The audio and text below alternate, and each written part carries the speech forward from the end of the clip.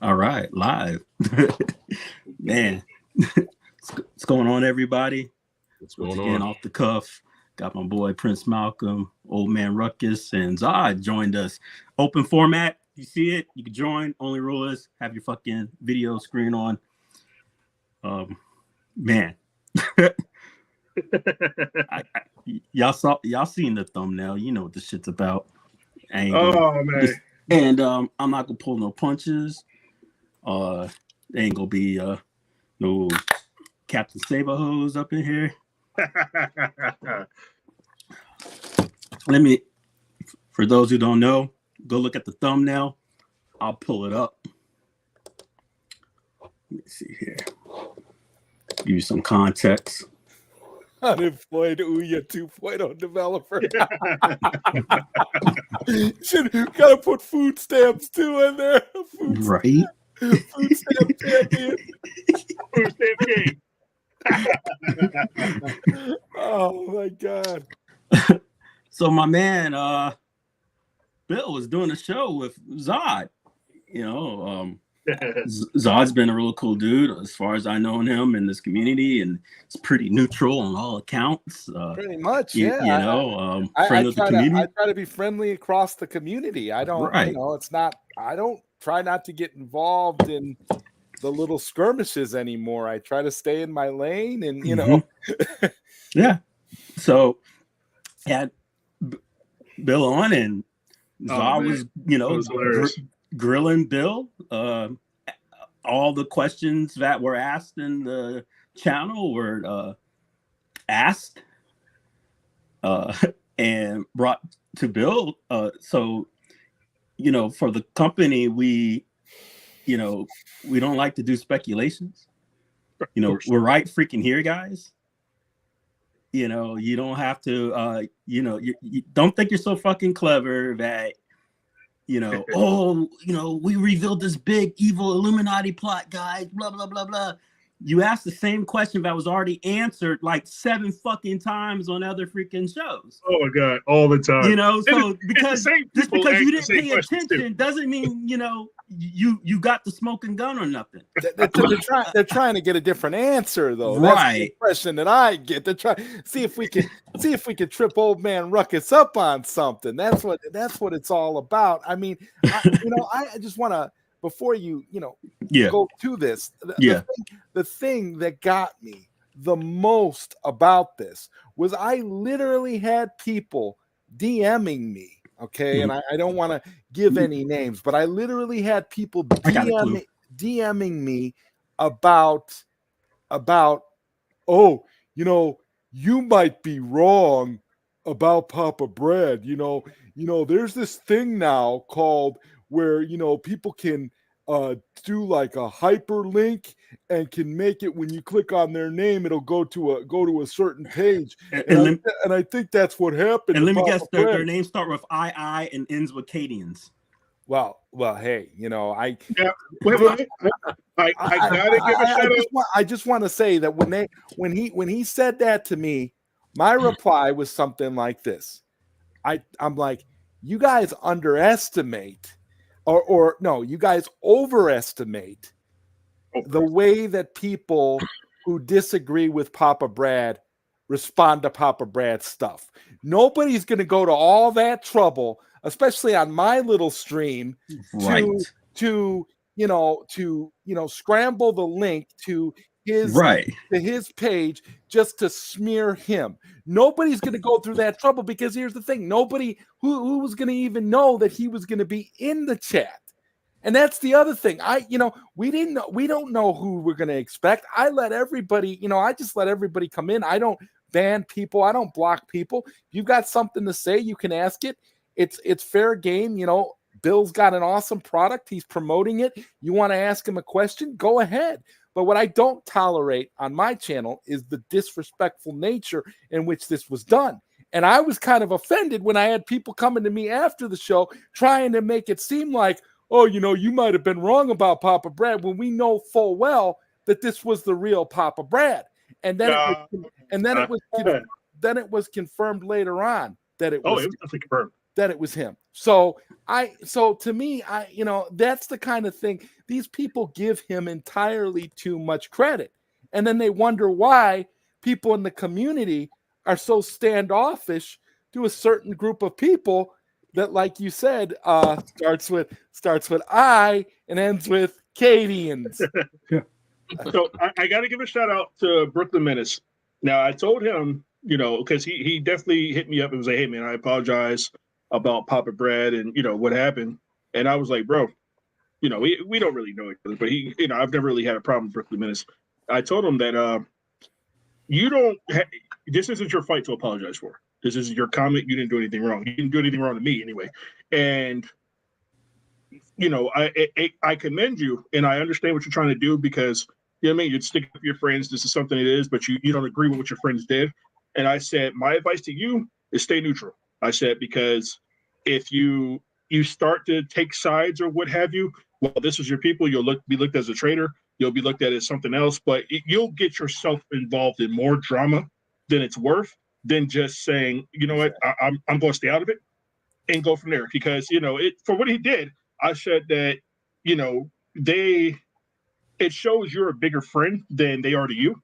And I said that, that's the kind of friendship they don't deserve. And they dragged his ass down since the beginning. See, the thing is, all the way from 2 years ago, I tried my damnness to befriend Brooklyn Menace and show him that whatever the hell these fools are talking ain't it. Right. I came by his show, showed nothing but love. And then who would, sit there and poke his little fucking head up, rainwater, and then like block and ban my shit. And I'm like, hey, what the fuck, Brooklyn? And he's like, oh, I had no idea he would do this shit, and then just kept, and then you can see him get dragged back in it. And then I even did him a solid before all this shit. I even knew the shit went down.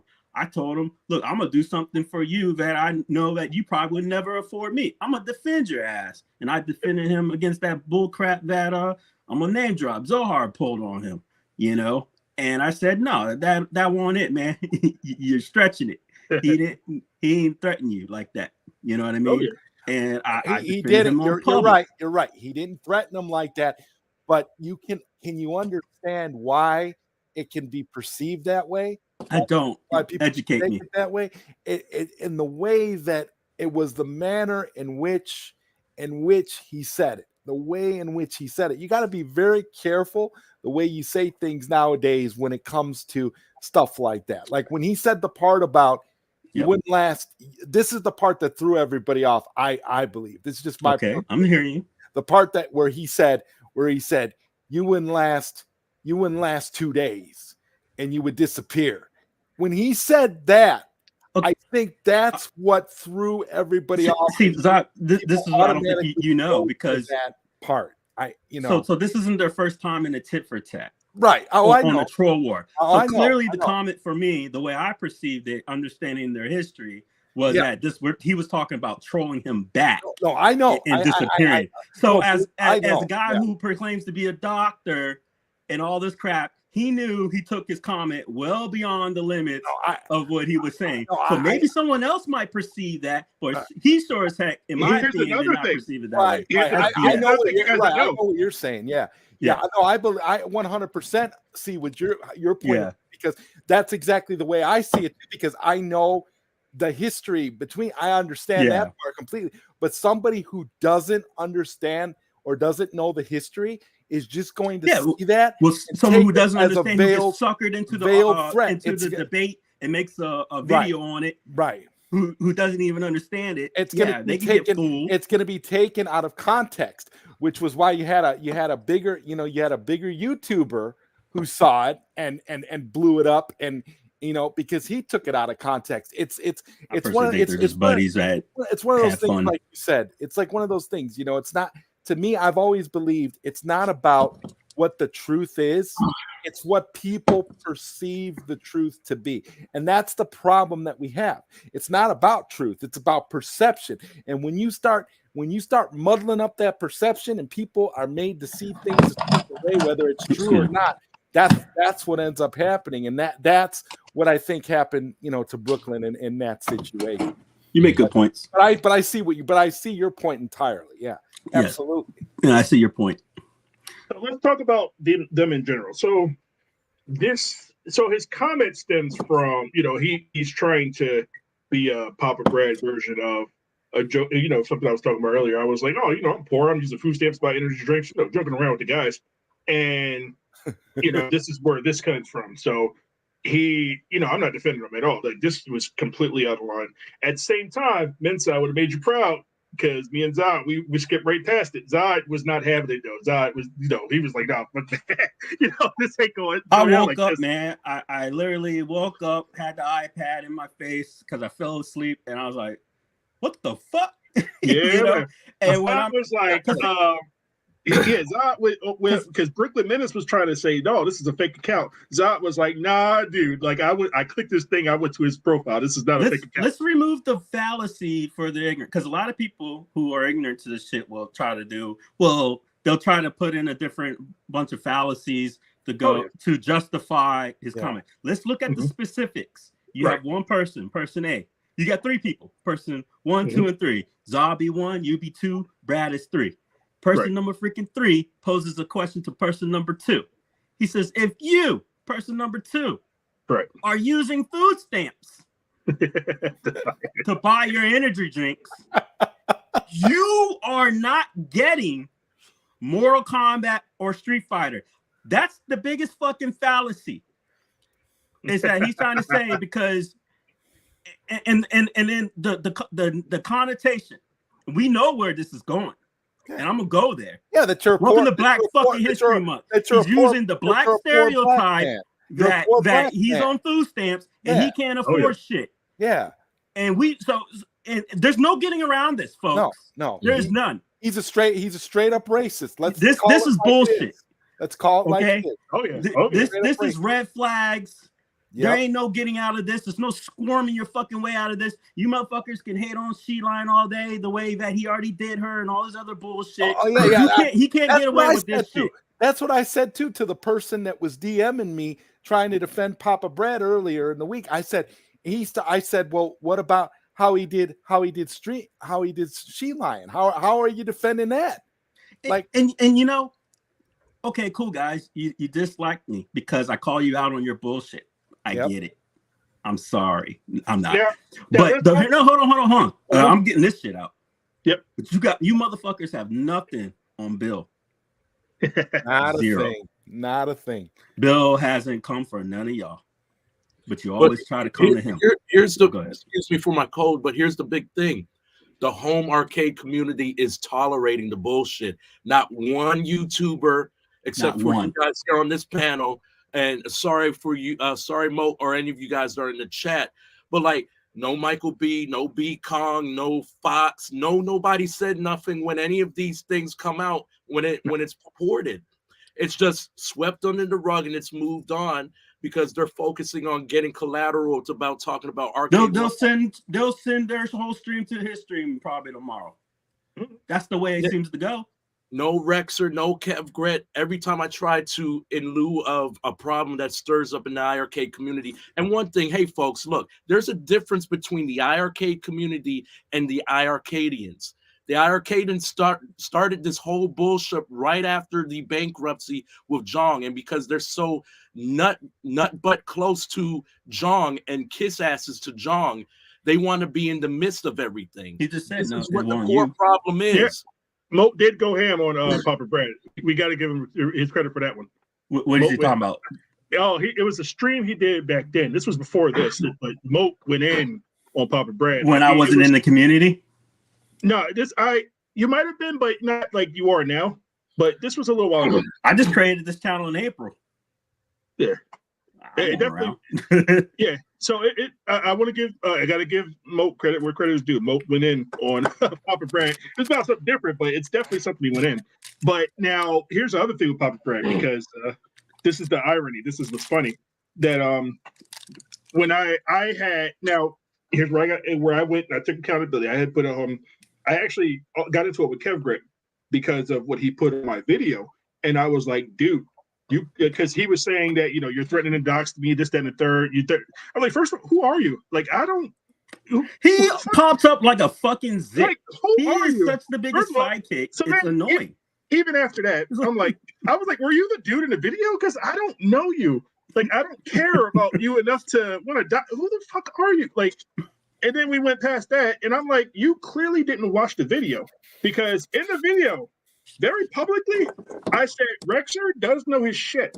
I'll give him that credit, and I apologize for my actions. I don't have to fucking like this dude. I do have to respect the space. And that was after you, Mensa. You know, you came, you said, hey, you know, we don't fuck with Rexer, but you can't do this. Bill, this ain't what you're supposed to do. John D hit me up, was like, Bill, what the fuck is wrong with you? Jay hit me up, was like, God damn it, Bill. You know what I mean? We had a whole chat where all three laid you out. chewed my ass. And none of you fuck with Rexer, by the way. It's not like something like it's that, you know, you guys like him or anything. You're like, no, Bill, you messed up. And so I made a video and I put it on Twitter. My whole accountability, because Zohar sent me something about him and Rexer going back over it. And I said, Rexer, I made a video saying, I apologize, and I'm saying here, sending you shit and Easton's and shit. And I said, Rexer, I don't do the back and forth. I said, Kev Gret came on my stream. I tagged them all. I had words for all of them on Twitter. I was like, I tagged Rexer. I said, I tagged Rexer and I tagged Kev Gret. I said, Zohar sent me the stuff saying you are still keeping this going. I said, I apologize in the video, and I'm apologizing here for my actions. I don't fuck with you. I don't have to like you. And that's how we can keep this. And even when he went on Zod's stream and the stuff he was asking, it was like a snarky comment, what have you, from there. But I took that out the equation, and I said, okay, I'm going to answer the questions. Every question he asked was already answered via Michael B's stream. Multiple times. And it's like he thinks he's got this clever questions, like, I'm the first one to ask. And it's like, bro, these questions have already been asked. These aren't like revelations. Well, to be fair, he doesn't watch Michael B. He trolls Michael B, but he doesn't watch Michael. To be fair, he doesn't watch anybody, so every information he gets is ignorant. That's true. But see, it's not just that, because he did watch Eli. So he goes on these speculations and he sounds ignorant as fuck. Yeah, oh yeah. And the thing is, here's the thing that goes back and forth. You know, they keep trying to say that the rock pie or the rock pie, the orange pie, and all that, we can do all this with rock pie. First of all, can you? You know what I mean? You can load an image, but can you create? First of all, and no. The answer is definitely no. No, because you're not a developer. You can't do none of that. If the person has an issue installing the Akari Warrior sticks from Glenn's GRS show, like I'm supposed to expect that they're great at pie emulation. No, man, it's crazy because even today. I'm hyped because when we did the Primal Rage emulator, Tile Killer, the Moo emulator developer, he came into the room and was talking about, fixing it up. So he's working with Chaotic Strike to fix up the Primal Rage, and they can do this all without me now. So it's like now we're getting more for the community. He came on his own. So, big shout to Tile Killer for doing it, man, because that was super big for the community. But, going back on these guys, that they constantly go on. And it with Papa Brad was weird because he asked me for a review unit. So hold on, check this out too. Oh, yeah, go ahead, keep going. Oh, so he asked me for a review unit, and we were like, review units have been apportioned. So when we get a new one, I'll we'll let you know. I never really had a problem, Papa Brad. Now, with that said, the team said no, and. Hey, Damien, your video suck. You get shit wrong all the time. Are you homeless? You stream your car outside? Yeah. Let's see here. Keep going. Keep talking. So he asked for a review, and then after that, I guess because the team told him no, so it's a no. Dom said no. Mensa said no. It's a no. So therefore, we're not going to go. You don't get one. The review units have been apportioned for the people to get review units from. I don't actually send out review units. I make the final approval. So when the team says, hey, that these are the people to get review units, I stand by that. Right. So that's what happened. It's like me you were talking about yesterday. I was like they called me the CEO, but this is my team. When Mensa says make some stuff happen, this is what happens. When Dom says this is what happens, this is what happens. When Prince Malcolm says, hey Bill, I like this game, I like that game, we want to make this happen. I said, Prince, go make the thing happen. Let them know this is the terms, or if you think it's something better, Prince, make it happen. I follow my team because my team is strong. You guys are all great, and you have a great team. So It's amazing. Keep it going. Keep it going. I'm pulling up some receipts.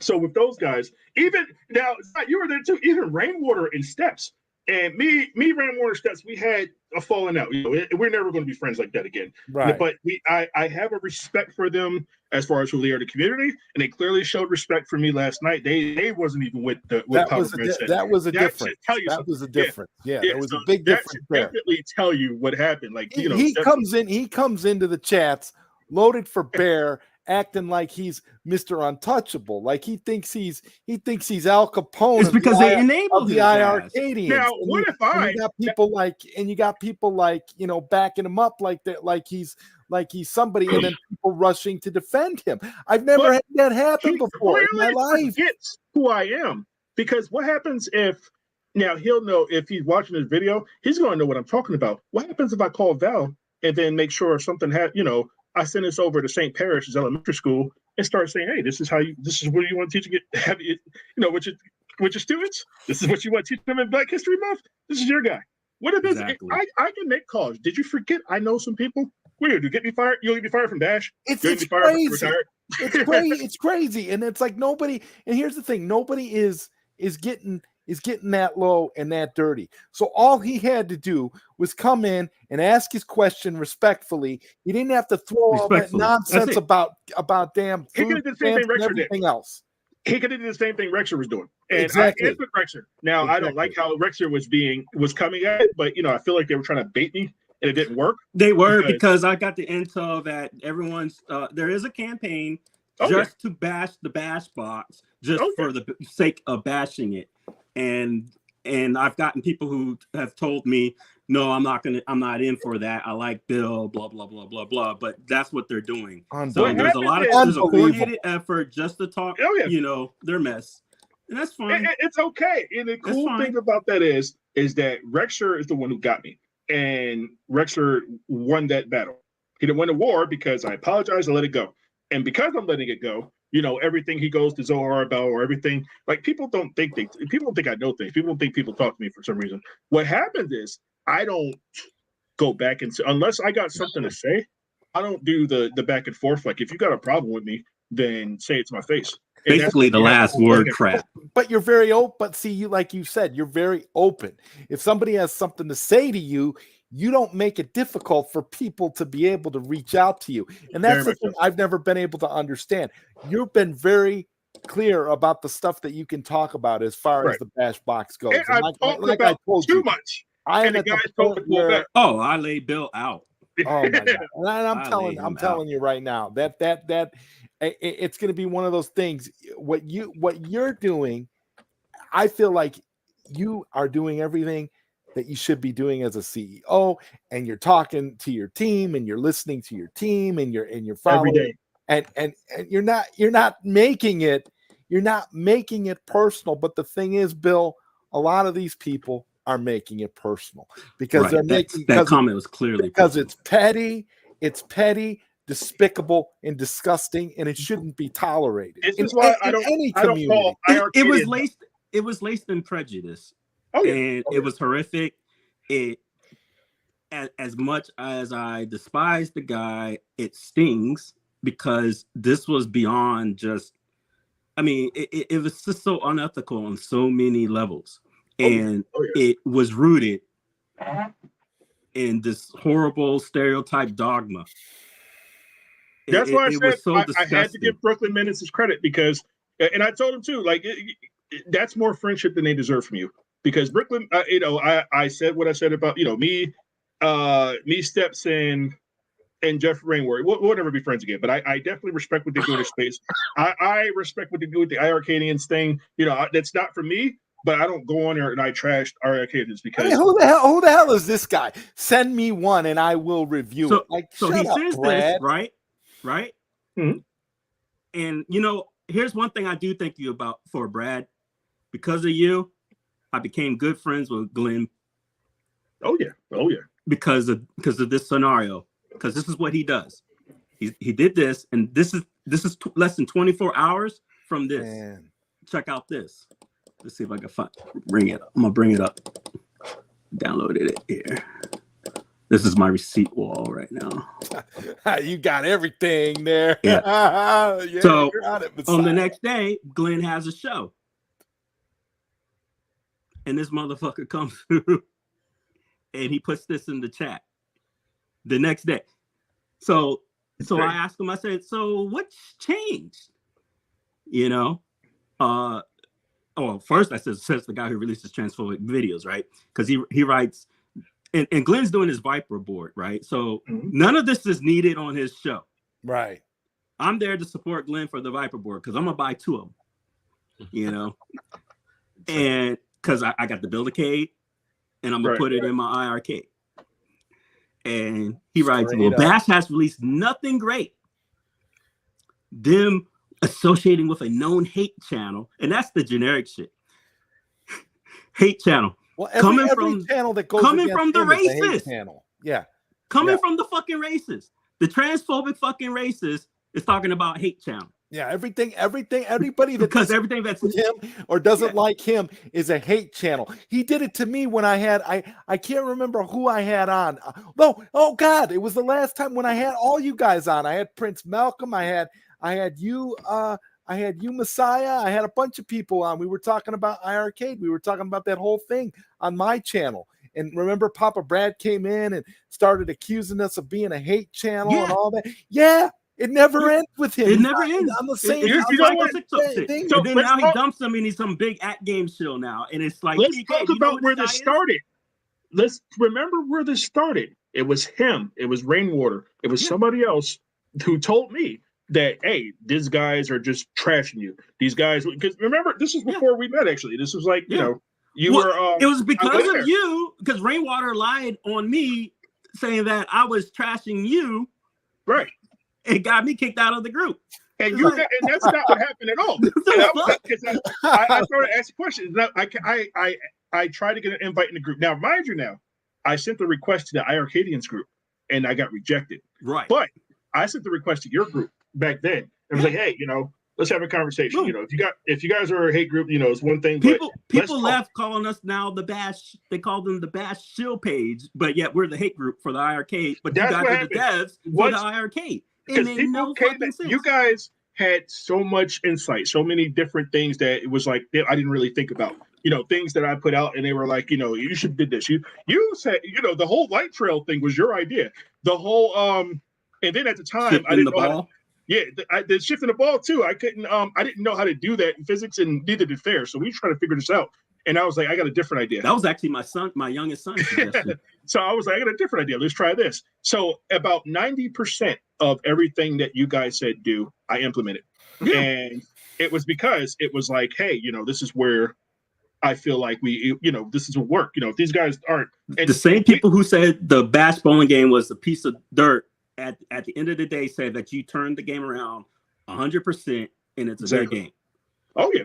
So, and people, we sold close to 10,000 units of Bash Bowling. So for an indie developer with just me and Fairs at the time, just us banging it out by ourselves, that was really good. So now we're doing a console, and our console is primarily indie focused. Sure, we're going to have licensed titles when we get them. I don't know. I can't say what they are because I truly don't know what they're going to be. I'm talking to partners. I can't say everything who I was afraid Menace was peeping in the background because I wanted to talk about it, but I can't.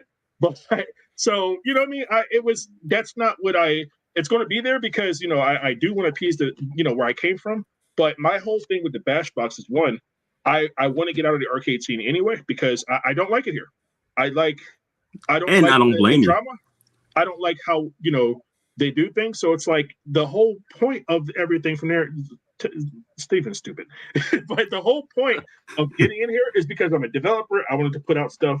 I was hoping people would like, and a lot of more people. I got more support than I got hate, but it's always the hate that's the loudest, and that bothered me. So and even then, it's like when Rexer said what he said, and why he said it. He said, "I'm covering this because now bigger YouTubers are starting to pick this up, and I got to put my 2 cents in." This is then put it in, but you don't have to be a little snark about it. That's what triggered. But if that's the way he wants to do it, then he's not going to get good feedback. Papa Brad said, "This is the guy you want to ask us the question." He can simply DM me and I'll answer your fucking stupid questions. You don't have to speculate, but if that's what you want for ratings, then go for it. But if you want facts, Rexer, just ask, and I'll give you the facts. The whole thing was that's what triggered me, and that's why I made that whole post. It's too simple, man. I don't come over and, you know, I don't try to be friends with them. So Brooklyn, I don't normally watch the chat. I'm looking at it now. Brooklyn Menace, I hope at some point everyone can just squash all this. So Brooklyn, let me say this. Put his thing on the screen, and it's only because I have a lot of respect for Brooklyn. I actually like Brooklyn Menace. You know what I mean? So it's not the problem with Brooklyn Menace is that he's naive. He's trying to get into space. He's trying to be everybody's friend. You can't, and that's okay. And what I learned is that you can't please everybody. You know, you have your friends, you have your people from there. You know what I mean? Because if the way Papa Brad treats me is why Mensa is going to go in on him. And if he did the same thing to Mensa and Dom, this is why I get hyped. This is why I get mad. The reason why I got mad at Rexer, if I was doing a BashBox by myself, I wouldn't have been so mad. But Mensa, how many times you stayed up with me overnight? How many times, you know, how much has Prince Malcolm went out there and say, hey, you know, trying to get this on the BashBox. We're getting this in the BashBox. We're getting this in the BashBox. You know what I mean? Talk to this. You are the reason why we found Tavares. You know what I mean? These are, you know, Johnson 80 games. Those games are coming to the BashBox. You're that reason. And these are because, you know, Retro Bash, Brian, every day. And I still talk about that too, because I still don't understand why Ryan supports the IRK. It might, you know, it goes back to when those IRKadians were the same people saying, oh, you know, they're just trying to fear-monger. The hell are we trying to fear-monger for? I'm going to cover that too. His wife. He just lost his wife. I'm going to address these guys in chat so they know that we see them. What's going on, Godly? Oh, yeah. How you doing? My thing about Brooklyn Menace, I'm not lumping him with the rest of the IRK. I don't lump the IRK as one thing. My problem was with them individually. My problem with Steps is not my problem with Rainwater. You know, my problem with Rainwater is not my problem with Papa Brad. I don't have a problem with Brooklyn Menace. Brooklyn Menace is actually cool with me. You're a good dude. Thanks, Mike, coming through. Toxin, thanks for being here. Sup, Bo. JLS, my man. Triumph, appreciate you. Brooklyn, hello. Let's see here. Steven, what's up, brother? Hold the phone. Rainwater is back, man. Yeah, hey. He came out of captivity to comment on our stream that night. Dang, man. Yeah, but you were always behind. Even before that, always behind. I'm like, you ain't know. Even before the stream, because this is probably a month ago or recently, you know, the IRK is having problems as far as the licensing games. So I had made a thread, or I forgot how it went, but he interjected himself trying to find out, oh, hey, guys, what's going on here? You know, trying to snoop around. And I'm like, nicely tried to tell him to mind his fucking business. He has nothing. You've been gone since the bankruptcy. What further news do you need to know about IRK and to help the people if you're not going to do shit? If you're just going to snoop around and pass off information to the other group and start dissension, we don't need your shit. That's why we booted his ass out. How you doing, brother? Yes. So I got to say this too. The fact that these guys are trying to cancel me or try to get rid of me or something, do they think that makes me less dangerous or more dangerous? Because, like this thing says, unemployed black man, I get retirement pay for the rest of my life. I'm going to always be paid, you know, because I did this thing that Mensa did, you know, a while back. Prince Malcolm is currently still doing. We served our country. Prince Malcolm served his community as a police officer. You know, one of the good ones. Mensa, you was the Air Force. I was Army. We did this thing called serving our, you know, country. We did things that other people can't do. There's something called retirement out there, guys. And I'm sorry that you have to be 80 by the time you retire. You know, maybe you should have served. I've been retired for the past. That's up to you. I mean, you chose your career path. We chose ours. You know, sorry. You should, because friendship holds each other accountable. I want to go in on some shit real quick. So you brought up the key word, fear-mongering, right? So when I hinted, Rainwater, stop fucking with me, or it's going to be your last chance. And, you know, he comes on the stream and goes, it's not me. Nah, because for over a month, right? Here, check this out, Czar Rider. People kept coming through. You know, I have a group IRK Of modders. course. Yeah. And you know, I'm in the IRK community group now. And for some couple months, there's these keywords that were popping up, random attacks. Just to me, you know, you got like thousands of people in the group, 800 in mine. And the keyword, it was a buzzword, 2 words, making one, fear-mongering.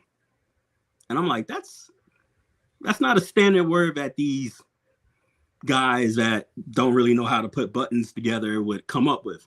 I said, somebody's throwing that word around to come for me, right? So let me bring this up. And I'm going to find it. And I'm going to find out who. So you can see that I've been talking about it here, right? Let's see here. So for quite a while, I was going in. I'm like, somebody's bringing up fear-mongering. And then, lo and behold, my birdies send me this.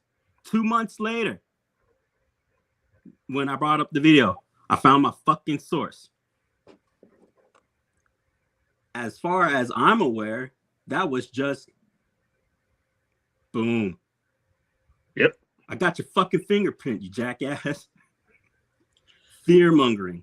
To like to throw shade on the company talking about me. Saying that I was going around lying about IRK still. Bringing up this bullshit still. Even though I'm helping, Ryan Bash Company is helping to put games on the box, stopping the license corruption and shit. And here we go.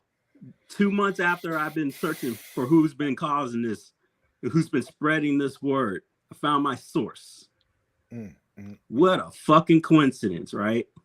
And look at who he's talking to. Right. Look at who he's talking to. Right. And then the same shit I was getting, this is the same rhetoric from the fake black profiles that were harassing me on these videos. The same rhetoric, the same terminology, the same terms. Your fingerprints are all over this shit. You guys are scum. Straight fucking crazy. Scum. It's because Ryan, now the whole thing was they came to Ryan.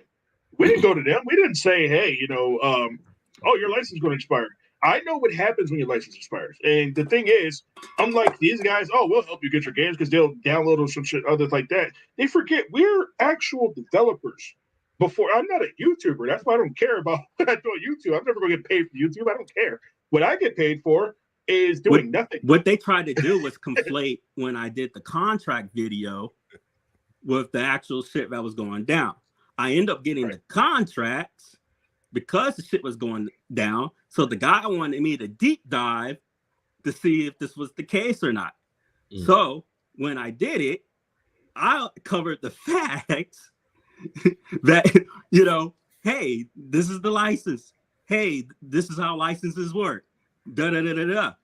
Did I sit there and state, you know, it's because of this, blah, blah, blah, blah, blah? No. And if I did state anything, I completely made it clear if it was my speculation or not. And I'm fucking free to have it. But that's not how it fucking works. No. The arcade as it stands can't just delete your fucking game. We have 10 games on arcade. I think I know if my stuff is DRM'd or not. So it's like... Right. You know, look at this shit. And the thing, and the greatest thing of all is that there's not a video from their side or any live stream nothing to refute or challenge what has been going on. It's just word of mouth. They won't even let me in the group. And then he comes by my stream and goes, we'll help them put games back. How? By illegal sideloading? Because that wasn't the purpose of the fix. The purpose of the fix was to allow you to use your currently legal licensed game that you bought. You shouldn't have to sideload Mr. nothing. Pirates. You shouldn't have to sideload nothing. Now, exactly. what happens? That was the point. What happens when bowling goes in? You gonna sideload bowling? And then when Rainwater comes by, he pulls the same racist rhetoric that Papa Brad pulls, which is, well, I have a degree. What the fuck your degree or no fucking degree got to do with fucking shit? Like, I got one too. What does your degree got to do with anything? You know, like you I can got a take master's your fuck degree. off, man. You can take I have a your degree, so you can take your degree with your shoots and ladders, I'm a board developer games, now. and shove it where the sun doesn't shine. That's for sure, man. I got it. Unbelievable. And not to mention, I don't think these people. So I don't talk about my wife often on here, but my wife is a stockbroker with Vanguard. So it's not like, you know what I mean? We're an incredibly smart household. You guys see my son. You've seen what he could do at 9 and 10 years old on his stream. So it's like, I don't think they realize I come from an incredibly gifted household. So there's a lot of things that we can do that they can't. And the reason why I'm able to do things is because of people like Ryan. It's because of people like Menace. It's because of people like Prince Malcolm. I'm very, very blessed to have the people I have supporting me. And that's cool for me because I'm going to keep doing this. I'm going to keep going with the BashBox. I'm going to keep doing all this the way I'm doing this there. I'm kind of being BashBox the BashBox. That could actually work. I mean, I had a bash on with the way these people are. He has enough nerve to ask you for a review unit, then turn around and bash you know what's you hilarious? after asking. I got degrees. It's in Celsius. They got mad at me because Damien dealt with it. He did a video. Now, granted, again, I don't know this dude. I've never met this dude before. I've never watched a stream of his before. So I happened to see it by chance. Because it was I was on OTG's Discord and I just so happened to see it, and so I checked it out.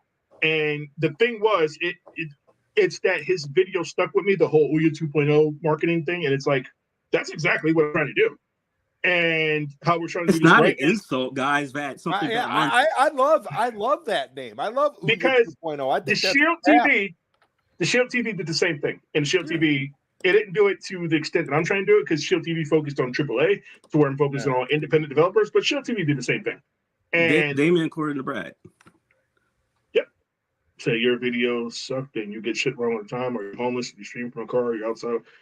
What is Papa Brad's obsession with attacking people's livelihoods and things that they do? You know how they live their life. I mean, what is with him? And always. Going at people from. It'd be bad if he sees my yard. Oh my God! It'd be bad as hell. Ridiculous. I know Prince seen it.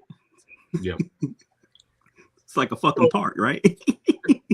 He says, "Are you homeless?" Which come on, man. Which is he's straight up we ain't allowed to live like he's that. damn near insinuating that Bill was homeless on my show the other night. He didn't just insinuate; he said it. He said he was on welfare. He can't here's my afford thing. it, so he can. The food stamps. Yeah. What licenses is he gonna get? Papa Brad. But Brad, weren't you the same guy that was rah hurrah for combat tribes and fuck double dragons? Oh, let's not even get into that. Like if your standard is the Arcadian standard, then you're gonna love the BashBox, buddy. Now let's go. Well, remember, Moon Patrol is a AAA title according to Papa Brad. No, the ColecoVision 2019 homebrew crap is like 19 out of 10. Oh yeah. He has no standard. Come on. Here's the problem with Papa Brad. Papa Brad, Wikipedia. If he was just keeping it at the BashBox, it'd have been different. I wouldn't have the problem having the same way I apologize to Rexer, which I won't do for I don't want to do it again, and I won't do for Papa Brad. Papa Brad took this personal. Papa Brad tried to attack me as a person, as a man, and it's fine because he forgets he has a lot to lose too. I mean, because from what I've seen, he has a beautiful family. He has a great career, so that means he's a teacher, so he has to have at least a bachelor's degree. So you have a lot to lose too, and you think that I don't know things. You think that I don't you think I can't make phone calls too. Just like Rexer, just like he was saying, I'm gonna call Capcom and call him because I can get him on the phone too. We can talk to him together. I know Norco. I know people I know people at WB. I know people at Capcom. You could call them all you want to. It's not gonna really do anything to me. Especially when they see their rhetoric. I don't see what you're trying to get at, and it's cool. The only reason I chilled out is because John D called me up and was like, "Bill, chill the fuck out, bro." It was like Mensa said the same thing. Jay said the same thing. They all got me in the room. Bobby Vu. Bobby Vu was like, Bill, man, that's not clean. Like, yeah. Bobby, oh, I gotta love clean. Bobby, man. Tell him straight up, that's not clean. That's a little dirty, Bill. That's not clean. So my thing is, you probably don't want to keep, go personal with me. Because again, just like I said, I went too far with Rexer because Rexer didn't take it personal at first. He still didn't really take it personal, but Papa Brad took it personal. Because if I have to take things personal, my wife watches this show all the time. My wife is Queen and Petty. My wife will make some calls, and that'll happen too. So you really don't want that kind of problem with me. And I'll say it from there. Now, would say, can I ask a serious question? Nothing against the fans of the product. How can there be so much weight behind a now defunct product? I get tribalism is real, but they're usually still around. Are you talking about the IRK? I think that's the thing. The IRK is a completely defunct product until Glenn puts his upgrade in there, and then it's Glenn's IRK at that point. Yeah, so that's the tribalism because Glenn. And bless that man. But I don't want to bring his name into this at all. But but I do want to draw this parallel.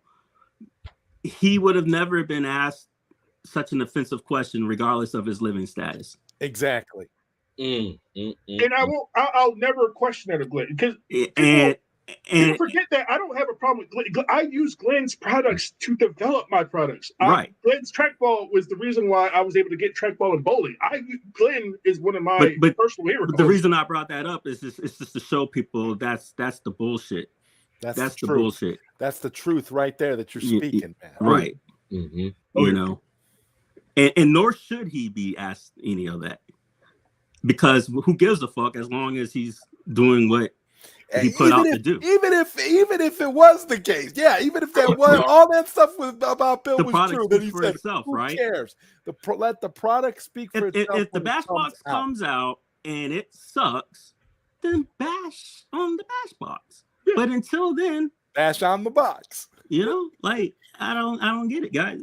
I don't get it either. And then I don't even know if you're entitled to dislike something you don't own. You're not if you're not a customer, I don't.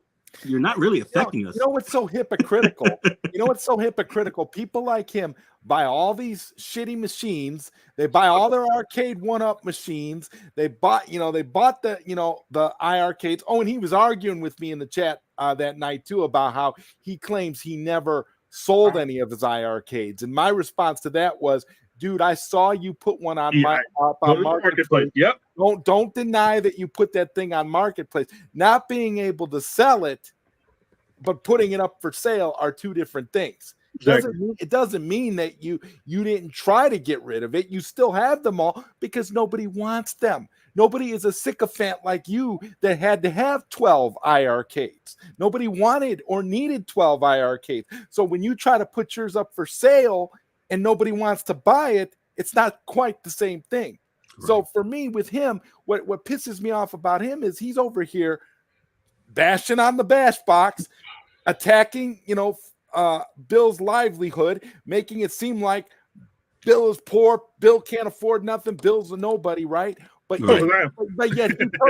yet he turns around, he attacks all this, but yet he buys all these products. And the only reason then beg for a review unit. Yeah, exactly. And then he's begging for a review unit. As much as I support the BashBox, let me tell you something. I'm going to buy a BashBox with my own money. I'm not asking for a review unit. If they were to choose to send me one, I would be grateful, but I'm not asking for one. I'm going to buy one with my own money. In fact, I'm going to buy two. I'm going to buy one for me and I'm going to buy one for a family member. Listen, if you really want to have the right, like you said, Messiah, if you want to have the right to talk about something, you have to actually have that product. And for me, he has immediately destroyed any credibility he has, period, for the simple fact that he went and he begged like a dog for a review unit and then turned around and decided to talk crap, right? Because you didn't give him a direct yes answer. Right? In under 24 hours. Because I'm willing to bet you any money. that if Bill would have said, "Oh, absolutely, Brad, we'll get you one out as soon as possible," he wouldn't be saying any of this stuff now. All of a sudden now he's the authority. He's talking about how it's trash and it can't. Where are you getting all of this information from? You're the one begging for a review, you dummy. Right. Like, give me a break. It's insanity. Let it be the other way around, and he asks Glenn for a review product, and Glenn tells him no. It wouldn't have been the same reaction. He's not going to do that. Give me a break. And I'll give Rexer props for this though. At least Rexer, he's talking all this crap and he's being disrespectful. I wonder how he got that. Here's the thing about Rexer. Rexer's not asking for no review units though. Okay, he's just saying what's on his mind. He's not asking for no review units. Right. Give me a break, Papa Brad. I mean, have some integrity for God's sake. You have none. You're pathetic. You're just as bad as everybody says you are. And I hope that the truth finally comes out to enough people. And I'm tired of seeing people like Brooklyn Menace get lumped into it too, because like you guys, I think Brooklyn Menace is an okay dude, but he was out of this whole time. Brooklyn was like the only like sane one that I'm like, this can't be real. Because I'm telling you, I mean, I'm like, normal. He's a good dude. Like I've had a number of conversations with Brooklyn. I've had him on my show before too. I don't have, it's like my problem is you see these people that are not quite right, and you see the way normal people get sucked into that, and it's just kind of like, what are we talking about here? Why are these people that are so crazy always the ones that ruin it for good people? That's my problem. Yeah, and this is the second or third or fourth time that I think Menace has had to defend Brad.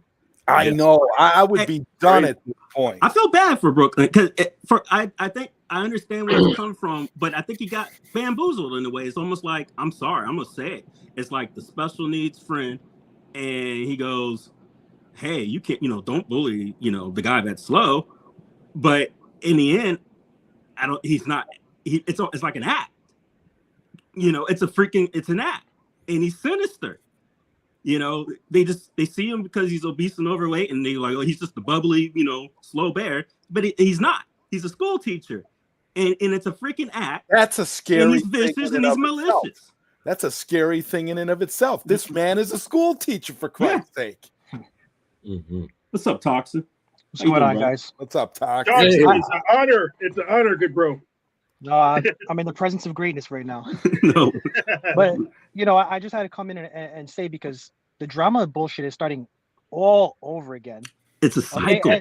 It's a cycle, and it's the same people every single time. Yep. For a period of time, it was nice and quiet. Right. Like when She-Lion did her video basically exposing Zohar for being shady and doing all that shit, he stopped and it was quiet. And then all of, he's, block me on this channel, block me on that channel. And everything was cool for a couple weeks. And then it started again. He went for Haywood. He's going for She-Lion again. He's going for Brooklyn again. It's just, it doesn't fucking stop. No. And if nobody says anything, it's just going to continue. And I know Bill doesn't want to get into the home arcade community, but there's, like you said, there's already a campaign to attack the BashBox. So it's going to follow. It's going to be the same people doing the same shit everywhere you go. Yeah. And it's ridiculous. Yeah. And Brooklyn, I mean, he was the first person to ever invite me on any show. And I'm going to be 100%, I'm always going to be grateful for that. The first time anybody ever asked me to be on their show, you got to stop defending Brad. Let him fight his own battles, because you're going to get pulled into it. As soon as he did the first She-Lion video, I completely stopped with all that the arcade shit, because I didn't want to be around it. I went on, I had no issue with Brooklyn or Steps, and I went on Steps' video one time, and he blocked me. Brad blocked me with his wrench on her channel. Wow. Or no, it was Biggie's channel. He blocked me on Biggie's channel. Wow. Why are you using your wrench? Gatekeeping, huh, Mr. Yes. Everyone else gatekeeps, right? For real. And this is the thing too. The guy comes in and I, and here's the thing about Papa Brad. I've tried personally to reach out to Papa Brad several times to try and understand why he acts the way that he does. And he comes off so just bombastic, and he's always ready to throw an insult, wants to attack, and wants to fight. He doesn't know how to conduct himself amongst regular adults. We're all sitting here right now. We're all having a conversation. You know, you look at, Brooklyn, if he was up here right now with us on this panel, he could have a conversation with us, and he would be able to say his piece. And sometimes I wish people that were calm and rational would do that. More people would do that, because you got to understand, like, I get it.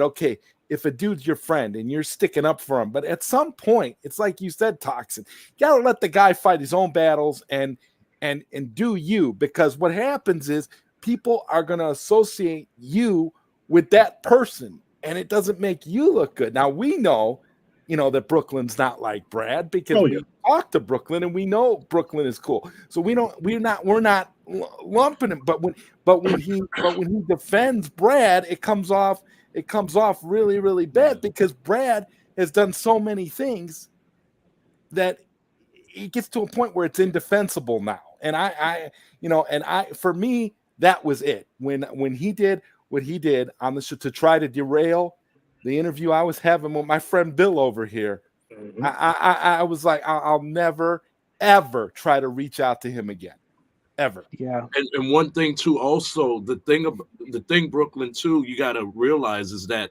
when you came to his defense with your video, and everybody took it as a personal threat, Brad didn't once come out and do his own separate video to defend himself. Nope. He reshot your video again a second time, and it went live, because I saw it later on, because I'm still posted it on his channel. Yeah, post on his channel. He never once said out of his own mouth to defend his character or your character. He just lets you get hit underneath the bus. Yeah. And not only that, the look on his face, the demented look on his face when Brooklyn was saying what he was saying, the demented look on Brad's face was downright scary, dude. What it is? Is that the guy you want teaching your kids? What it is? It's that. Here's the thing: if Brooklyn came up here, it would be a conversation between people, and we'd all be up here talking, and we'd be joking, because Brooklyn's not that dude, and it's okay, and because Brooklyn can't come up here and say, I yelled at Brad, I did all this stuff. The invite's there. The invite's there. He's not going to get no hostility if he comes on. Yeah, if Brooklyn comes on the show, it's going to be cool. It's going to be love. But the problem is that when you have it, it's kind of like how people used to give Prince Malcolm shit. Like you got bad cops out there, then you got the one. You gotta give those ones their flowers. And the thing is that when you see all these people and they're doing all this and all that, we could see you. It's the only thing they only see is celebrate stuff, just make contests, they have a fight. That's what he should be doing as his friend. That's exactly what he's doing. That's why I told Brooklyn. That's why I told you what I told you in the chat, is that that's friendship he doesn't deserve, because he wouldn't do that for you. And you're thrown under the bus. And even here, you're probably going to be looked at like, oh, Brooklyn Menace is a traitor, this, that, and the third. When it's not that, because you're coming in here, you're trying to do the calm thing and say, I just want to squash the beef and everything from there. Problem is, beef ain't with you. We don't have any problems with you. The problem was with Brad. I don't have a problem with Ray. I have a problem with Brad because of what he said, how he came off of it. Because how he came off, yeah. And I didn't have a problem. The energy you're giving for him is unwarranted, because he's not paying you no favor, bro. And he wouldn't do the same for you. And you got to understand it. You're a better friend to him than he is to you. Because nobody's here saying that you're not supposed to be a friend. You're a good friend. You should be taking that as a compliment. You're a good friend. I mean, it's the reality. At the same time, if he doesn't have the cojones to articulate and stand up for himself for his actions, it'd be one thing if I'm bullying him. I'm coming out of the woodwork. Okay, cool. Not. I need to get kicked back. Cool. I take my lickings. But this motherfucker said some racist shit, and you know it. And that's beyond forgiving shit time now. Now he just needs to be called what he is. So guys, I gotta go, but I just had to say this. Like, I'm not gonna let anybody bully Bill. or Bash, okay, I'm gonna review the content. When I get my box, I'm gonna review it. And if you want to call me show whatever you want and put me into it, I don't care. I got nothing to lose on YouTube. We're ready for the criticism. You and me both. The nonsense has to fucking stop, because that shit that happened with Brooklyn, like if people SWAT his house or people go after him because you convinced a whole bunch of people that he's threatened your life when everybody knows that you didn't. That's not really what he did. He probably threatened to like go to YouTube and say strike your channel for guidelines. That's it. Okay, that's all it is. If people don't say shit, it's gonna keep on going. He's gonna do another video and say, sorry guys, I fucked up again. You blocked me on everything. Come back, do it again. Brad's gonna keep doing the same stupid shit where he's gonna keep throwing jabs and see how far he can push the line until it gets racist or homophobic or stupid again, and it's just gonna keep on going. So I'm not gonna play that game. I'm gonna say what I gotta say. Everybody else should too, because if nobody says anything, it's gonna keep on going. It doesn't matter what community you go on YouTube; it's gonna be everywhere. So it has to stop. All right. So I'll talk to you guys later. I'm gonna go back to the chat. Man, I appreciate you, bro. Thank you guys. Peace out. Right. Peace, brother. Well said. Let's see here. Oops, sorry. I don't strike channels. I just meant that he didn't want to get into a back and forth troll video game. We know. I said it. We all know. Yeah, I mean, know. That's not that you made yourself painfully clear. Yeah. It's just that it was, again, like what we were talking about earlier, context and perception. The perception is putting something different out there to people who don't know. And those are the people that you got to look out for, the ones who don't know, not the ones who do know, because the ones who do know are very much aware of what's going on and what the back and forth is. So, dude, I got to see what Sheila. This is the third person says, so you got to watch Sheila's video. We got to watch Sheila's video. Hey, Kevin, and that's fair. And that's our fault. We're a small company. We got to do better on the marketing. But hey, like they said, right? I guess we're too much on welfare to afford everything. So, but either way, there's only so many excuses we can have. You have every right to be on the fence. Hopefully, when time comes and we start, the actual production starts to ramp up. Yeah, and we can get those review units in and all this other good stuff, then the product can start speaking for itself. But until then, you're absolutely right. And hopefully we can make this better. That's a fair opinion. I mean, that's all I've ever asked. Look at the box, then judge it. Because because it's the same thing. It's the thing that. But if you have a question, ask it, and hopefully we can convince you enough to. I won't talk about licensing until April when I can. Until the people who got the muzzle on me take the muzzle off. Literally anything else, I'll talk about. We got a guest behind the scenes. Go ahead. And then also, I'm also in the background to help out. So if there's anything that you guys in the community see as a viable game that would work, definitely for the BashBox, hit me up on my email, TikTok, wherever that you can find me. Let me know what it is, and I'll talk to those people to make you guys feel comfortable about the product. Yes. Hello, how are you today? I heard this is a show where I could come on here and bash the BashBox. Can I bash it? But here's the thing. But here's the thing. Yeah. Nobody's seen it. Nobody's touched it. But we're all gonna bash it. Can we bash it? Can we bash it together with a hammer? Well, I was thinking that we could just do what YouTubers do and hide behind screens and just bash it right from our mom's basements and just act like tough guys behind the keyboard, right? That's clearly what everyone I gotta be careful because Prince over there, he's getting ready to get his handcuffs out. I ain't gonna get down that road. No, I 100% agree with Toxin. That was one of the reasons I have to actually get on another podcast here in about 20 minutes, but I wanted to jump in because I don't think it's fair. And I already talked to Mensa, Bill. Once we get the Retro Buzz back up and going, we definitely want to get you on and have an intelligent conversation for an hour. How does that sound? Everybody keeps saying they haven't seen the BashBox. This is the dev kit. I don't know. The board is going to look just like this. Should I be offended by that, Bill? We had an intelligent No, that's not what I mean. That's not what I mean. No.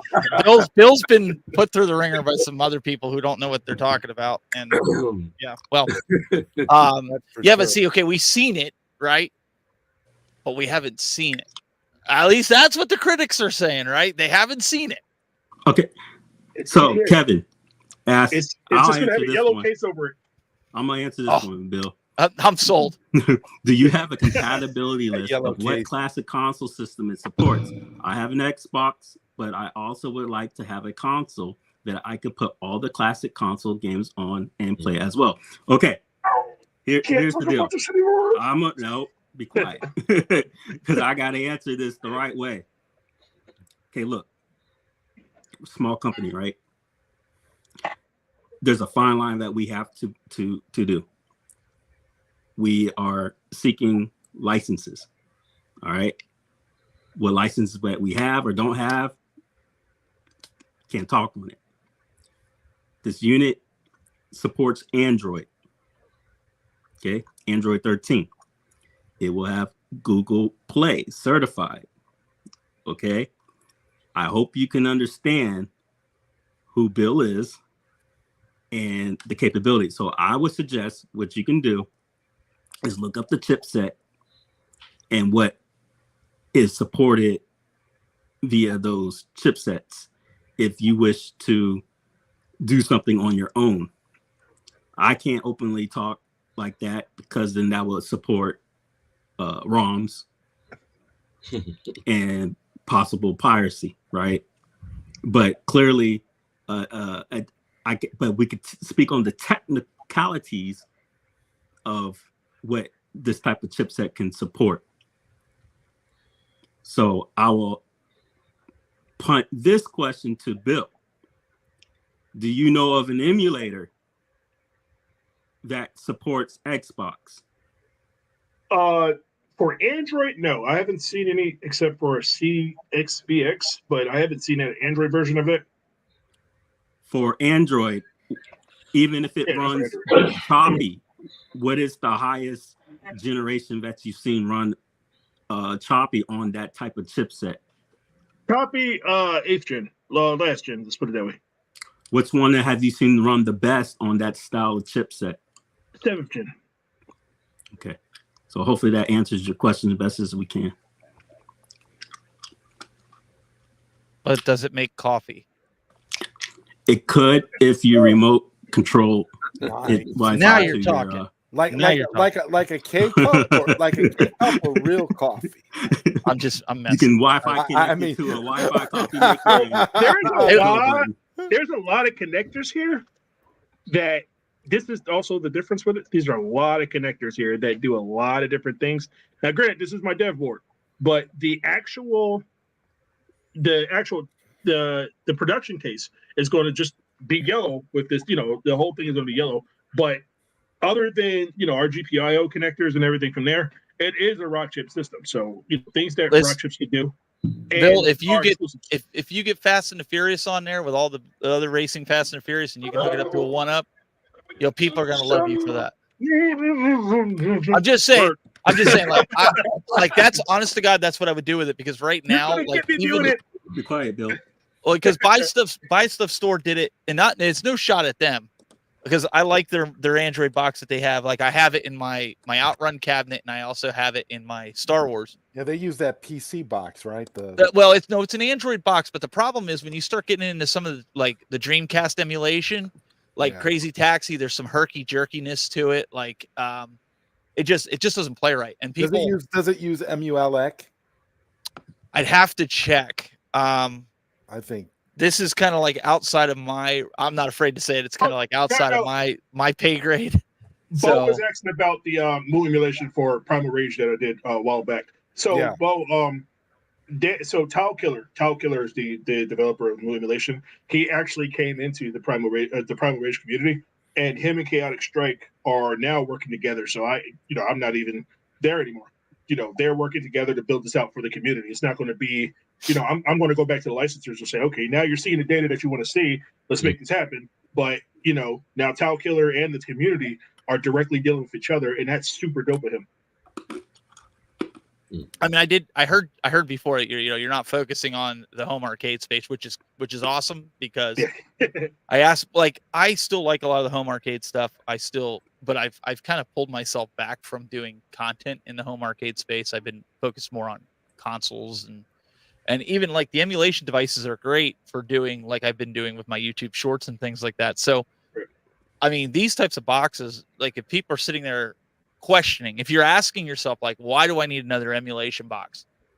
Let me see you take your Dreamcast that you don't want to mod, you don't want to do anything to, you want to keep it stock and do content on it. You can't, right? So you get something like the BashBox, you can put, if you guys get it, and I'm maybe talking that term here, you put N64 on it, you put Dreamcast, you put TurboGrafx on it. Now you got an emulation station here that you can make content on for those of us that do creating things or you're live streaming gameplay. That's exactly how I would use it. Thank you for your comment, Steven. And Shotgun Sean, exactly. That's what we've been trying to pitch this whole time. We are looking at the developers. Sorry if the games don't meet your quality or whatever, but we're looking to get anybody who wants to get into the space on any level to give them a platform. And the love that we have for the iArcade, because bringing the developers to the scene, this time we're looking for them to get the profits. So did you guys talk to Michael Herman over with Retromania? I don't see how that can be hated on. What's going on, Steven? Did you guys talk to Mike Herman over at Retromania to try to get that licensed for BashBox? So now here's the thing with Retromania. I don't want to say how I got it, but I do have Retromania for the iArcade that I repurposed on the BashBox. But I don't think they understood that the Retromania actually, the frame rate is unlocked for some reason, and two, it definitely displayed at 4K, and with no, because Mike Herman's a good dude, man. He's always looking to try to get out there. So if you guys don't have contact, I have contact. I sent the message over to their stuff. I definitely won't make Retromania available for everybody because I definitely don't want to be pirated. I did tell them, I said, here you go. This is how it works in the BashBox. This isn't available for everybody. I don't make it known, but I gave them a demo. So this is how it looks in the BashBox. It plays, but it's still the arcade version. So the main menu still has the 4-3 view, but the game itself looks great. It's crazy in the BashBox. So I sent it to them, say, if you guys are interested, let's make a deal. But I definitely would love to get Retromania up there. Yeah. Well, let me know if you guys will have one of the guys reach out. If you haven't heard from him, I can ping Michael Herman. Like I've done some work with him. Please tell him I've been trying to. I reached out to his guys a few times. I know they've been busy, but I reached out to his guys a few times. I sent them demo videos of how Retromania runs on the BashBox, and even then, that was the first iteration. So now that we've improved some things, it probably looks even better. But I could give them a demo. I'll send them my board until the rest of them gets here. Just so because the community loves Retromania. Go ahead, Prince. I'm a Blue Meaty fan. Well, yeah, Steven, the thing about that, right? It's a big part because a lot of those companies that were working with iArcade, they see the familiar faces here on the Bash side, and it's almost like it's like a church hurt, So they don't want to go through that same hurt. So it's like you got to prove yourself first. Yes. Yeah. Gotcha. I got you. So they're gun shy. I can't blame them. I mean, honestly, football league guys too. So I talked with I'm actually still friends with the Beauty Football League guys. Shout out to Mike Mendel, shout out to Maxim, those guys over there. But they said that we tried to do this with the iArcade, and we had this issue with the board, and we tried to do what we could. We couldn't do it. He said, but let's see what you do with the BashBox. If it gets out there a little more, we definitely will look at bringing the Football League over. So. Aren't you guys doing 4K pinball too? Doing it right? I thought so. It's already available. It's on Google Play. Right. There are many tables. There's Family Guy tables. There's Street Fighter tables. The Addams Family. All that stuff. Only thing they have Dr. Seuss and Peanuts over at Games, but all the rest of those, there's like hundreds, like 300 or 400 pinball tables just on Google Play. Let me articulate this real quick. So there's developer kits of the BashBox out to certain people. Just let it be known that just because those people have the developer kits does not mean that they're part of Bash. These people have the developer kits for many reasons, to help them make their own products, to work with the unit, to test and see what things are capable of. So we know if we pitch it to certain licensors or developers that they have, we have the capabilities to do so. And one such person is Scotty. So read that, take it for what it is. He's done some amazing work. So like I said, he has a unit. He's not under us. This is all independent. So whatever he does is on him. But this is to let us know how capable and how powerful the system can technically handle up to, if that makes sense. Well, and here's the thing, and I'm just gonna throw this out there. I mean, you guys do your thing, obviously. My biggest gripe that I've seen, even in the home arcade community, my biggest gripe that I've seen is a boys club is created and units go out to that boys club and they just sing the praise of the product, which ends up hurting the product overall, because what happens is there's no credibility behind it. And I like that you guys are actually giving it out to independent developers to test this and put it through its paces, because when you start getting into that rah squad, we'll call them, right? The product stops its growth. It never reaches its pinnacle. It never gets where it needs to go. And I'm not saying everybody knows how to test stuff, but there's different people that know how to test different things. And I think by getting it to these developers, one developer's strong point might be online gaming, right? So they're testing that feature of it. If you just have a bunch of yes men in here, it's going to kill the BashBox. So people have to understand that it's not about just, these guys will let us know if it sucks or not. And, that's why one such person that has one, I'll go ahead and let the cat out the bag. Bobby Vu has one. Well, rightfully so. And so ask him your questions too, as far as what he thinks. That's going to be on him. We don't control him. He's independent. Perfect guy for the job. 100%. What about those other guys? I forget what the name of the show is, but there's 4 guys. One of the guys' name's Brad. Not Papa Brad, but I'm trying to think of. But they do like modding to the extreme. Like I would suggest anonymous guys. No. They focus on just like straight up modding. Like those guys, like even Kongs R Us has talked about them. Like they are leaps and bounds above him. He said, if I can find who they are, I'll send you a link, Mensa. I'd get it in their hands, because those are the guys. I'd get it like to ETA Prime. I'd get it to guys like that, man. Because we have review. So we have what they call developer units, and we have what they call review units.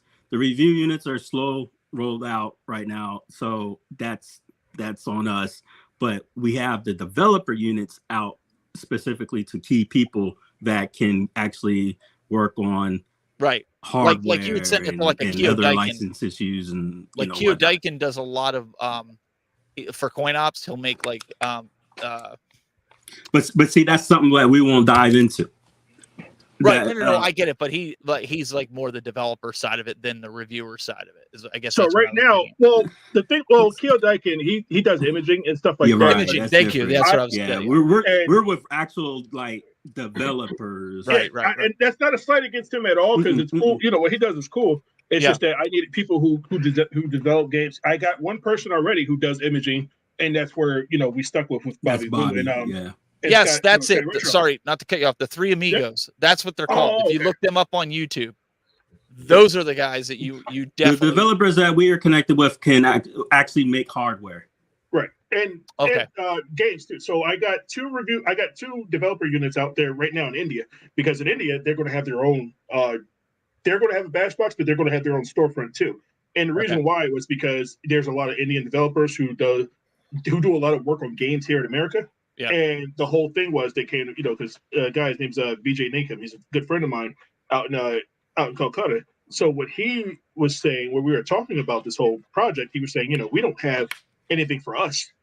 Everything is here. We might get a PlayStation game here and there. We might get a Nintendo game here and there, but we don't have anything for us. I said, well, then I'll send you a couple of units. You tell me what your developers think. And that's how we go. Well, I have to jump. I have to get on the Right Way podcast, but I got to go. So, but hey, listen, I appreciate you guys letting me get on here. Happy Black History Month. Appreciate everything and all the history behind it. Been following along a ton of stuff. We didn't have that in school, unfortunately.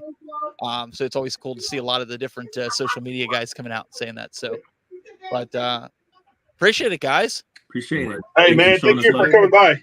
All right, see you guys. Peace. All right. All right. That was a good conversation. But yeah, it's so with what we're doing now. He said happy Black History Month, Mike.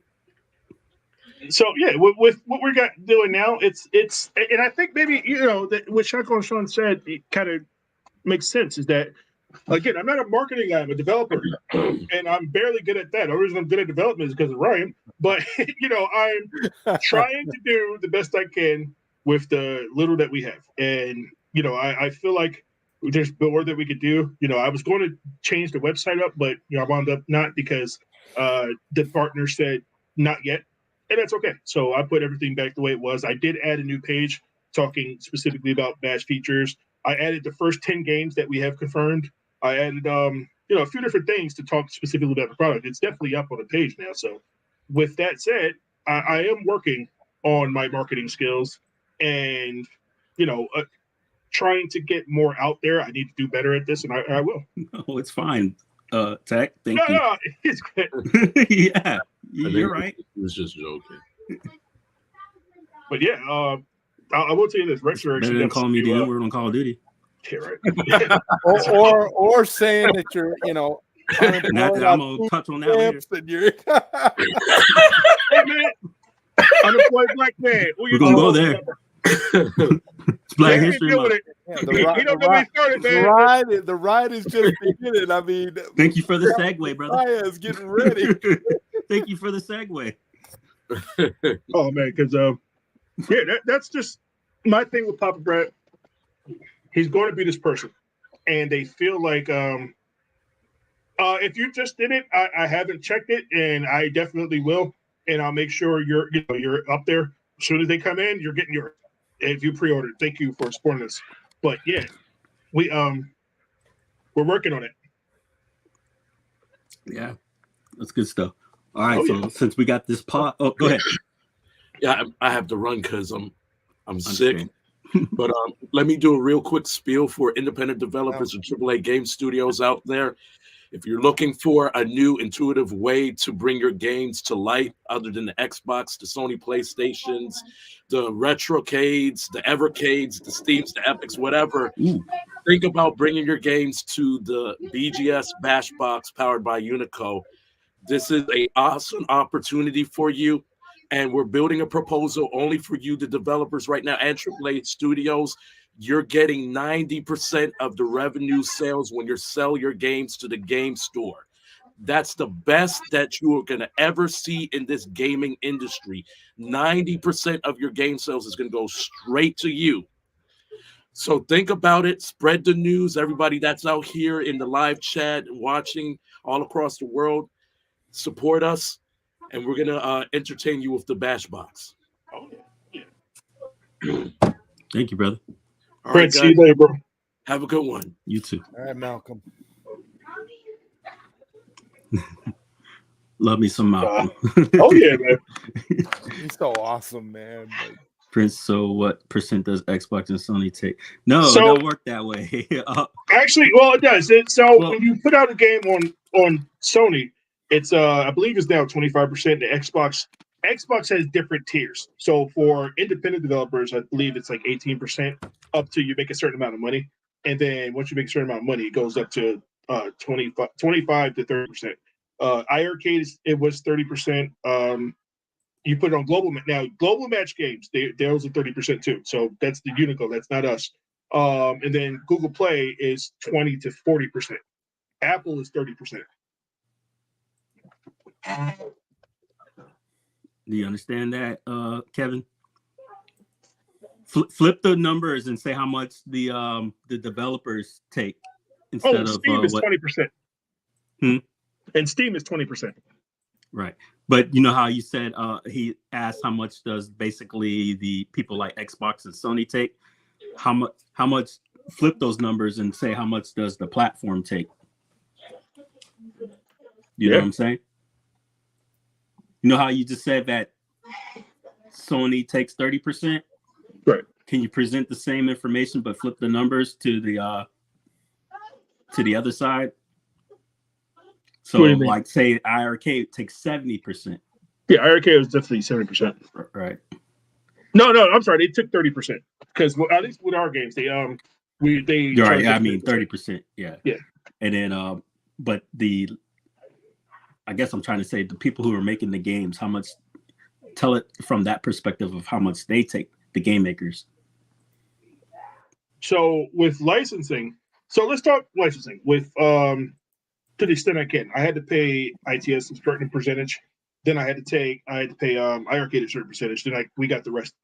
And then even then, that's the stuff that pays for development. That's what pays for different marketing, different costs regarding actually putting the game out there. So if you take bowling server is about 25 to 50 a month, depending on how many users on there.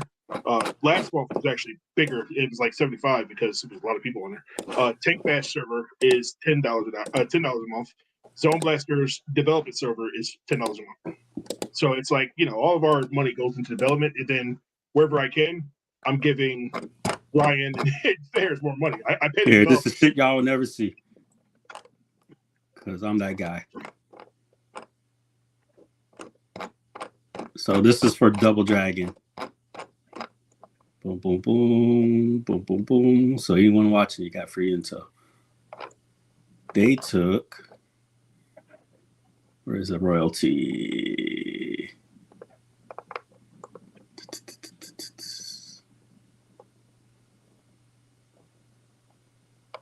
This is I want to say this was 70%. Where's the money?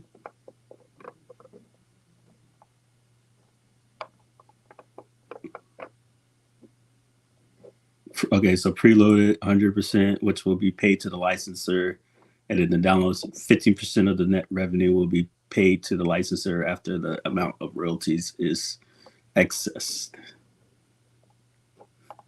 They paid 50 grand for this one. For Double Dragon. Guaranteed for the preload, yeah. And then that was for like a couple of years. And then the rest was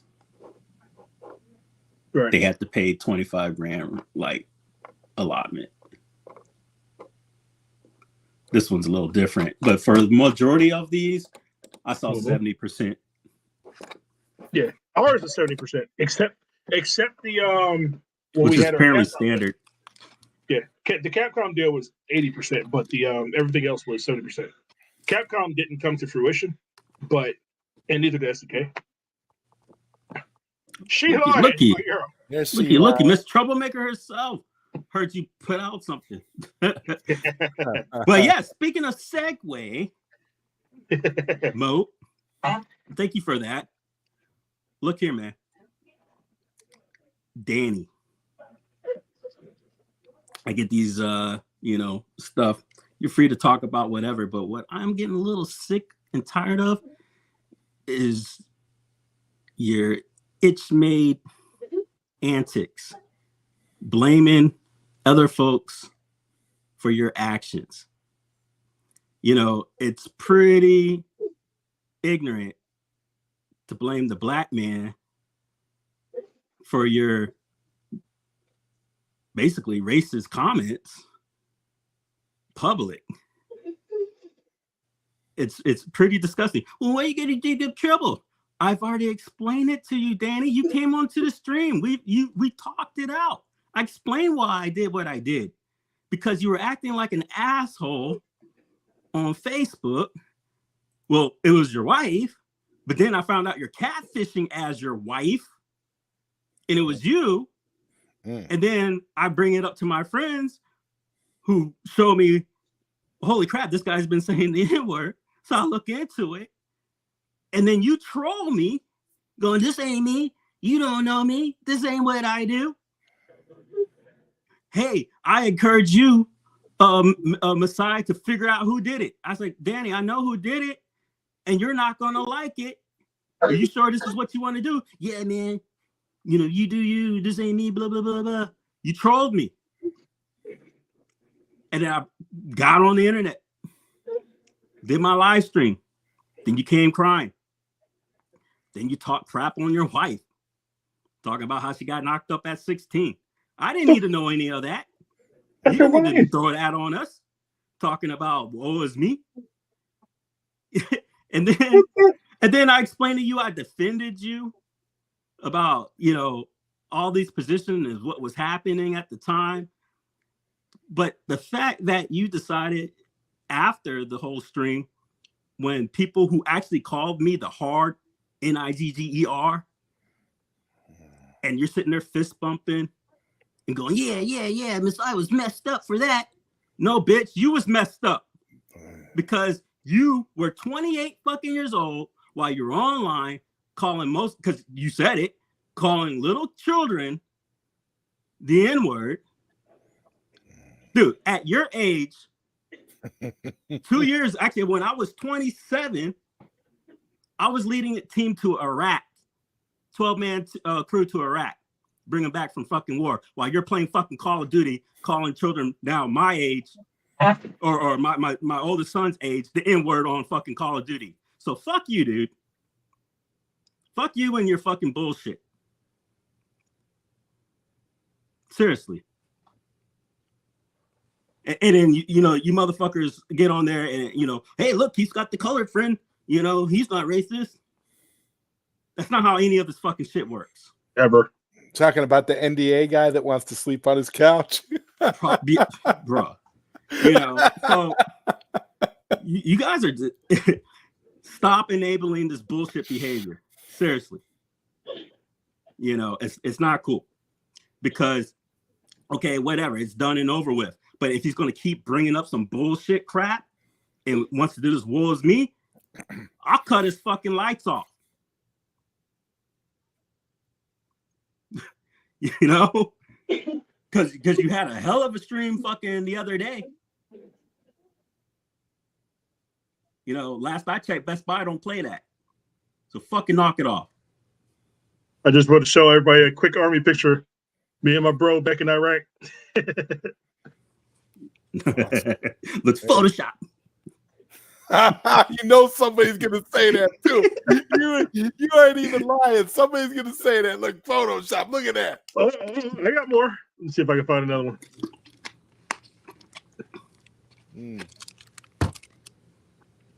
I'm looking at my old pictures. I know, right? Now you got me wanting to bring up my shit. Let me see if I can find my shit.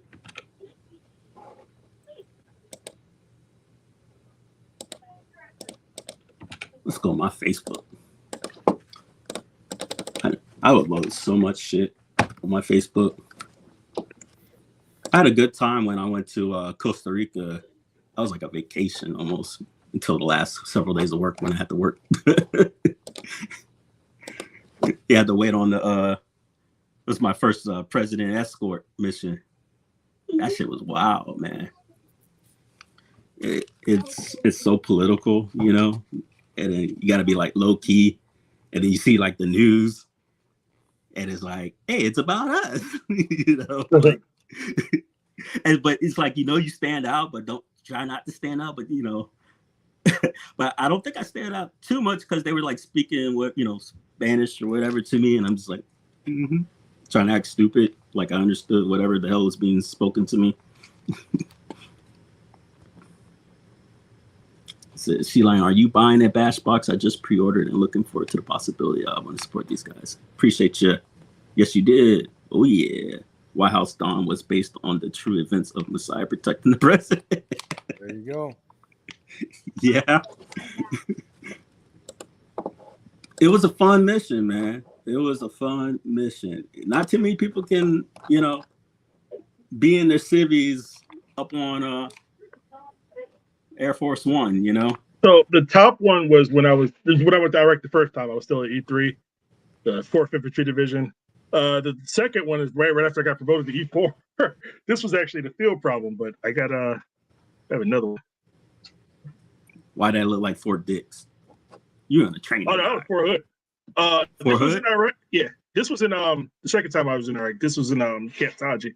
No, this was Mosul. Mosul. What else? I'm trying to remember where Mosul was at. I think I've been there. It's like about 100 miles from Baghdad. This is when I didn't go right that before I far graduated basic training. When they make you shave and then you suffer from all the ingrowns. These are my people. Yeah. I never got to meet Supreme, but I met Mikowski once when we were there. And yeah, I know about those. I was there then.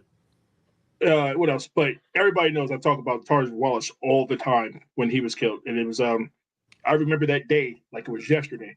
Like he went and we got the call on the BDOC. We was like their caravan just got hit.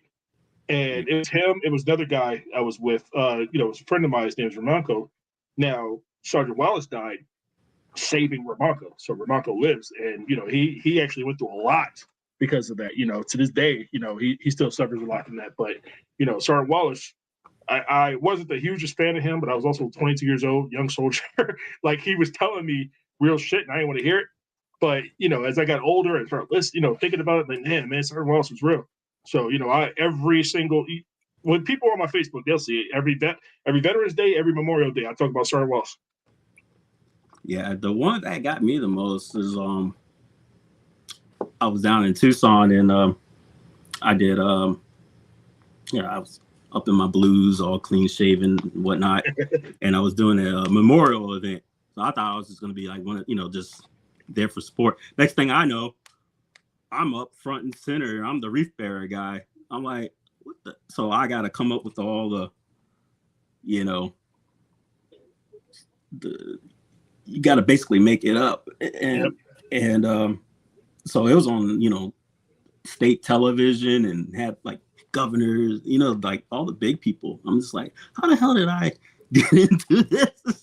And then I guess they picked me because they're like, I guess I was just a sharpest looking dude. So me and my partner, and so you had the actual cops, doing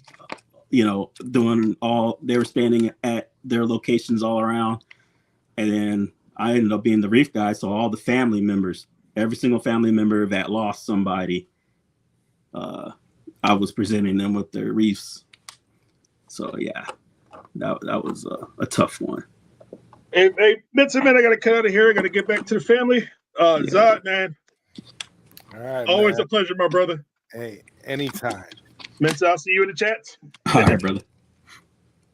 If anyone's got any questions about the BashBox or whatever, I know you guys got 101 questions, so like I answer what I can. There's no reason for speculation. I mean, if that's what you want to do and have fun with it, it's always fun to have speculations and excitements and whatnot. And of course, you can speculate on things I can't tell you. It's fun to speculate. Yeah, it is fun to speculate. I speculate all the time. There's no need to crap on the BashBox until you actually have it in your hands and you know what you're dealing with. Exactly. Thank you for your service, guys. I appreciate you. Appreciate you, Carl. Thank you for your service too. Toxin. You guys are awesome for risking your lives. It would be awesome if one day everyone can have the same freedom. Yeah, man. That was tough because I didn't have to do the outside wire shit. But what was crazy about it was a lot of people who did would rather be out the wire because I end up getting the it was the internment facilities. And the best way to describe it, there's only two movies that portrayed, or two media formats that portrayed what I did the best. If you ever watched the movie The Siege with Denzel Washington, it would be something similar to that. And then there was another show that was pretty much too accurate. And it was probably why I only got one season. It was called Over There. And if you ever watch it, don't get me wrong, it's television, there's a lot of fluff, but there was a lot of accuracy to it. If you ever check out the show Over There and how they did the first detainee operation stuff, that's pretty much how it started. Okay, cool. I was never brave enough to serve. Yeah, man, you know, people serve for many reasons. I've had troops come in that were older than me, that had their degrees, and they just needed another form of job. One guy, he was a school teacher. He was an English professor. And it just wasn't working out in the education department at the time because the economy changed quick. So he joined the military, and he was my troop, and he was older. And then I've had people. I had one troop.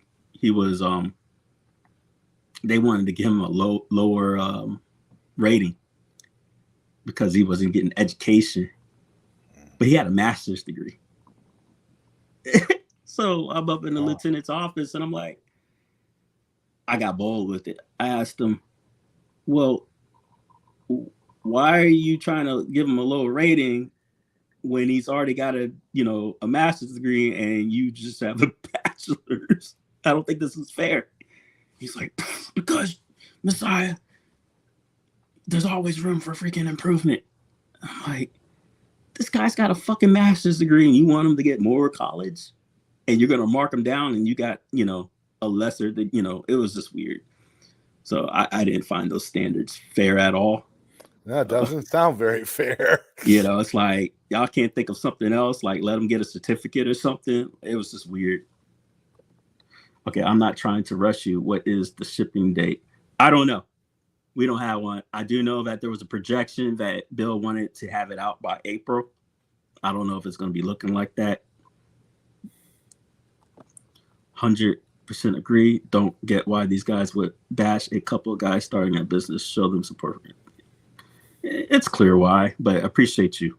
It definitely is clear at this point, especially when you consider the source of all the people who are doing the bashing. Right. And it's the same people, Always. It's the same people. It'd be different if it was someone who doesn't know jack from whatever, but it's not, because someone who doesn't have a personal reason to talk about something just ain't doing it. No rest on the shipping. I'm an Arcade 1-Up fan, and I have been waiting years now. Yeah, man. Like I said, but here's the thing, right? Nobody remembers or cares about a delayed launch, but you remember a bad launch. And I'd rather it be delayed and everyone cry about it being delayed, but it be released right. Yeah. And it's a solid product that stands on its own. That's what's important. Right. And it's the same thing I did with the the At Games pinball. People are articulated that I'd rather wait, but my problem with the At Games side was how they kept gaslighting about the delays. Hey, we promised you December, and then they kept delaying, and then they go, well, we never said that. No, like, we're gonna own up. Like, we said April. If it doesn't come by April, shame on Bill for saying that crap. That's why that's the thing. So my advice that I give him, I try to give him, grounded advice, and the advice that I gave him is that you don't make promises. You don't overpromise. You just don't make promises. So we're not not for me. Not promising you in the release date by April. We hope for a release date by April. We can't give you a promise because we just don't know right now, and there's many reasons for that.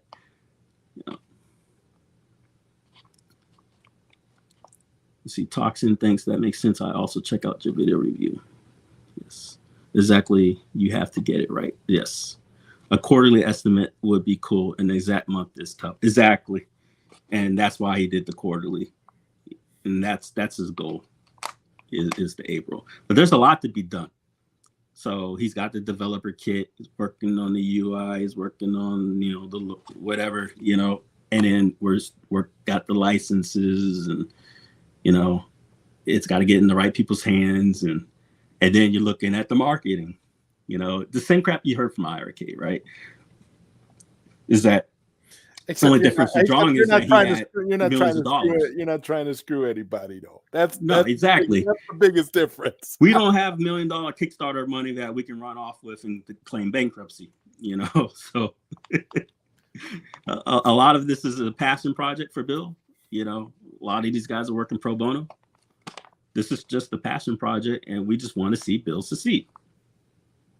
There's no other thing. These are just gamers that want to occupy their time, and they want to see what you can do. If you can make video games, and he wants it. He wants to.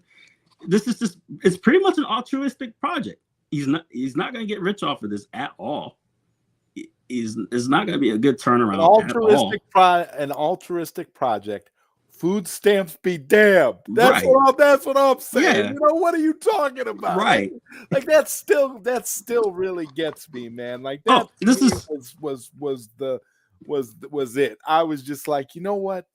No. Like it was just such a disgusting trope. He's a school teacher. This is what you're projecting on the children. I guarantee you a lot of the children you're teaching, they're eating breakfast on food stamps. Like people are hurting these days. It's not like the economy is booming and everybody's like, I don't know what he's got going. I mean, he's a teacher. And his wife must have a great job, because I don't know many teachers that have great salaries, especially in this economy. She's in the field too. Yeah, well, I mean, yeah, and I would like to say I'm lost for words, but I'm not. No. I think, like I said before, my biggest disappointment is not Papa Brad; it's the people around him. And it's the people that enable this dude. Has he in the past gotten crap? Yeah. But he turns it into a sob story because he's an instigator. He pokes the bear slaps him the fuck out. Then he bitches and moans and whines and cries. And then it's a repeat cycle. And then if somebody makes a video about him, he wants to copyright strike the person because he disagrees with the content of the video. Yeah, and it's 99% of all the videos on Papa Brad are justified. Exactly, 100%. Even though I don't, 100% always agree with the person that they're all their actions either. But dude, you caused it. You did this. This is your actions. These are your words. Clipping you. When somebody clips you and uses your words, and then provides a commentary on your words, it's literally, fair game at that point. You're not that person is not violating your content. Exactly, Toxin. You grew up on food stamps and life got bad after 9/11. Exactly. And when I had joined the military, man, I grew up in the Clinton era shit. So I was so ignorant. I joined and I was like, there ain't no wars. Like the economy's great. Joined the Air Force. Man, shit went down. Like, cause a lot of people don't know is so I was in the nuke field and I got put on witness protection because of a white supremacist. And that same guy had stole weapons while I was back on the station out there in the nuke field. And I knew who did it because there's only a few people out there that could have done what he did. Because, you have a lot of knowledge, and that's the biggest threat, insider threat, without saying too much. And he did this several days before 9/11. So a lot of people sleep on that knowledge because the United States military went on FBCon Bravo. So you got Alpha through Delta. At the time, it was called ThreatCons. And that was a big deal because there was such thing at the time called normal. So for all Space Command had went up to that route, and that was major. And it was because of that person's action. And then 9/11 happened, and who gave a fuck, right? But it was a terrorist act within the States that put the Space Command on alert, and that guy was responsible. And man, life just isn't fair, and it could be a struggle at times. Let's see here. I grew up food stamps. Hello, how are you? Hey, Mike. I was going somewhere with it, but cat got my tongue. But yeah, man. I'm gonna drive this shit home. I'm gonna keep repeating it, and I'm gonna keep saying it. Let's see here. I grew up on food stamps, and I have food stamps to help feed my family. That's all that matters. Exactly, man. But to sit here and basically lower your worth, because of that. Yeah, and the thing is, like this is how Papa Brad has never had to struggle for anything. Mm-hmm. This is how Papa Brad everything is all just send me free stuff. I'm untouchable. Right. First world problems, right? Like right. He's not thinking about anything that normal people struggle with, right? He's got it like that. Yeah. Gonna come and attack Bill like that for no reason.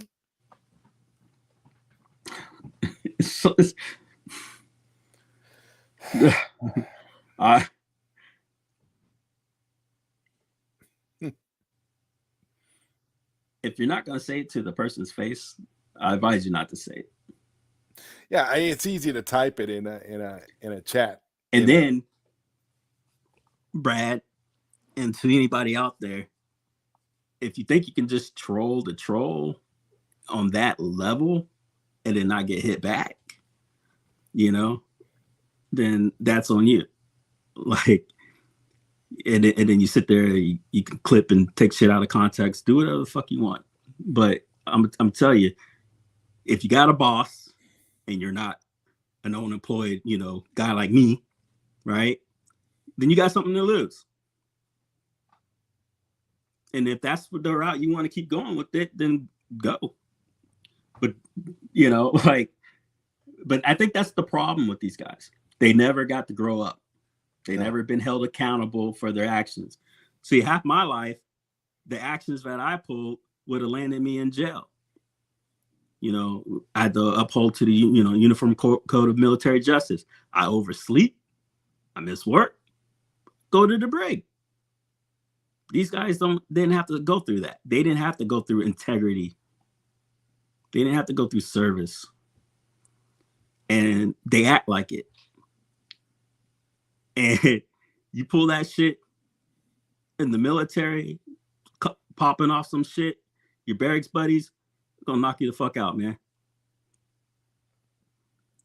And then you think you can tell that to grown men. And then I wonder, what do you think is gonna happen if you meet these people in person? You just gonna hug it out? Oh yeah, right. Like I'm just gonna hug it out. I think it was OTG who said he'd seen him at one of these expos or something. Yeah. And he was sitting there by himself. He wasn't. Yeah. He had no friends, nobody around him. He was just there by himself, and he gives off this air of like his crap don't stink. He's this. It's like, give me a break, man. I was told that he went up to the guy and said, "Oh, this is an act. I'm not really like that. Yeah, it's just a show. It's just an act. Yeah, it's just a show. Yeah, right. Yeah. Everything's personal with that guy. He makes everything personal. It's not a show to him. It's not a show. So he thinks he's coming. What does he think that's doing? He thinks that's helping his reputation, coming in there attacking Bill when Bill is being interviewed about a product that is meant. How many streams has he gone in and fucked up that other person's stream? Yeah, he does that regularly. I don't go to Michael B stream and fuck up his stream. I don't go to Brooklyn Menace stream and fuck up his stream. I participate. I'm kind about it. That's right. And I show them love.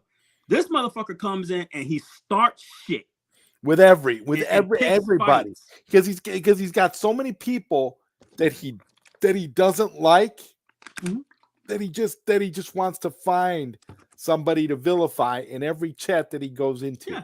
I've seen it happen so many times. Like I'll be in there minding my own business. Like I went into a chat. I was trying to support Brooklyn. I was actually trying to support, Brooklyn. And then he probably comes for you. He comes in and he started attacking me. And that's why I had to back off. I had to stop going to Brooklyn's streams because I wasn't trying to be disrespectful to Brooklyn. But this guy is in there and he's always gotta pop off and act like he's something that he isn't. And then when you finally say something to him, he cries like a baby and wants everybody to, wants to strike people and stuff. That's why I'm glad you do what you do off the cuff, where you can come on here and you can legitimately speak on this stuff. Yeah. Regardless of what people like. And call it, you guys want to call it drama, blah, blah, blah, blah, blah. But you know what? Here's the deal. See, that's another coded crap because you guys do the same shit. But because you don't have no integrity that you want to call the people out by name, it's not drama. No, it's actually coward shit. Those other YouTubers and no, it's drama. But only you guys can speak on your bullshit. No, this is not how this works. I'm a fucking human being. You're pulling some bullshit, and I'm gonna speak on it. And I think that's what's and it's a gatekeep mentality. Let's see here. I'll show you, Clausen. Yeah. Get him up to speed. Let's get him up to speed. So, Zod and Bill had a show, and during that show, this fuckface decided to come in to the show, and Bill hasn't harmed a freaking fly. He's not on any side of the debates of who's what and what's who. He's been in this scene longer than I've ever been or seen. I didn't even know about him or, John D or whatever and all this other stuff. I don't know. But from learning about Bill's history, he has helped form what the community is in the sense of bringing these hardware and these licenses and the games and whatnot to life, right? So long story short, Brad comes in with the bullshit and he says this comment to Bill. If you are using food stamps, accusing Bill, because Bill had made a comment about food stamps prior, but that he's no longer on it, to buy energy drinks, because he's using this to attack our product, you are not, this is the fallacy shit, right? Who the fuck are you to say we are or not? Getting Mortal Kombat or Street Fighter for your BashBox. So what top tier games come with the system? And I'm calling it out for the bullshit it is. This was a comment laced in racism towards this black man, inferring that he's on food stamps, and it gets old. It fucking gets old. Oh yeah, because it continues. This guy's been caught short. He made some more snarky comments later on too before he left. That wasn't the only one. Yeah. And then I had to deal with people later on over the course of a couple of days DMing me about trying to defend Papa Brad. And that to me was the coup de grace. I'm like, when people started defending the dude, to me, I was like, you don't got to defend him to me because I know what kind of guy he is. I know what he's about. You're giving him way too much credit. And if he goes around telling people that how he acts on YouTube and how he acts on the community is an act, all I got to say is that's a real crappy way to be. What kind of life must you have that you got to be this crappy personality? Well, his closest friends said it. Because when I'm just gonna, it's on the internet. It's no secret. Steps done told me, that this guy is an act and he doesn't care who he hurts. You know, he acts like he's the water boy, but he's just an evil guy. But at the same token, they're on the show enabling this cat. That's the part I don't understand. They're all on there enabling him. They're all up in there, and like propping him up and defending him. And it's like, what are you like? Like that's what they all came in. When we all, like I was talking about earlier, when we all did that stream together after the IRK died. When we all got together and did that stream to talk about it, they all came in there, and Brad labeled us a hate channel, labeled us a hate group. Yeah. When I was on there with you, and he started coming in and calling you a hate channel for fucking what? Because you know why? And I say the for what because it's rhetorical. But he called you the hate channel. He would have never said that until the black face came on the show, which was me. He associates these people's faces with hate. Mm-hmm. I agree. And that's when he changes his rhetoric. Yeah, it's all hate. I was liking Bill's BashBox until he was on a known hate channel. Right, right. My face. This is what he does. Hate channel, but yet this is the guy. But now you're the hate channel because you're talking to me as a human. But this is the guy begging for a free BashBox, right? But he begged for wants a free product, and then when he doesn't get told right away he can get one, what is his response? To turn around and talk crap about the product. Yeah, Toxin was on there, and he called him a loser. Yeah. He went at Toxin too. He went at all of us. It's like, give me a break. Yeah. Whatever your issues are in the community with people, to blanketly go after. But when Toxin did an IRK video, every IRKian was in that channel going, "Hey, bro, we would love to have you on." Oh yeah. And then soon as I think Toxin spoke out about something, all of them disassociated and unsubscribed from him. Yeah. Because he spoke out about the bullshit. Very typical behavior. Like, and like I said, that's why I say I'm not saying that. I'm not telling anybody who they should and shouldn't be friends with. You can be friends with whoever you want to be friends with. You're right. The point is, don't come out in defense of the indefensible. And that's what these people need to learn. When she came on the stream, when Steps came on that stream we were on, because remember, we let her come on. We were all there. I think Malcolm was there too. Personally, when she came on, I think it was to bogart the show. I'm gonna be real with you, because she came on when what's his name? When Brad had already when Zohar was on there, so she came on there just to do that stare down with them, and then at the same time, that's when we were told that she was talking to Mr. Encoder, and she was trying to gatekeep Mr. Encoder from coming on your show. Yeah. So when she said, and then of course she defended Papa Brad. She defended Papa Brad, and it was like, why are you defending him when he came in here and straight up called this a hate channel? Right. And that was the thing I didn't understand. I'm like, well, what is it about Papa Brad that these people feel that they have to keep defending? Where does it stop? Like I said, it's because he pulls the special needs trope and he's got him fooled, and he's not. He's a fucking educator, and I think they feel the sense of like rallying to protect the guy, and it's guys, you gotta stop. Like, he needs a spanking. He's got to learn his lesson, mice and men style. End of the movie. Yeah, it's never gonna stop. Yeah, Jason makes no sense. And you know what? All this started up again when the crew announced their comeback.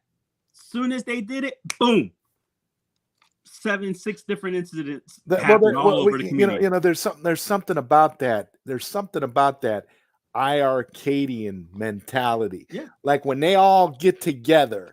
There's a certain level of toxicity that emerges, and at the forefront of it all is Papa Brad. Yeah, it's always the same people. I'm gonna pull some shit up because I'm done with these fuckers. Man. Let's see here, your channel.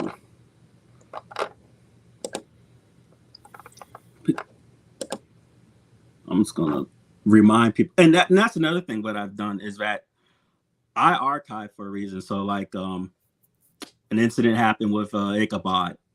So I have put it out there like, hey, is history repeating itself again? Poor Ichabod thought I was like coming for him, but I wasn't. I was trying to show that this is what happens. It's same time last year, the same shit occurred. And then I see this toxic post going, well, who is this guy? He's the same guy you apologized to, calling him a bad name. You know, like the R word, you know, and you know, and then you act like you didn't know that, or you forgot that you laid him out and made a whole video on him, and that's the repeat cycle, and that's why everyone gets mad at me, is because I document these repeat cycles so the community doesn't get gaslit. Hey, remember 2 months ago you pulled the same shit? You remember a month prior to that you pulled the same shit, and then now I got 9+ incidences where you say you're gonna do X, Y, and Z, and you pull it again. And then we act like we're surprised, like we're in a horrible fucking matrix, and the shit just keeps repeating and repeating and repeating. And people go, oh, I didn't know all this. No, you fucking did.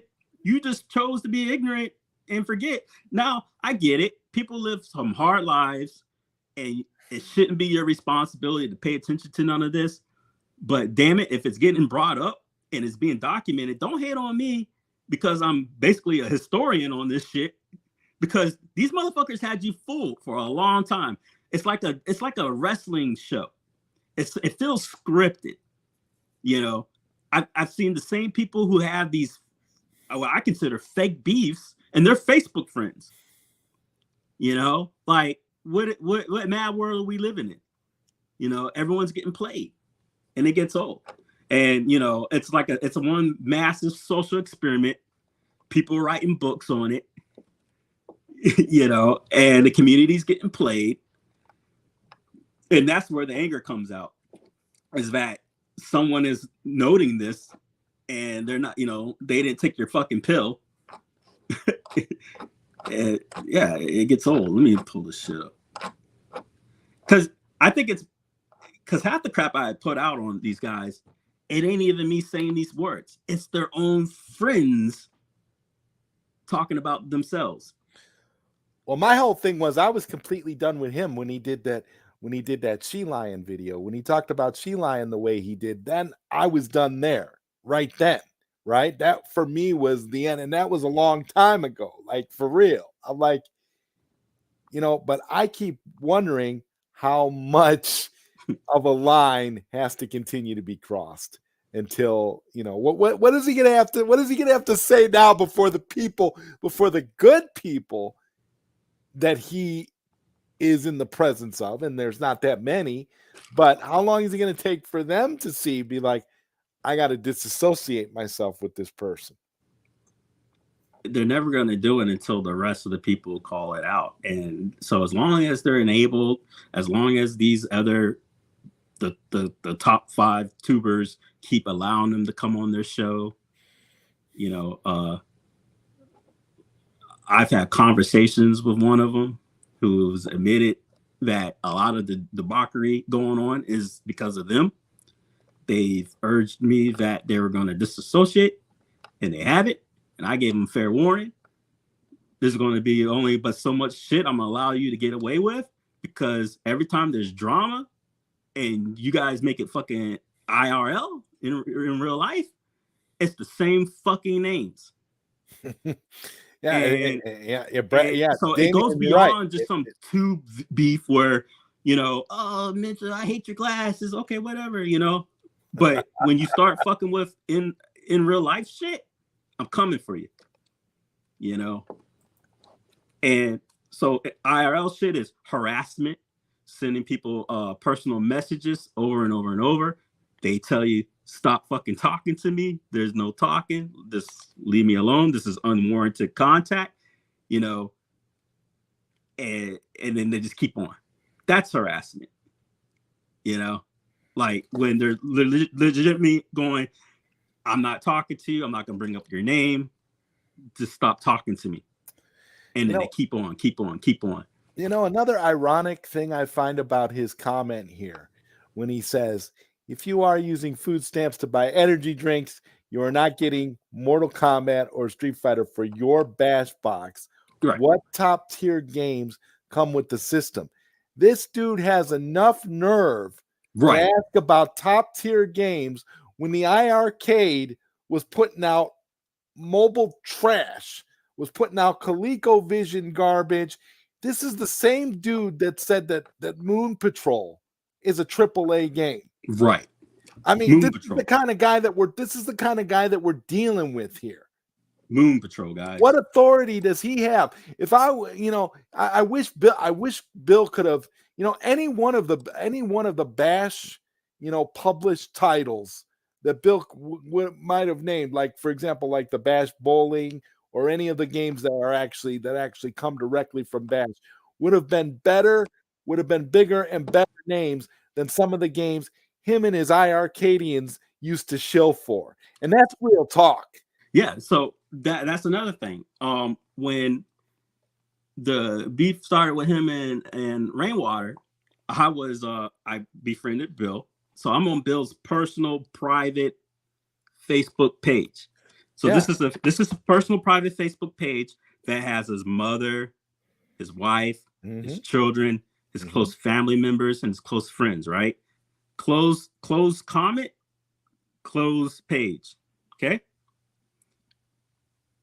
He writes a disappointing memo about basically feeling betrayed because he saw basically a lot of ranting going on from the Arcadians, mainly Rainwater and Brad, talking about the Bash bowling game. And he's like, he mentioned something about friends and I'm just being disappointed in them because these are things that instead of just trashing on YouTube, they could have just told him, And so I write a comment to Bill going, hey, sometimes you just need to let your friends handle shit, right? Supportive comment. So Rainwater's bitch ass comes under me and starts drama. Going, you're always wanting to start a fight, Messiah. I'm like, this motherfucker came on this dude's personal page to pick a fight. Oh, I went in on the cat. I laid him out. I said, the only fucking thing you need to be picking fights with is the treadmill. And I showed him all the freaking comments, the evil shit. I said, you know what? This whole shit's about you. And this is the shit you do. And now you're bringing it to this man's personal page. That's how disgusting these guys are. And that's what they keep doing. Let's see here. So let me see if I can find this shit.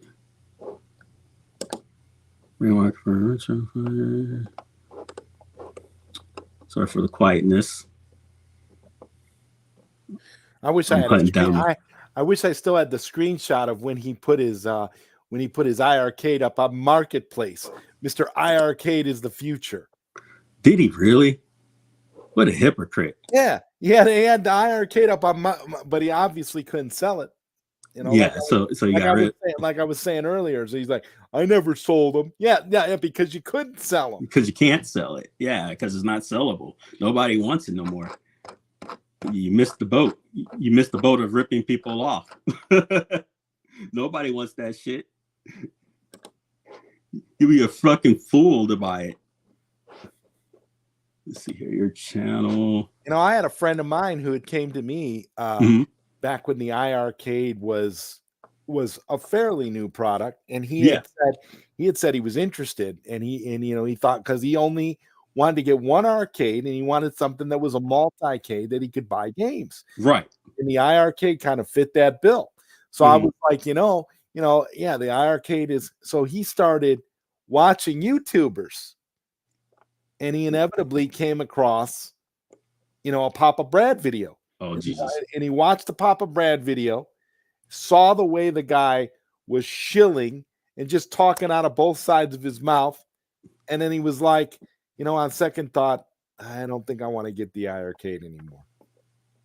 That's sad. I'll never forget that, because that was the guy. This is a guy who, the iArcadians, this is the group of dedicated shills for that device who would bash and attack anybody who didn't like that product or had issues with that product for whatever reason, and so I, but I will always remember that, because my friend didn't get an iArcade because of Papa Brad.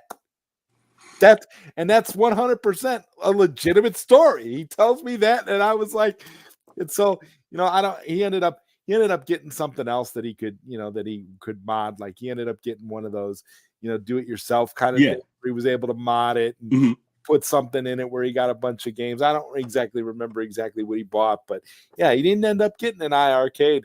And I sat there and thought to myself, yeah, well, if I hadn't gotten my iArcade before I saw Papa Brad and the iArcadians videos, I probably wouldn't have bought one either.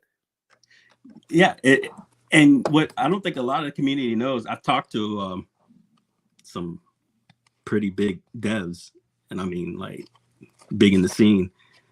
A lot of shit didn't come to the iArcade because of these guys. They missed out on some big shit. Well, yeah, they never got anything from Capcom. Well, but I mean, they lost out on like big time stuff. And the reason why, and we're talking like hardware level too for the iArcade, and they missed out on some big stuff. And the reason why is because they didn't want to deal with the toxic bullshit, and those guys got name dropped. They're too fringe.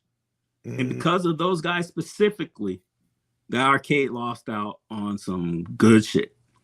And I wish I could just, name it. But man, there's a couple of games I got missed out on, like 2 to 3, but the hardware level is just like, you assholes, they just didn't want to deal with it. They just didn't want to deal with it. Makes sense. They got their own stuff coming out later, but we could have had a lot. Let me check up on this chat. Let's see here. There's Damien. This Joe. Person don't have anything against Brad. I've seen his own channel, but don't find it entertaining, so I don't watch him. Yeah, that's fine. You don't have to have anything personal against him, but when he makes things personal against you, you may one day. With all due respect, Arcade got some Coleco homebrew. Coleco homebrew is a whole other level of God tier. Exactly, right? My Arcade is sitting good over here. Well, yeah. But is it my mind? I mean, I'll take a custom painted for myself. Okay, they're just talking. Let's see here. Yeah, like these are the same guys that were sending shit to Dom. Now it's Bill. This goes beyond me. Yeah, Bill is the new he's the new pinata for them now. They've always got to have somebody new to beat on. Yeah, and that's what I've been told. It's the flavor of the day. This is the new talking point, and people just can't be satisfied or happy. And the reason why there's no super hype or fake FOMO, whatever, is because we won't allow it. But at the same time, you can still be excited for something. Reason why I'm saying we don't allow it is because these guys want free units, and because they don't get free units, they're going to try to gatekeep and shit on it. That's it.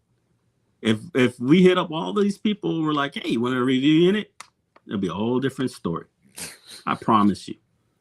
And that's it. It's just the gatekeeping herd. And so be it. I'm going to speak on it.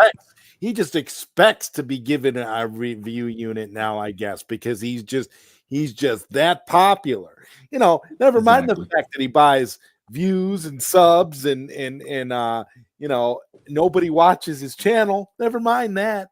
Exactly. Never mind that at all. Never mind that. Yeah.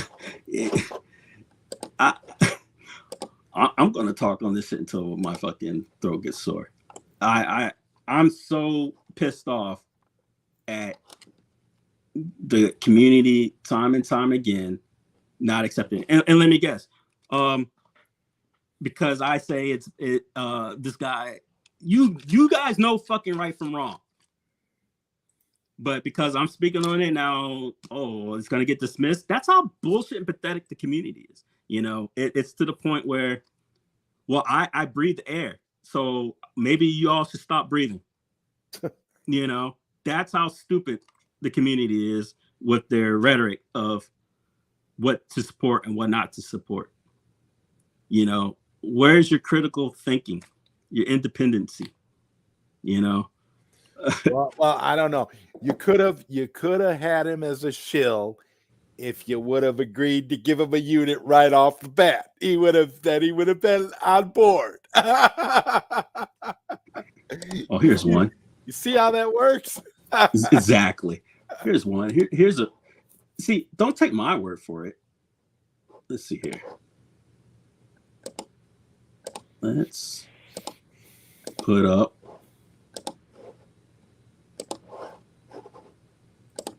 Don't take my word for it. Let's hear it from his closest people.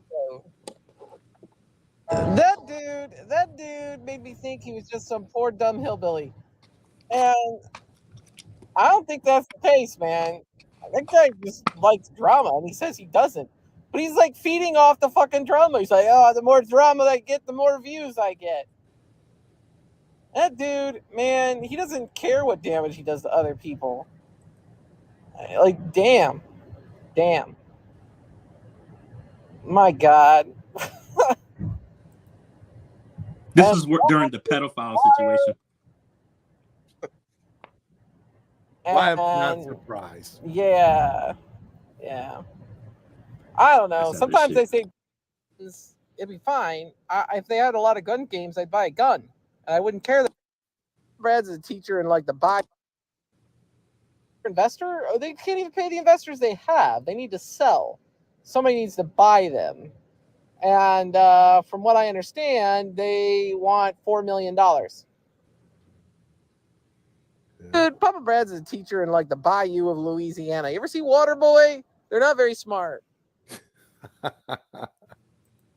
Yeah, so the other thing I want to say is the day before we went to Galloping Ghost, and this wasn't with the John group. They went the next day. We went with Michael Spayback, and it was all the YouTubers with Michael.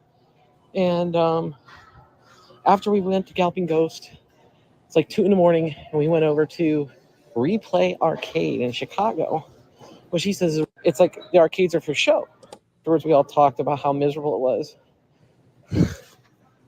No, people do know the truth, Dom. Absolutely. Like I know that they've been nasty with some of those videos. I've watched them. Brad's escalated to the point where it's like, oh my God, what the hell are you doing? Take that crap down. Ugh. It's just like, knock it off, guys. Brad and Jeff, knock it off. But yeah. And I agree. Like, Jeff's more so the problem. I think he kind of incites a lot of the stuff because he just seems like he thrives off the drama and he just can't help himself. That's kind of the sense I get from his character. And you just, and in trying to explain to him, it's just like, well, there's no benefit to this. Like, this is not the way to, to respond to. That dude made me think he was just some poor dumb hillbilly. And my God, I said that. I don't know. But for some reason, I have a problem with liars. I mean, I can go on all day. I mean, I got so much more. And like I said, that shit came out because of the betrayal that she did to the whole crew, you know, releasing and their audios and shit to fucking Jong and all that bull crap. So I didn't appreciate that. So yeah. But either way, this is the shit. They talk so much on each other, more than I ever fucking said. But they get passes to each other. And they can admit behind closed doors they're fucked up and wrong. But then their actions don't say it. You know? And it's just time and time again an enabling behavior. And then you have the audacity and nerve to say such a fucking bigoted, backhanded fucking comment about basically welfare to Bill McLaughlin, the kindest, nicest fucking dude on this fucking planet. For what? What's your end game, jackass? Because you didn't get a review unit? You know? Well, because my face is involved. If you were gonna see, and that's the thing, if you didn't, he wasn't even told that he wasn't gonna get a review. Yeah, nobody said otherwise. You know, but it is now. Like the next day, I was like, he ain't getting shit. He ain't getting nothing. Yeah. Why would you get why would you get rewarded? Yeah. For running Bill through the mud like that? Yeah. And then start try to start a war because he tried to lure us in on Glenn's show, you know, with some bullshit and acting like, you know, I'm just going to sit there and take it. Glenn is another one who's totally out for the community and is trying to do right by everybody. Right. And he's another one. It's like this community should be rallying behind and supporting small companies that want to cater to the community. Right. That's the thing I'll never understand about all of this. When I was interviewing Bill, I'm like, this is nothing but a pleasure because this is a man who's coming in here. He's got a new product. He's trying to give to the community. He wants the community to be interested. He's got something to show, something to work on, a passion product, something really amazing, you know, that has so much potential. And yet you always got to have people like that are going to come out and crap all over it because, well, they didn't promise me a review unit, so I'm going to come on here and you know, and talk all kinds of trash. Yeah. Like what?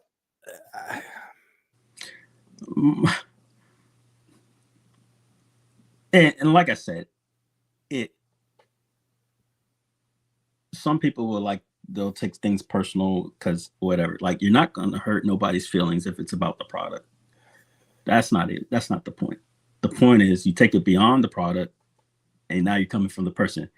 He didn't say. He didn't ask the question, which would have been the appropriate question, which is what licenses are going to come with the BashBox. That is all he needed to ask. Instead, he made it personal by attacking his class and status. Yeah, what official licenses do you have for the BashBox? Right. And nobody would have, we would have read the comment, and nobody would have had a negative thing to say about the man. Nope. It's a fair question. Great question. Because I'm not talking about anybody. The reason why I'm taking this personally is because this was the thing. He legitimately, like he always says, he's legit. He legitimately tried to derail the stream that Bill and I were having. Exactly. And that's the thing. Like there's so many wrongs in this. He's a legit jackass. He legitimately came in your stream, tried to derail your stream, ruin the vibe, ruin the neutralness. You know, it's like the whole I'm gonna use a movie analogy, John Wick shit. You know, the Continental. You know, you don't do shit on Zod's stream. It's the Continental. You know, it's the neutral zone. Don't bring that shit. But the thing is, he always brings it to other people. Right. No one's going to his Nobody's channel. going in there to bother him. And like I said, every time I have run-ins with him, it's always on somebody else's channel. It's not me coming into his channel, coming into his comment section. I'm there supporting a stream that Brooklyn is doing. I'm there for that. I'm not saying anything to him, and he starts it. He goes after people because he has so many insecurities. He thinks this is the guy who thinks anybody who's ever disagreed with him about anything is his enemy. That's what he thinks. I was going into the Brooklyn show showing him love until his fucking friends started, pulling some antics on me.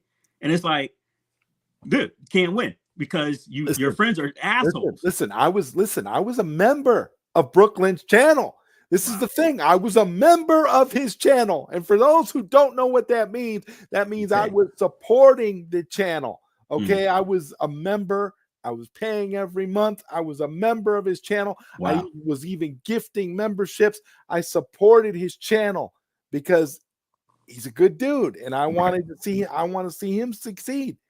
But this Papa Brad stuff, it's so off-putting, and this is what he doesn't realize. This is what Steps doesn't realize. When you connect with people like that, it's going to bring you down because you can only defend the indefensible so long before it becomes a reflection on the type of person you are. So when Brooklyn is doing that video that you and I talked about earlier, where he's defending Papa Brad and he's speaking, how he feels about, the whole thing, and with Zohar, the perception does not make him look good. Whether we are, understanding what he's saying or not, whether it's being misconstrued as something more than it is, which is what was happening. Mm-hmm. But that doesn't matter because it's making him look bad. It's not doing anything to Papa Brad. Papa Brad is sitting there in the back, grinning like a Cheshire cat, enjoying himself. Right. He is not doing anything because he's got people doing his work for him. And that's the difference. That's what we're talking about here. Exactly. So that's, you see the thing that got brought up here. And I got sent this picture yesterday. Actually, no, I got it sent today. So it's not my photo. But this one's interesting. So you ready for this, Mo? Ready for this? This is what he was, the hypocrite. So if for you don't know, Moat and UAG and OTG and the crew, they had that show called the Weekly Retro Party, and on the show, people of color, and they're wearing their jerseys and their hats, and, whatever. It was a cool show, right? And they had they wear their sunglasses at times. You don't gives a fuck, right? So then you had the crew, him and Rainwater and whatnot, like making fun of it, and what it was doing was it was projecting basically like they were thugs or some shit like that. Mm-hmm. So regardless if that's true or not, now you have 100% true. Well, it is, but I'm going to break it down for people who don't like to think the way that should be thought. I'm going to break it down so objective that there's little to debate on. Regardless if that's true or not, now you got three people of color telling them, look, what you're saying is offensive to us. We're taking it offensive, and this is how we're perceiving it, and we would like you to stop. And what did they do? They doubled down. They doubled down, and they continue to egg on. So let's just go with y'all's theory and say, well, it wasn't, stop with the racism, and it wasn't bigot. Well, after you double down, that's what makes it a racist act, in the sense of now you're playing games. You're hurt. You're purposely trying to hurt feelings, and you know what you're pulling, right? So they countered, or actually somebody countered in the community before people really knew who she was. Her name was Sheline. They go, well, She Lion wears shades. And at the time, She Lion did like an IRK review. And she's not getting shit. You know what Brad does? Well, She Lion was a Marine and she has a medical condition. So she gets to wear sunglasses, and that's okay. And then it's nothing but a couple weeks later, after the fact that she sells it or whatever, now it's she's a fool who wears sunglasses on the stream. You know? Yeah. And it's like, you hypocrite shit. Let's see here. Yep. Yeah, man. Like, and then he starts wearing this yellow tint crap. Why? Why are you wearing the yellow? Oh, maybe because yellow tint is easier on the eyes. Because, you know, for guys who are staring at these monitors, bright neon lights, you probably need some arcade machines all the time. All up in it hurts your eyes. Yeah. Like, this shit is like, I got a big old TV here and that shit's hurting. I probably need to start wearing the blue tints or some shit. You know, like, fuck off, dude. Biggie, I would like to know what the hell happened to you. You were going in on She Lion shit the other day. One of my kids have severe light sensitivity, gets migraines set off. Exactly, bro. You know, like, whose concern is it that what they wear or don't wear on the stream? You know, for real. But you clearly poking, and then when they poke back, you cry victim. Yeah, everybody is cool with all the insults and stuff until people start to clap back, and then when they clap back, it's a problem. Well, see, and the thing is, right? Well, like, who gives a fuck? And whose business is it? You know, like, it's none of my business if you have a medical condition or not. Like, just like right now, if Brad wasn't an asshole, I would not be questioning why he's wearing sunglasses. It wouldn't even be a second thought to me. Because it doesn't concern me, but it does now.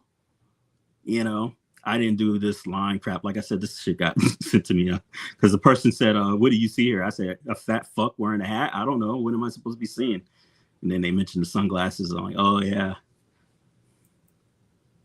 Right. And that's the bit, right? Like, you keep poking and poking and poking. And then if I poke back about your own, you know, deficiencies, oh, don't say that about him. You know, no, I'm tired of it. This guy is a fucking bigot, and keep surrounding yourself with this fucking bigot, you're gonna get lumped in with this fucking bigot. And I'm gonna defend Bill to the fucking end. He's a weak shit. He's a weak shit for what he pulled. And y'all let him get away with the She Lion shit. That should have been done. Yeah, he should have been done with the She Lion thing. Yeah, for real. But y'all think this shit's gonna? Brad, you got some hell coming your way, bud. You got some hell coming your way. See, I work from home, staring at a 43-inch OLED main monitor. Damn. 34-inch and a 28-inch monitors all day. And I have to put on a pair of gradient shades myself. Exactly, man. And if these guys want to look good while they're doing it, let them. Right? And Jason says, I want to experience an OLED. Yeah, same here. It's going to be a fucking marathon. Brad was wrong for the She Lion video. He was trying to be funny and it clear. No, Kevin, man, I disagree with you. I fucking disagree with you. That came from a place of hate. And also, if you didn't know, I have it on one of my other videos. The person was, a lot of people were mad because they found out that he shared that video with a white supremacist on Twitter, a pretty well popular known one. So it was definitely to share hate. To share hate. There was nothing humorous he was trying to pull. He thought by ousting her was supposed to ruin her and destroy her. That was something that was personal, that was never supposed to come out. And it did. and he knew what he was doing. So, yeah, dude, that's what happened. This and this is not on you. This is not your fault. But this is the rhetoric that we've been trying to drive home, is that the community keeps going, oh, poor thing. I already played to you the Steps Gaming saying, damn, I thought this dude was just some hillbilly idiot, but he's not. Mm-hmm. He's evil. This is her words, man. And she's with it, and she's on streams with him every week. Yeah. She's hitting me up, wonder, like crying about Papa Rat, trying to drag me back into Papa Rat crap, just like several weeks, like maybe 3-4 weeks ago. I ain't talking, like, and you can see mine just not talking, and she's mad at him again, and then the next day, she's streaming. Like, I'm not gonna get involved with y'all's personal beef. You run back to me because you're mad at him again. And I'm not gonna jump on nothing because you're not gonna see me say nothing bad about him to you, so you can just run it off, not happening. And I feel like I have a legitimate gripe for what he did to Bill on my stream. I was trying to keep everything civil and be nice, and I wasn't trying to have any issues with anybody. That included him. So for me, that's why I'm with you here right now talking about it like this, because I'm tired of it. I'm tired of seeing it happen. Oh, bro, when I hear you, Zod, I hear you. I saw that one stream when she tried to capitalize in on Zohar's bounty or some crap like that. Damien's like, dude, like, I'm trying to give you chances here, but you're kind of getting grimy, like trying to cash in on stuff when, I'm not about that. So, yeah. And then what she does is she'll play innocent, and then it's after you get her to a point, it's the whole fuck you mentality. Like, look here, I'm out, like, no, we know what you're up to. Stop it. I want to like you, but you keep doing these hurtful, bad stuff, and it gets old. I'm gonna call you on it. Total nonsensical BS. Yeah, and it's just like, because the reason I did it once, like I said, not because what she did, she got 3 people fired from IRK for her actions, and then she was gaslighting the community again. It was first she's telling me behind the scenes, John's the biggest piece of shit asshole, this and that. And then comes out, John's the most trustful person that I've ever met. It's like, no, I'm not going to let you do this. I'm not going to let you do this. You're not going to sit here and validate what I'm saying behind closed fucking doors and then gaslight the fucking community as if what I've been saying has been, wrong. Fuck you. Not happening. Jason, dude, is awesome. I have a 65-inch OLED. Man, I really want one. I really fucking want one. But yeah, it's Black History fucking month. This is a fucking marathon. Look, the welfare queen trope started with a black woman, and I believe because she actually did a crime or whatever, but there was like way more to the story. And then what they started doing was making it synonymous with, if you hear those words, it was like, even if you aren't, prejudiced or whatever, it's the cultural aspect of, when you hear those words, the first image that will pop up in your head will be a black person.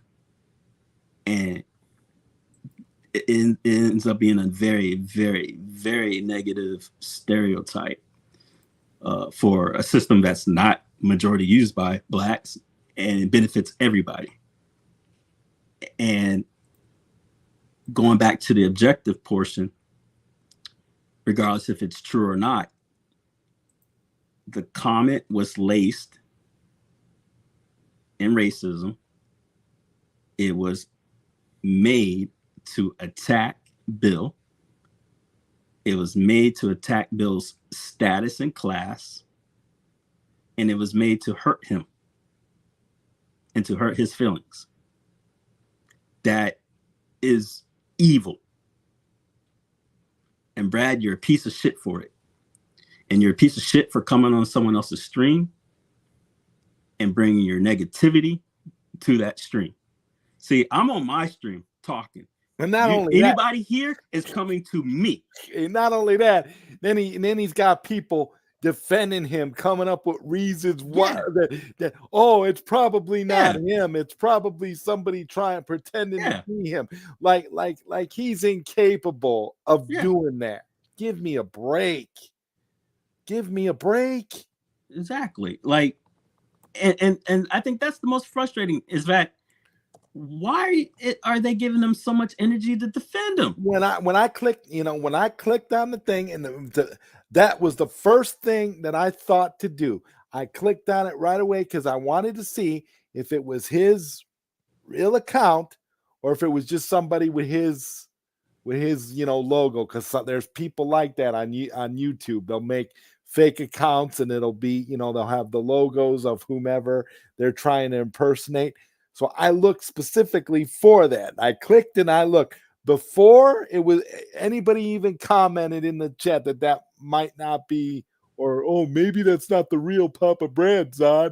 And when I clicked on it, and it went right to his page, right to his YouTube page with all of his videos, all of his stats. It was him straight up. And then I had people coming to me with DMs talking about, there's ways that people can do that. There's ways that people can, make a fake account and then still have it linked to his YouTube channel. I'm like, no, nobody's doing that. Nobody's doing that for Papa Brad. Give me a break. So I'm gonna bring up a name because the only person that I will find that would make such a fucking outlandish technical trope theory, Rainwater Games. Was he the one? No, it wasn't him. Okay, cool. Because that was weird. Hopefully it wasn't it was a couple different. Hopefully it wasn't Brooklyn. It was actually a few different people. And I had conversations with Brooklyn about it because when I told Brooklyn, no, I checked and it was Brad's link. And Brooklyn was like, well, I can't speak on that then. See, because he was trying to defend him, but that's the thing. It's like he automatically gets the stuff, but then someone like Bill automatically gets to be welfare king. Like, where's Bill's defense, guys? Why are you putting so much energy in defending Brad? Why aren't you putting the same energy in defending Bill McLaughlin? I like what Toxin says right here. If that was the case, he would have came right out saying that's not me. Papa Brad would have said that it wasn't him. Facts. Papa Brad wouldn't have needed somebody to defend him. You're right. I'm gonna go down this. Papa Brad continued to make comments. He continued to talk after that. It's not like that was the only comment he made the whole night. It's crazy. We hit this up. Question: if Brad is doing this from a racist perspective, what's stopping YouTube from taking his channel down? And Mo pretty much hit it on the point. It's called freedom of speech. You don't have to like it, but that's his right. But that doesn't mean that we have to accept it as a community. Also, if you've noticed, he doesn't do it on his channel. He brings it to other people's channels. So that's where the violation occurs. This is on someone else's channel. So you're going to strike the channel for someone else's comments, and then also what he does is he backtracks and he will omit. So like when he did the shit with She Lion and his HR got called up, he was so fucking prideful. He made sure he didn't take down the video. He trimmed out the portion of She Lion. That probably would have got his channel strike. And then let's see here. Like you said, free speech. This is true. Big E with the shameful shit right on. Anyone doing that has too much time on their hands. Exactly. Right. And nobody's gonna pretend to be Papa Brad and do that because number one, people don't even watch his stuff like that. Well, it may be time to send PK some love, just like I did John. Mm-hmm. Yeah, remember, and that was another At Games is building the Death Star, right? Yep. That's his favorite thing to say now. So yeah, I think it might be time to send At Games and PK some love about Papa Brad. Let's get loud. How about it? You know, that's a good point. Because I don't know about you, but do you want him to be a representative for At Games? I don't. Not with this shit. You know, like. And then the fact that he ran our arcade into the ground, he's going to do the same thing with At Games. Of course he is, because nobody wants to be his shit. And then he's going to have so much shit flagged. You just type in At Games, you're not going to see John Wagner. You're not going to see Wagner talk. You're going to see his crap. Biggie, if you want to watch the interview I did with Bill, it's on my channel. You can watch it in its entirety. It hasn't been edited in any way. You'll be able to see what Biggie, you still don't know? What all right, hold on, I'll bring it back up. That's fine. This is what the show's for. Yeah. So let me know what you read about this, that any of this is okay, Biggie. This is Papa Brad posing a question to Bill McLaughlin, developer of the MSVX for Unico. If you, Bill, are using food stamps to buy energy drinks, you, Bill, are not getting Mortal Kombat or Street Fighter for your BashBox. That's a very laced comment. What top tier games come with the system?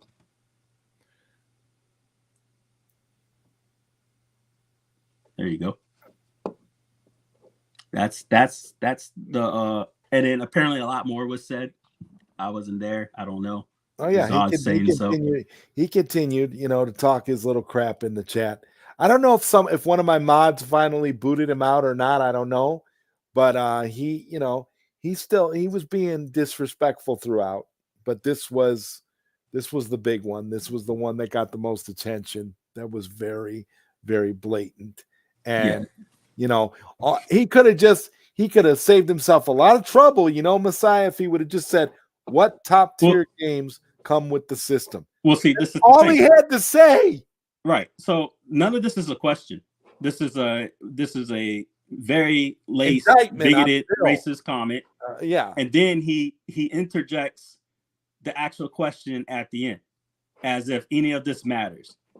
The only question here is what top tier games come with the system. But he's already insinuating Mortal Kombat and Street Fighter won't be on the system. How the fuck do you know? But at either rate, that's not the only way you can play your games, goober. Like, the fuck? Like, does it make any sense? Yeah, and again, Biggie, this is the same guy that was begging Bill for a review unit. Yeah, and he begged for a review unit prior. Here we go.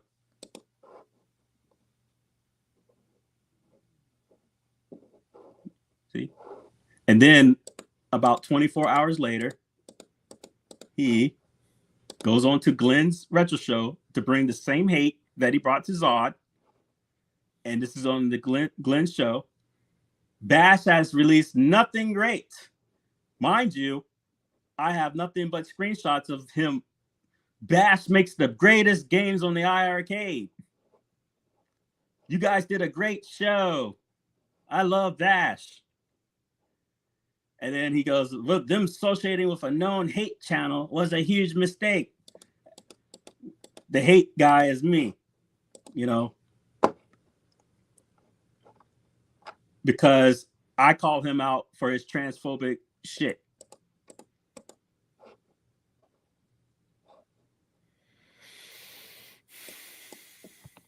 You deserve to be slapped, man. So after what happened with She-Line, you think he would learn. Right. And that's the thing. And he didn't learn because he has friends who enable his behavior. I get it. We already talked, Brooklyn. I get it. It ain't just you, buddy. it's enabling shit when sometimes you just got to say enough's enough. And the enablement comes from, it doesn't matter what you say to them if you're going to other people. If you're going, why are you going to bat for him and not going to bat for Bill? You know, you should be making stances and going, this, you know, you were wrong. I got nothing to do with you. You know, whatever you did, whatever. But, you know, as your friend, if you need, you know, some consultation, I'm here for you behind the scenes. As you fucked up, my man. You fucked up. But but I'm not gonna sit there and waste energy going, that wasn't Brad. Did you ask him? Did you even ask him? Why would the automatic defense it's like an automatic defense mechanism. Yeah. It kicks in with these people. Like, oh, that wasn't Brad. Oh, yeah, I couldn't have been Brad. And they cock up some freaking conspiracy theory. You know, they call me the conspiracy. That was some crazy conspiracy theory. Somehow they hacked YouTube so that when you click on his comment, it refeeds from the fake Brad to the real Brad. Like, what the fuck? Yeah. You just got VPN attacked. Give some me weird shit, a man. break. Not only that, it's that like shit don't exist. Listen, man, I got a small channel. I'm not a big channel. I got like 2K subs. I don't have a lot of subs. My channel's not that big. It's like you're not gonna get that. That's not gonna happen. Nobody's gonna do that for Papa Brad. Come on, man. And the problem is, Biggie, and I'm just making a generic statement, is if I see a channel like, you know, if I see, you know, Mo, or if I see your name, and then 3 weeks, 5 weeks from now, if he's on your fucking channel, that's the bullshit support that I'm talking about. Is that I think it's enabling when things like that happen, but they haven't been appropriately addressed before you show some, you know, support like that. You know, I'm not saying eventually move on. What I'm saying is, if you're going to show support like that, then you should make it public address on your stance, because for me, now you're part of the situation, you know? Yep. That's crazy, man. But, you know, hey, we're talking about it, and that's a good thing. It at least deserves to be talked about. It should be discussed. Exactly. It's going to get discussed. And you know, and another thing that got discussed with She-Line, right?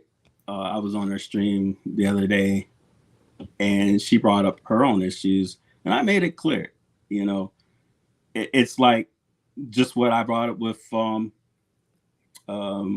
Brooklyn, right? Like, we get it. It's not just, you know, you're pictured with him, but you're your own person, you know? So I made it clear, you know, I'm on her show. I'm there for moral support. She's my fucking friend, obviously. She wants me to use me as a sounding board. She gets to do it. And, you know, so be it. And everything she said, as far as what happened to her, was true. You know, so she got upset that she got sent a toxic image.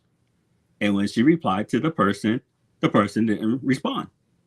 So she's upset that if she's trying to get away from the toxicity and stuff like that, why is she being brought back into it and ghosted? You know, and she just got fed up with it. So she went off about it. She went off about a lot of shit. I was like, God damn, you know, but that's how it is. And a lot of people are going to get mad, but, you know, take it up, you know, and then talk to her, you know, talk to her. Have a conversation. And if you don't want that, then expect there to be bad blood. But, you know, you can talk. Always. Yeah, definitely. Yeah. Rest in peace to Apollo Creed, right? Yes. Carl Weathers was a good dude. People don't know, nothing will change. Exactly. A lot of this gets brushed under the rug. Exactly. Biggie, you were talking a lot during that stream. What's the deal, man? You're saying you were gate kept and all this other crap. You want to talk about it, or you just let it go? That was interesting. I like Biggie because as soon as he came into the scene, I didn't see him involved in any of this drama shit. You know, seemed like he was. No, he's a good dude. He's just trying to build his brand and do his right. thing. Nothing wrong with it.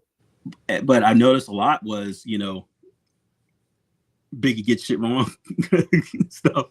But to be fair, if he had information, that doesn't mean that the information at one time wasn't accurate. You know, and if you're making speculation video, then that's all it is speculation. So I don't recall seeing any videos that he did that would be considered wrong. I mean, maybe I missed something, you know, but I don't know. It's interesting. I tried to message her and I can't, and I don't know why, but I can't. I'll let her know. If y'all can work that out.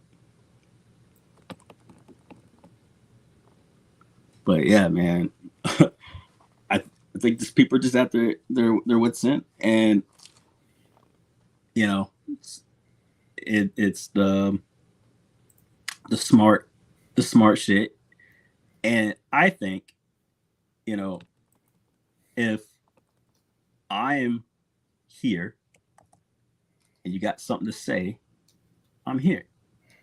You don't have to wait till you get on your show and you feel empowered by your friends to make some smart ass slick comments, because I'm not there to rebuttal. You know, if you have a stance, then why don't you talk to me and tell me why you think your stance is correct versus my stance?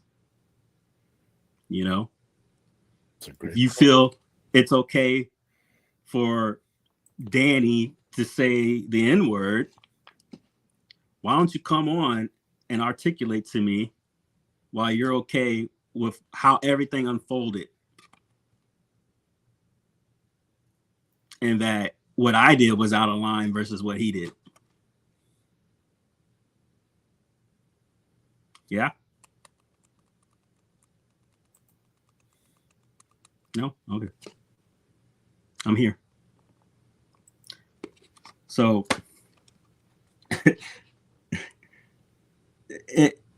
that's where it gets old for me. And once again, you know, have your shows or whatever, but if I come behind the scenes and we're talking and we're casual and we're cool, and I'm like, hey man, I'll come through anytime you want, answer any questions you got. All right, bro. And then, you know, you see a lot of digs. You go, damn, you know, like, weren't we just talking? You know? And it's easy to have one-sided conversations, but not have real-time counterpoints. And I think that's where a lot of these guys fail, is that they're not willing to subject themselves to it. You know, if you have a stance, I think you should be able to come on and talk about it. Mm-hmm. You know, we can agree to disagree, you know, but it's easy to skirt around shit. Like I said before, if I say, you know, what color is the grass, and then you keep purposely ignoring it, and then you type on something else, that can't do it.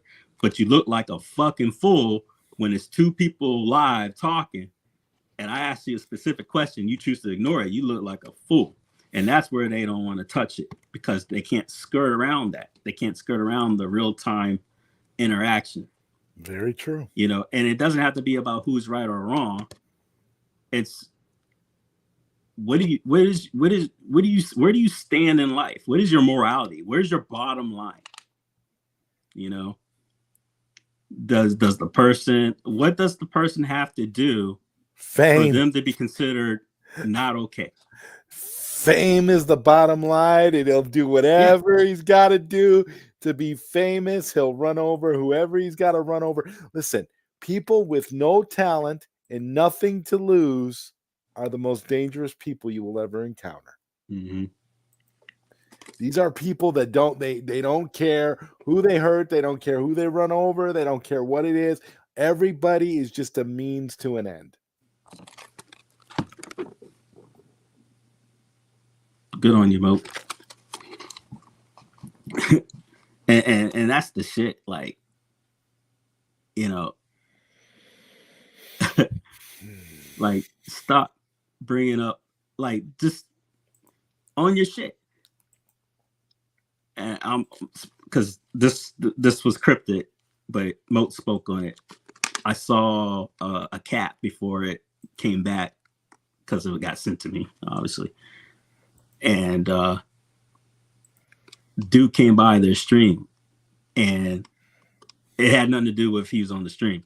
It's when he being Danny, decided to bring up She Lion. And he blamed She Lion for having some bullshit disassociation with Arcade 1-Up.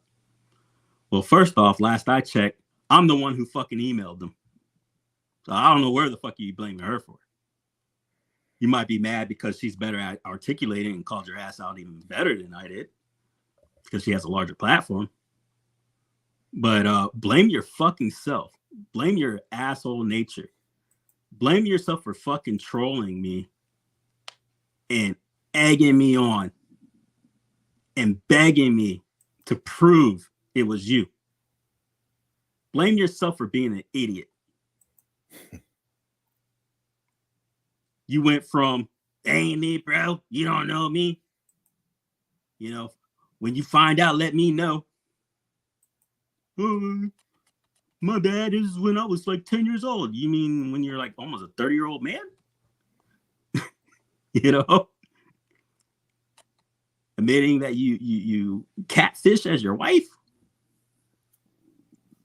Don't fucking think you can sit here and troll grown people over something that sensitive, and then you're not going to have repercussions. And then after the show, you make your fucking rounds and you talk some shit after you play some fake ass alligator fucking tear boohoo bullshit. You had no fucking remorse. Brother, he admitted it on my show. I called him out. He admits it. It's not him, dude. That's not his wife. That's him. You ain't know. He's catfishing you. Man, dude's got to stop looking at those. He did the whole Facebook bump and and I was like, wait a minute, that's fucking Danny. So then he comes on the show and I asked him about it. He's like, yeah, I use her face to da-da-da. I was like, hey, he missed this catfishing. There was no way about it. That's him. Oh God, that's so. Because he tried to pull the bullshit of I don't have a social media account. Like, yeah, you do. You catfish as your fucking wife, and it's on the stream. See, I always thought that was strange how he used that word. I grew up with people who never used that word. But see, here's the deal, right? It's a sensitive topic, right? It's one thing if he was just the Eminem fucking fool of, even he doesn't use the word, but if it was like, you know, yo, my N-word, blah, blah, blah, blah, blah, you know, like a term of endearment shit, like, okay, this is just an idiot. I wouldn't even blink. But every usage of the word was meant to be derogatory, which means it's coming from a place of hate, which makes it literally the horror. Hate and ignorance. Right. So this wasn't one of those, you know, banters that we're having, you know, where we're behind the scenes and I'm talking to Godly, Godly's talking to me kind of thing, you know. And the thing is, I'm from a colonial area, okay? My whole fucking life, no matter even the people who do use it, we don't, in our society, correct me if I'm wrong, guys, Mo, Godly, we don't even use it towards each other if that's not how we roll. Am I wrong? That's not how our society rolls. So for him to go around and play this bullshit game of, you guys, no, it's not how it fucking works, fool. I ain't been called that fucking word in my life by my own people because no one would. They may use it on their own friends and shit like that. I never got to call that. No matter the variations. And that's how it is because we respect the code of where we come from because we all come from different places. Let me see here. Meanwhile, in the background, right? Sorry, when I see his name, that's what I think. It's a great ad lib that better be on the show track, though. You know, and you know, I spoke to my brother here, Godly, you know, about I keep saying, you know, about a lot of this shit.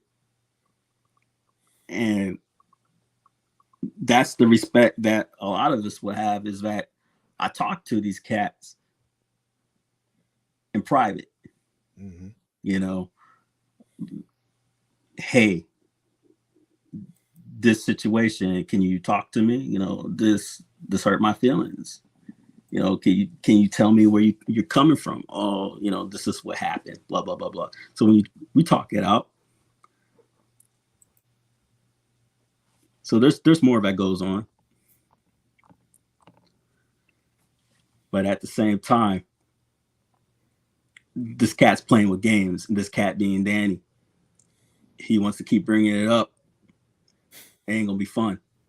And I'm getting real tired of seeing his fucking face play victim to his hate. It gets old. It gets fucking old. And this would be one thing where it was true remorse. But like I said, you fucking trolled me to prove it was you. And then after the stream, you trolled like, yeah, see, it's no big deal. It's okay that I said it. That's his stance. So he's a fucking crocodile tearing fucking liar. That was a pretty good. That was a pretty good impression too, by the way. Let's go, guys. Come on my stream. Oh, that's pretty funny. You know, shit. Wow. Fuck. Just stop it, man. Ignorant. Freaking ignorant. And I don't understand it. And I thought we had good dialogue on the show, but when I saw him making his rounds, his little backstabbing rounds, I was like, oh, you little bitch. You know, I gotta work on my preposition pauses. I keep saying, you know, I'm catching it. Got me. I'm gonna start stuttering. Shit. You see all that coming out. It's all coming out now. My Tourette's and everything gonna come out. Shit. Yeah, you get ooh. But yeah, man. It gets old. Have fun, guys. You know, do your shows. I don't want to be the word police or nothing like that. Have your own opinions, but at the same time, just know if it's about me, I'm here. You know, you're here. Bring me through if you got something to say. You know, it doesn't have to be nothing slick or, you know, about a topic or anything like that. That's the thing. You always put the link out there. Yeah. So it ain't, you know. Just talk to me. Hiding in plain sight, right? Yeah. Yeah. It's like on Facebook because I don't have my face on the screen, but everyone knows my face. I'm here. Yeah. I'm right here. You know my Facebook page. You see me. I'm a real human being. I'm right here. And then it's going to probably take most folks about 48 hours to come up with a little video and do what they do. That's fine because I know what I'm doing and I know what it brings. And then I'll just give you the same energy back. And I have something that a lot of people don't have. I have attrition. I'll set the shit up on macros. I'll go to bed and you'll wake up to a new video the next day. It's fine. So the cycle can continue or it can stop or do whatever you want. You can talk it through. But at the same time, just because we end up being cool, right? Don't think that removes me from the situation if you're attacking my friends. It doesn't. Because now that's what some people would think where, well, I got cool with Messiah, so now if I attack She-Lion, he's going to stay out of it. No. I'm going to come back at you. Leave her alone. You know? And for the most part, she left a lot of people alone, but they bring her back in. And when she was, before she got ousted, she was protected. And then a clear transphobic fucking video drops, and now she's, enemy number one. Why? What has she, just think about it, guys, seriously. Has she come out first about any of y'all? If she did, let me know. I would love to know the history. But a lot of the stuff I see is her defense. Call it fucking what you want. I see it as self-defense. That's how I see it. And I don't think it's fair. But that, so be it. But she's grown. She was a military drill instructor. She served. So she's grown. And she could defend herself. And the thing is, I mean, this can get real nasty, like, okay, you copyright strike the videos on the person's channel. Then they just make another channel and continue. So it's a weird cycle, but there's enabling behavior, and it's the enablers that continuously allow it. And then they'll sit there and go, and I think a lot of people, they get mad at the wrong people. Yeah. That's a good point.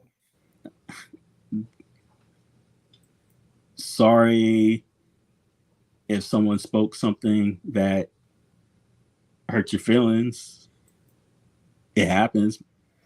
I know it happens to me. That's why I speak out or talk to the people. Hey, I'm grown, but my feelings got hurt. So, let's talk about it, right? But then what ends up happening is, the passive aggressiveness hits, YouTubers and blah, blah, blah, blah, blah, drama. But here's where I get off. If you don't like what I said, there's a video, right? It's going to get downloaded and uploaded to YouTube. Why don't you clip me and go, because one guy did, or after I called him out about it, he said, hey, you said this, blah, blah, blah. I said, why don't you clip it? So he's like, okay, well, here, at the 3-hour and 15-minute mark, you said X, Y, Z. I clip it and then I put it on the Facebook and I go, yeah, I said this. What's that got to do with X, Y, Z? And he's like, oh yeah, you're right.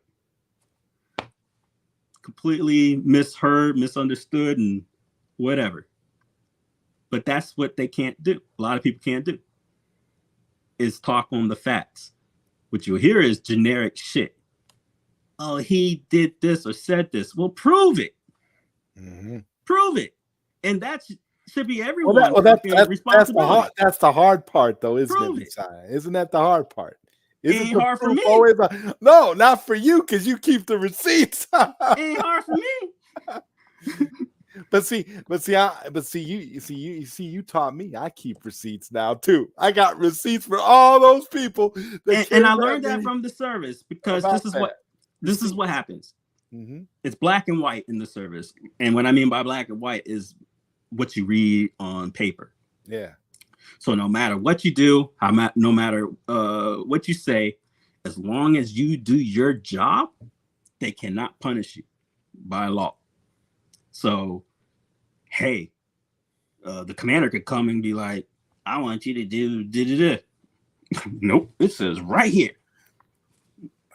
And they can hate me. They could put me at a different post. I'm not going to do it. Because, hey, these are your rules. I've had it out with operations officers. They pulled me back and like, show me your area of responsibility, because I wasn't somewhere where they said I should. I'm like, do you want to freaking read the SOPs? It's like, you wrote them. And I'm about to bring him in. He's like, no, you don't have to do that. I was like, well, then don't have me in your office trying to fuss me out because I wasn't out of my zone like you thought I was supposed to be, you know? So you got to do it black and white. Keep it there. Don't bend. They'll call and say X, Y, Z, and you just got to tell them no. And like I said, they get reprisal, but it's better than losing your job or going to jail or whatever. And that's how it is. And if you do not bend the knee. And that's where I learned it. Keep the receipts, keep the paperwork, keep it all. Yeah. And that way you don't get in trouble.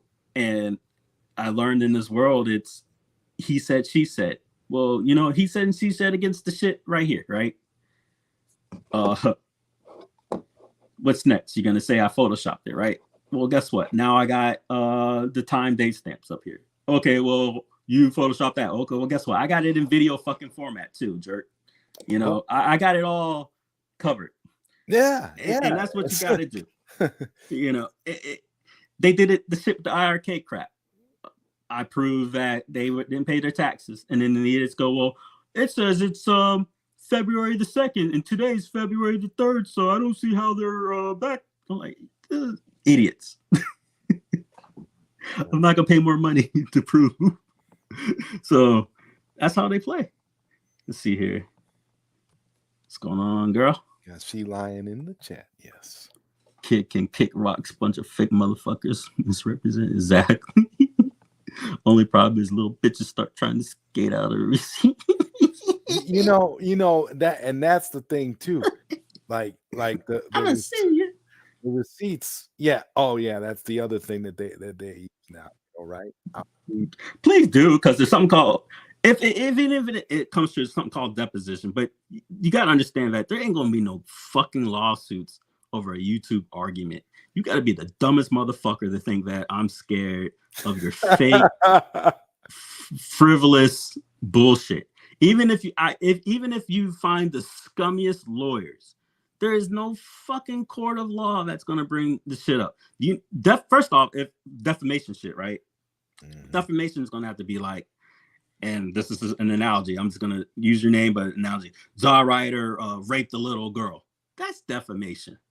That's a malicious act. Da da da da da.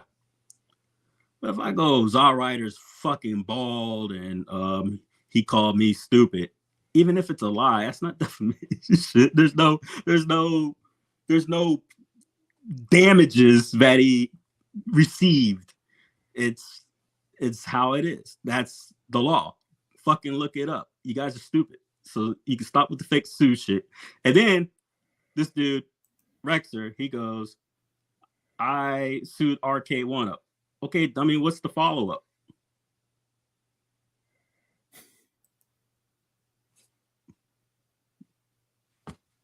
Like, you lost?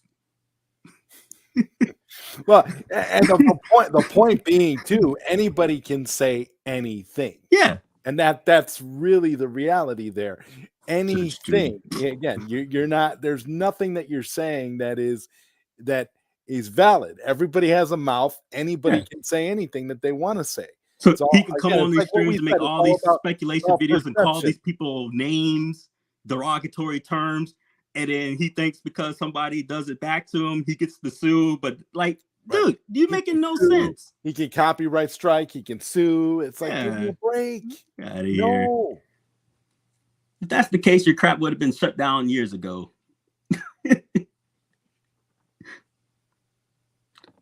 Oh, man. I am just tired of it. But you know what I want to do? Hit up on this other guy who keeps wanting to take low-key blocks at my girl. I like to talk about, just randomly talk about Best Buy and their policies. Apparently, Best Buy has a conflict of interest policy. And in their policy, they don't like people, having second jobs, apparently. Especially a job that could be with a competitor or having a side business or with a vendor. And somebody who can work there and influence the relationship with the company. Could create the risk of Best Buy confidential information being properly disclosed to the outside employer, or confidential information from being outside employer being improperly disclosed to Best Buy. Could interfere with the employee's job performance or work schedule at Best Buy. So, I guess coming on YouTube and stating that all you want to do is be A1 up rep for the rest of your fucking life, and then talking about your job on freaking YouTube and having improper relationships with other folks, it's not okay. So if you want to keep coming on freaking streams and talking shit and making other people the ire of your downfall, we could do that. So yeah, fuck off. It's not smart, and it's childish. Don't make your drama someone else's. It's your actions. This is your problem. Like, look, if I did it and I got called out, you own it, right? That was me. I fucked up. Hopefully you guys can forgive me. But I'm not gonna be a little shithead and blame you. Yeah. I'm not gonna troll you and go, it was me. I dare you to find out who did it. You can go around fist bumping people who use the N-word and the hard ER on people as your sounding board. It's crazy. Who is this guy? Brands or have ruined this community. Let me go check this guy out. I've never seen him before. Have you? No, can't say I have. Let's see here. Let's see. Stream. View on YouTube. All right. Go to his chat. Channel. Go to channel. 31 subscribers and 86 videos. He is quite real, it seems. A lot of streaming. A lot of Mortal Kombat. Cool. Absolutely. Torrent, many have befriended these hoes. I warned half of you. I've never seen you. Who you warn?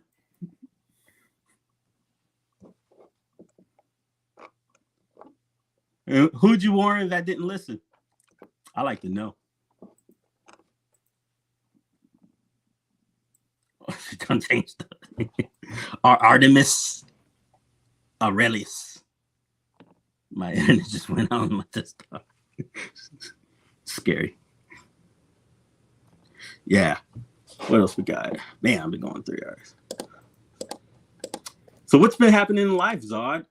Other than this the bullshit that happened to you and Bill the other day. Hey man, I'm just loving all of the positive stuff that's coming out of that. Yeah. In fact, I want to see some good things. Yeah. Hopefully we can bring that. And yeah. I'm just saying, guys, we're all in the same community.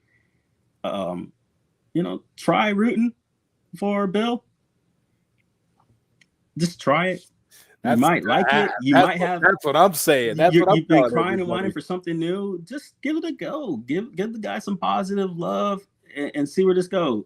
I'm not getting nothing out of it. Bill is going to probably get very little out of this.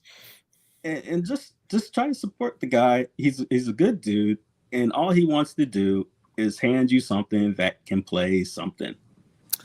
Well, I don't see the hate. Well, thank you, Godly. I'm glad that you watched. Thank you so much. It's just that's what I try to do. I try to do a good interview. I always try to make it a respectful stream.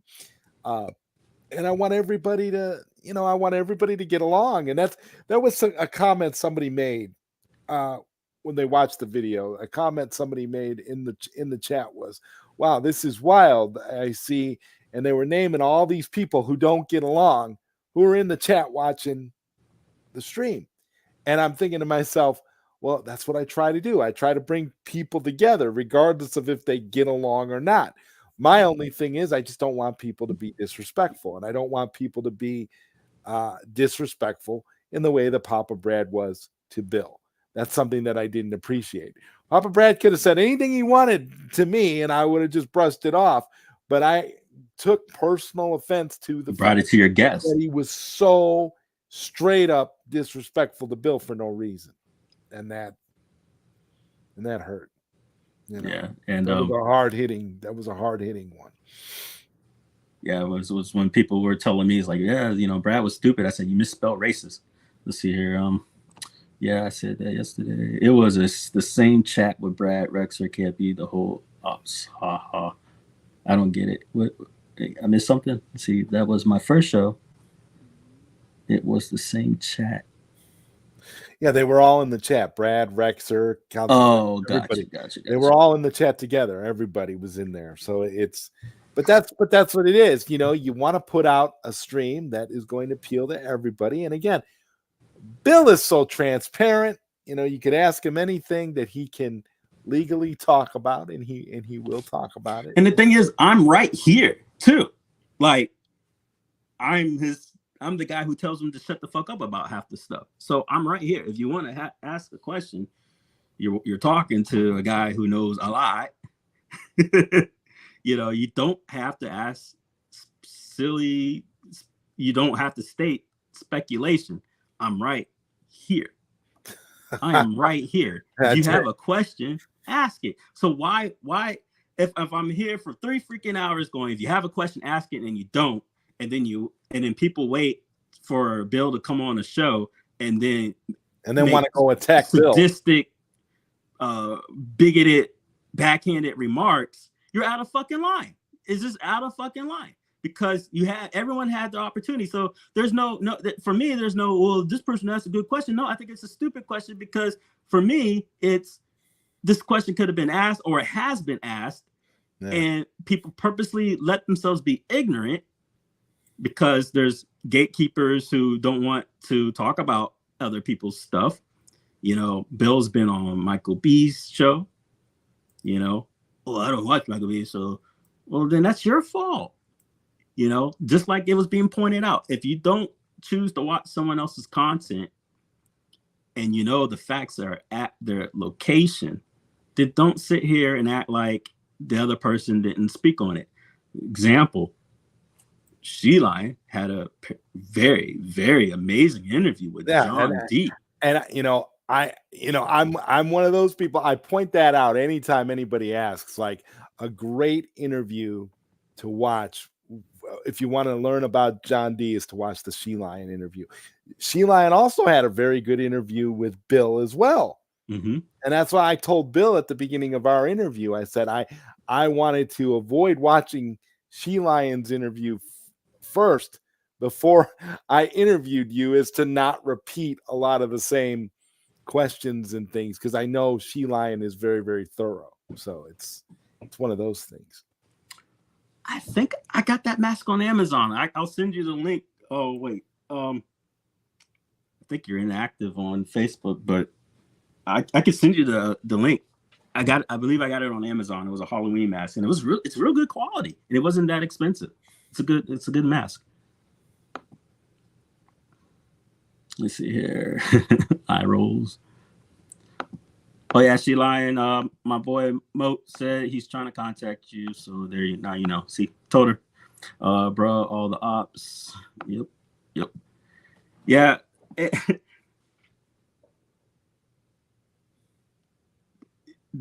I'm sure you guys have more questions about the BashBox, and you don't have to do another, outlandish podcast. I mean, you can. It's your right. But I'm here if you want to ask. And then you could talk about the facts so you don't have to speculate. So yeah, Facebook is dumpster fire. I'll pop it on for the link. yeah, hit me up and I'll send you the link. Good luck with that. Yeah, I hope everybody can go back to, I know there's tension. Well, hopefully everybody can go back to talking to each other again. I just don't understand where the disconnect end up happening for a lot of people. It sucks because, you know how it is. Mm-hmm. Friends are going to talk, friends, blah, blah, blah, blah. But it sucks when it gets to the point where it's like you're just done. And it sucks seeing people that knew each other not wanting to talk to each other. But like I said, I was on She Lion's show the other day. She's my friend. She asked me to be on. I was a sounding board. It sucks streaming by yourself, Sometimes you just need that person to. Oh, it always does, man. You always got to have somebody to bounce off of, and for ideas and for just getting your thoughts out. And it's very important to have that. I agree wholeheartedly. But say for you, right? I feel that you'll be afforded the privilege of whatever I said about all these other guys. It's not going to be pushed onto you. You know what I mean? Because you're clearly have your own stances, whatever. And then if you have your stance, you make it clear, like you have, right? And so just because I say something doesn't make it, we're not the board. Just because you're on the show here, communicating with me, having dialogue with me, doesn't mean you 100% agree on everything I say, right? That's true. That's right. True. But I also feel like there's a certain level of respect and right. and understanding between us in particular. If I'm going to speak about you and me, where how we're talking, yeah, we might not agree about everything, but we're agreeing on most things with regards to what's going on here. That's right. For sure. Right. So exactly. So and it's the same case with She Lion. Yeah. And so she had her experience. She spoke on her truth. Mm-hmm. And her truth is validated with me. But at the same token, I spoke on my truth. Hey, these are my experiences with X, Y, and Z. My experiences happened, the last several weeks happened to be positive. It sucks for you because yours was negative, but it's true what you went through, So that ends up getting conflated with, Messiah was on the show, so he's automatically hating on me kind of crap. That's not the case, But like, sorry, your actions were, she felt were fucked up. Tonight in a nutshell was just us defending Bill, right? Because we both care about Bill, and we don't like seeing that kind of stuff. And like I said, for me, I just took it all personally because it happened on my stream, and I'm like, man, you should take it personal, because that's so fucking disrespectful. Like, how dare you come to basically my safe space, and bring your shit. And then not only did you just bring your shit, you brought worldly political shit to a space where we don't need that shit. At no fucking time in a gaming environment such as this should I have to bring up the fact that we got motherfuckers going around calling people the N-word, justifying it, trolling about it. Should no fucking going around talking about people on fucking welfare, talking about people's sexuality, none of talking about people's living conditions, disgusting. And the thing is, this isn't like one of those generic comments. Like, I made a comment before, like, hey, I believe people are upset because maybe they just can't afford the product kind of stuff. You know what I mean? But who am I talking about? I'm talking about whoever the fuck the shoe fits. You know, Yeah, I don't know. Well, hey, It's you're not talking towards about, hey, nobody. you're talking You about, know? hey, Mister, And maybe it's 100% wrong. Yeah, I well, don't hey, know. Mister, give me a free You unit. can't be If mad you don't give me a over. free unit, I'm gonna talk about your brand. Like, You that's can't be offended over something that's not truthful to you. exactly. You know, so if that's the case, then the shoe fit. Then I guess I offended you and the shoe fit. Exactly. You know, but when I'm sitting there talking to you and going, you're on welfare. You can't do these things. Specifically singling him out to the point of as an individual, speaking to Bill, speaking on Bill as a man and attributing these issues to him. Yeah. Like where did you come through the other guys, stream and go, hey, since your unit is XYZ, what are your top tier licenses? No, you go, I'm gonna buy anything you ever freaking make because everything you make is gold. Like, right, remember, Moon Patrol is a AAA product, right? I mean, even though they're the ones who made up the definition, well, they didn't make it up, but they doubled down on the definition of what's considered a AAA. Which was a silly argument because we know the history of what is called a AAA, which is basically starts with like Final Fantasy VII and the large, $1 million games and da-da-da. So technically nothing before like the year 2000 is considered AAA, but we all have what they call the English language. And as long as we're communicating and you understand what the fuck I'm talking about, that's the language. So when we say AAA in this freaking community, we're talking about the fact that it's a popular game that was mass produced and it went into a lot of people's homes and it's considered A tier. That's AAA for this community. And Moon Patrol ain't it, but hey, it's a good game though. Let's see here. Say Ruckus, every time you say Bill, keep thinking of Bill's retro show. Yeah. Billy. I'll say Billy. It's like Brad was the one that started the car and park joke about me. LOL, but I don't care what people think. No one's biz on my personal life. I'm sure y'all don't think I'm homeless. We talked about that earlier too. I don't know what to think about you. I don't know you. But I keep saying God damn it. You make charge videos too, Damien.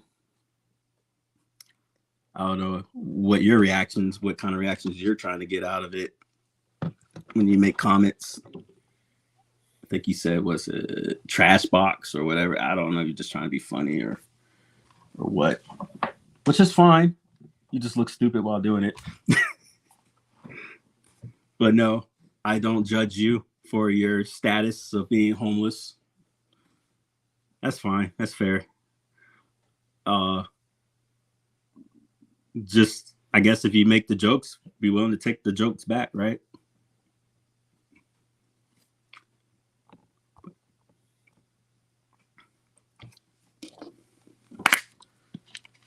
But no, nobody should. There's a difference from coming from dark humor, or for me, a lot of stuff is about intent. That's how I feel. It's not necessarily about the inaction. My ethical stance on a lot of stuff is the intent, especially being prior law enforcement. If a troop had an accident, it's called a fucking accident. It's not called a purposeful, it's called a freaking accident. Who intends to wake up and go, I'm going to fuck my career up today? Nobody. But a lot of people don't look at it that way. And some people have Freudian slips or say things ignorantly and just miss the mark and go, crap, that's not the way I meant to say it, or I should have never said it, or wasn't meant to come out. You look at those intents, right? For fucking Brad, the intent was there. The intent was to make Bill feel low. The intent was to hurt his feelings. The intent was to remind Bill of his place. That's what his intent was. And that's what's fucking disgusting. What makes me a Redskins fan? I'm not really a football fan. I am from Virginia. It's the closest representative that we have in the state. So when if I do wear sports memorabilia, it happens to be the Redskins. And I know the whole, what do you call it, the wishy-washy stuff on that crap too. Now the Commanders and all that good stuff.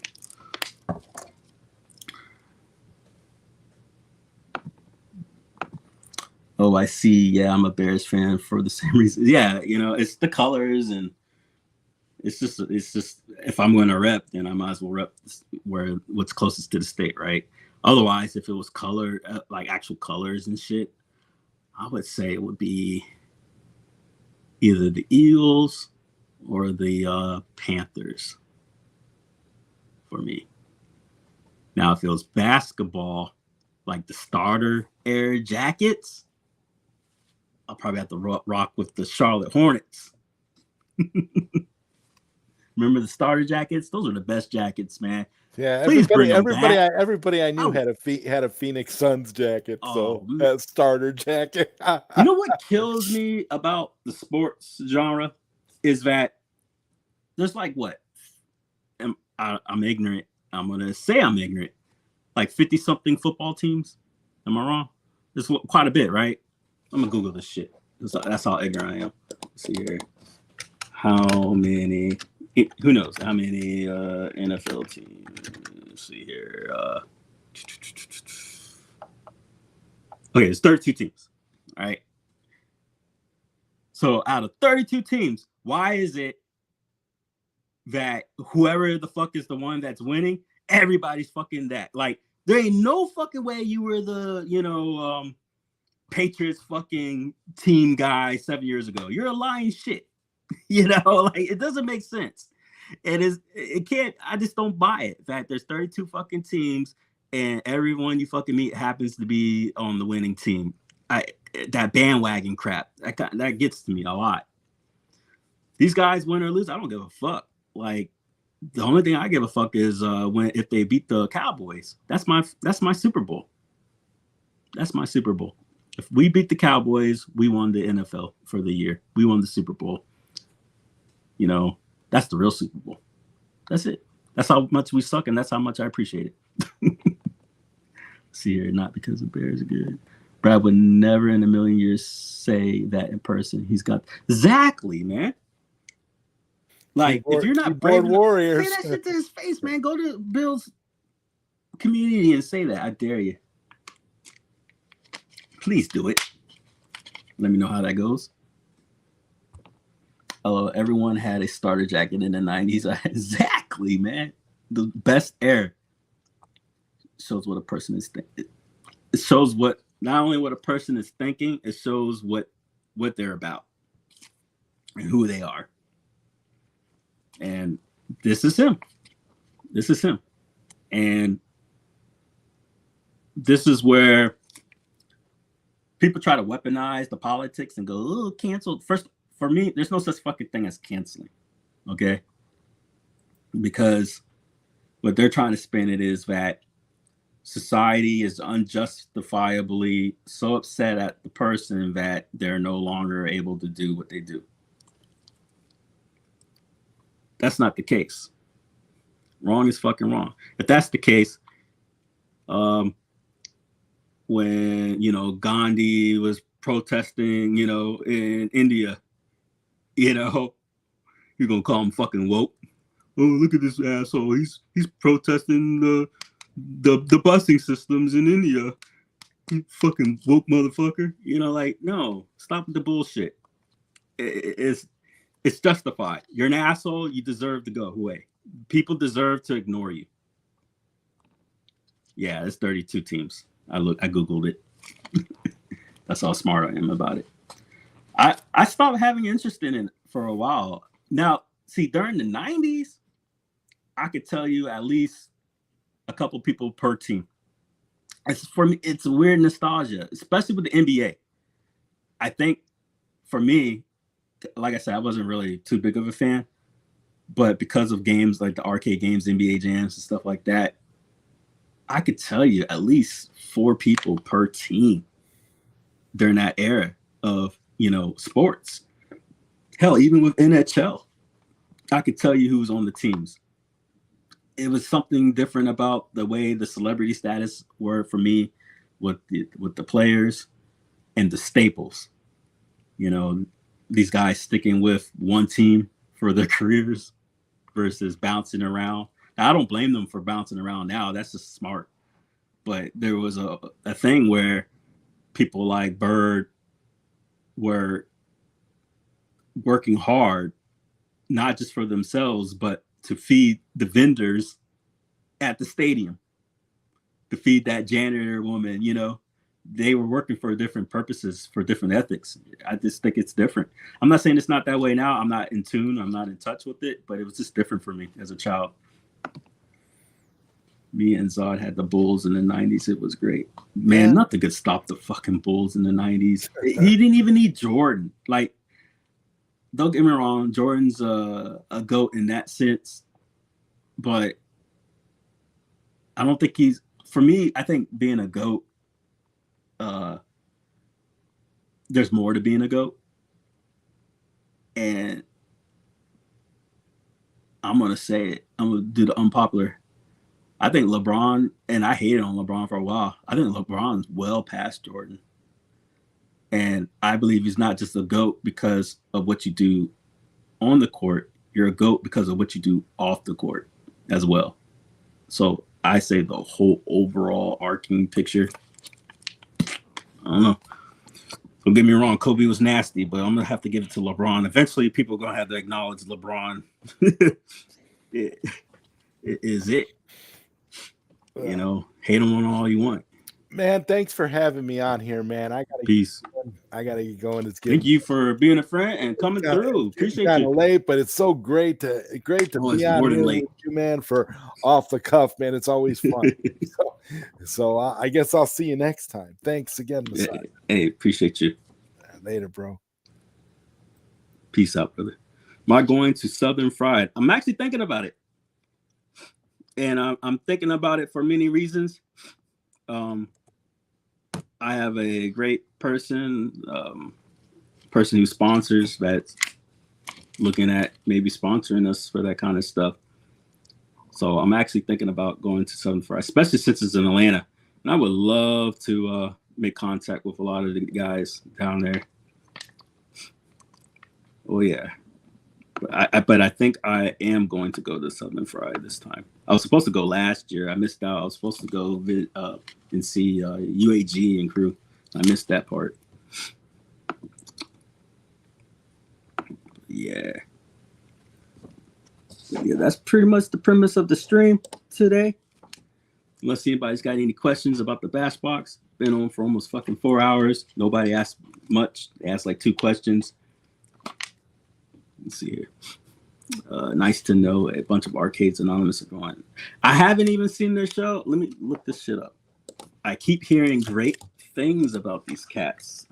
Arcades Anonymous.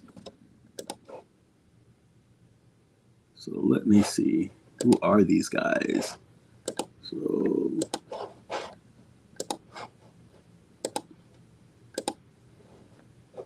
window. Chrome tab, Arcades Anonymous, share. These guys?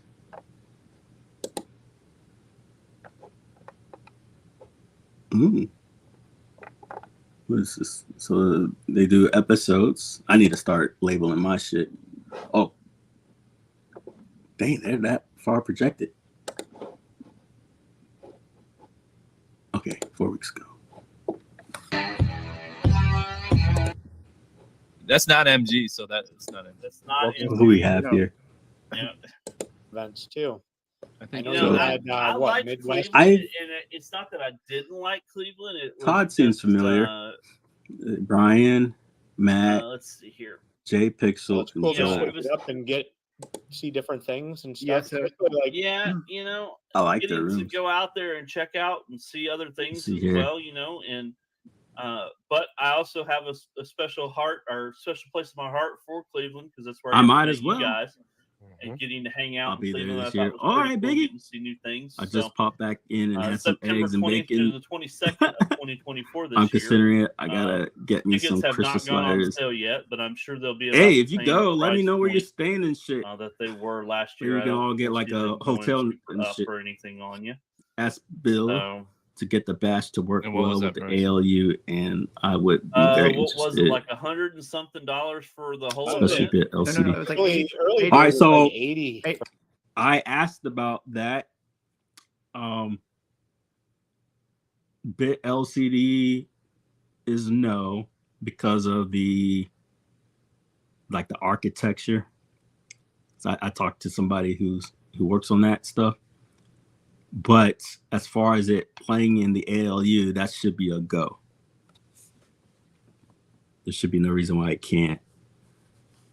I'll ask again, but as far as the ALU, yes. Bit LCD, no. But they do it in a minute. See, I told them to schedule closer to the stream. Okay. I'm going to try and book a flight this. Oh, shit. Let me know what hotel you're at. I might try to get down there and book advance myself. Or hell, I might just drive. for the 80 or whole- $85. regular. Okay. Yeah, Yeah. tickets and a T-shirt. Did What was that? Yeah. you see that? They had What was that? Same price. P-dubs? Steps is in this video too. Yeah. I don't think I've even seen this yet.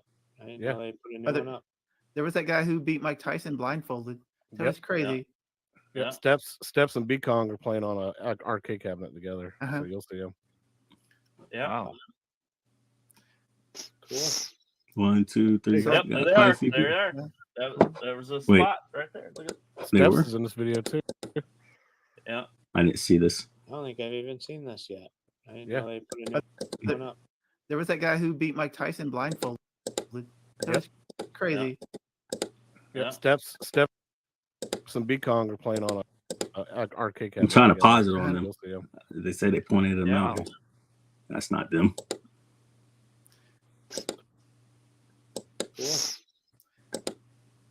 Okay, there we go. Playing on was that Astro City? That's gonna be nice. There you go. Yep, there they are. There they are. Yeah. There was a spot right there. Look at that. It feels like this one's the up and coming one. I never Yeah. heard it before, and it just seemed like last year it just There's kind Tech of Buzz. it's starting to get traction. So Wish there was a way to Maybe connect like the some next BashBox 3 via or something HDMI or and use the coming out. HDMI made mode I of the. thought bit it was a good LCD. venue. I mean, I had a blast there, and I'm sure you guys were too. You know, Yeah, it it was was an amazing. interesting show. Interesting Huh. show for sure. I'll screenshot this and see what's up.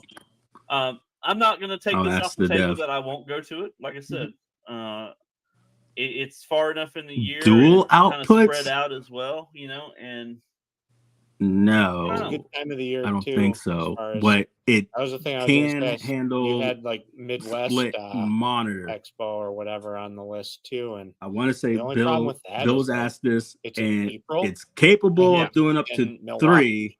and But yeah, I can Milwaukee. tell you gonna be that no. from It's just, being you know, the living right capabilities. across the lake from But it where will that do event 2. is. You never know what the weather is From what going I to be know. like in April. So dual You split. could have I'm snowstorms, pretty positive. ice storms, or it could be Maybe At Games will give us sunshine the and upgrade board clouds. later on.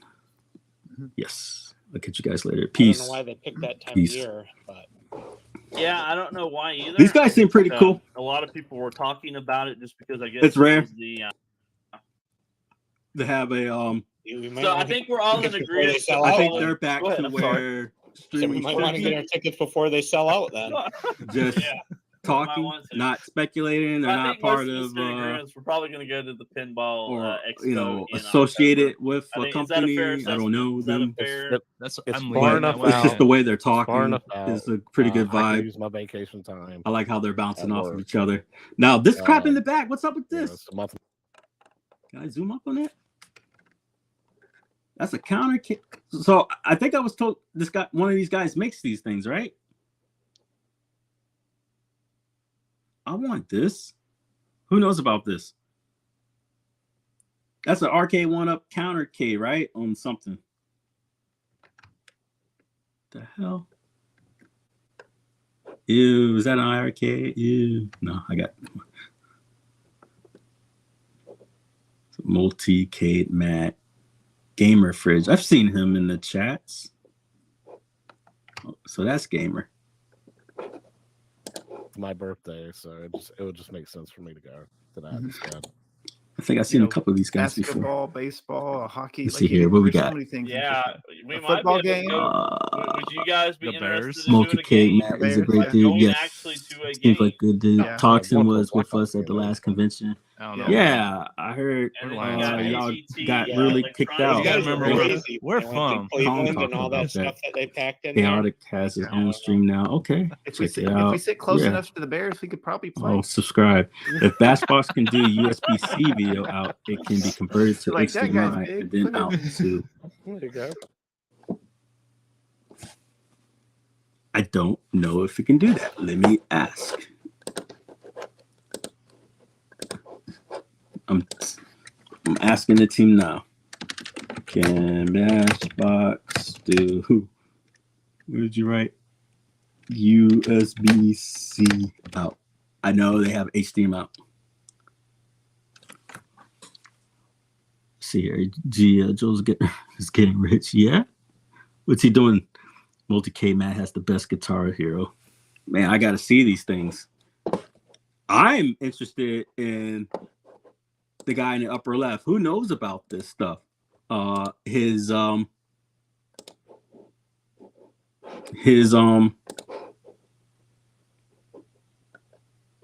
crap, wrong string. The stand here. Y'all see that? It's a stand for the counter cape. I want this in my life. Let's see the crew. They're probably all asleep. Who asked me this? I'll get it back to. So Jason asked. I will put it in a community post. He makes them. Does he sell them?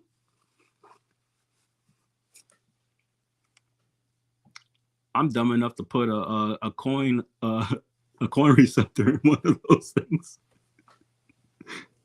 This looks cool as hell. Oh man. Does he have a website? Because that's one of the best mods I've ever seen.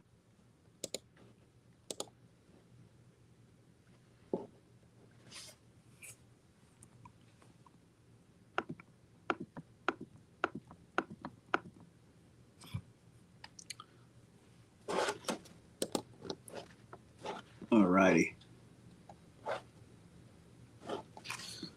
Let's see. Sure. Okay, type this in so I don't lose it.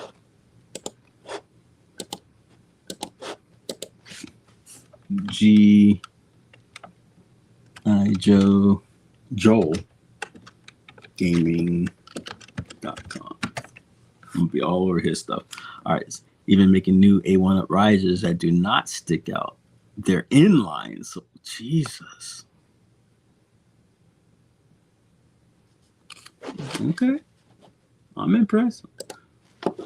Let me. Yo, look at this. Okay, this is one I want. Riser kit.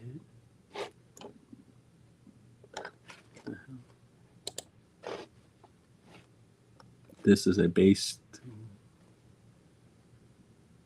Oh, this is sick. Plug and play where you are. So as silly as this sounds, I want to put a real coin. This is cool. It looks so good. And it, oh, no way. Yeah. It finishes. Does it finish the actual art? No, it's different. Okay, so you got to put a different art on the side. Because this isn't the original artwork. But that's cool. So, what does it come with stickers? 3D door, coin, basic stand, color edge, plug and play. All right, the addition of new side art for both countercades and the stand that rescales. Okay, so it comes with that. Oh shit. The countercade machine not included. This is a stand. Okay. Oh man. What am I looking at? This is good.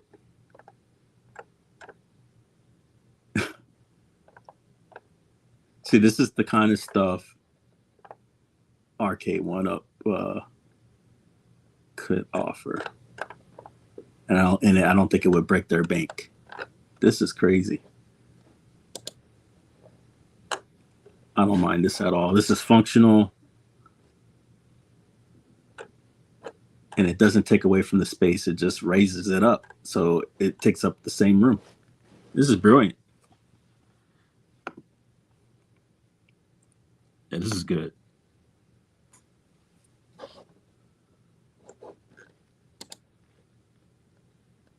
Let's see here. It doesn't change.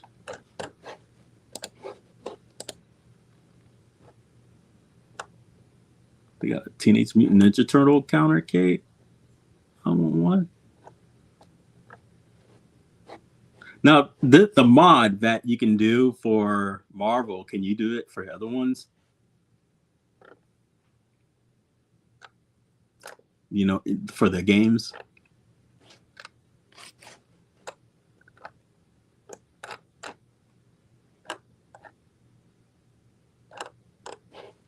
I think the Marvel one's my favorite so far. And the Risers. Oh, this is sick.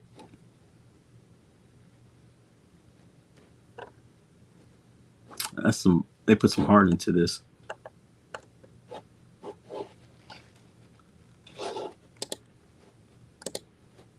Let's see more.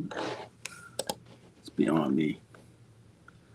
XL riser stand and riser kit, and then a single player 3/8 basic stand for Arcade 1-Up countercade. I don't get this one. The single player stands are available. What am I missing? I don't get this. Is that not this? 3/8 scale deluxe stand, pro stand, basic stand, single player stand. Oh, there's one player one. Oh, that's the one I got with the Pac-Man. I want that.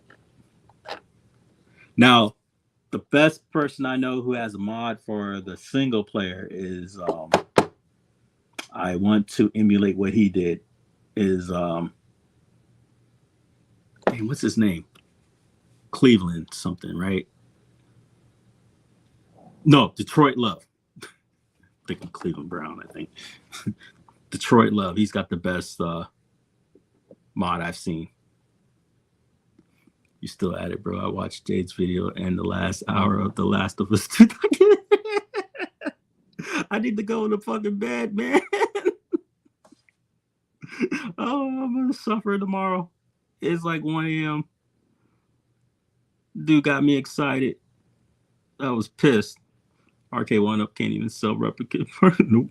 I think Pete Dubs did a review of one of their stuff.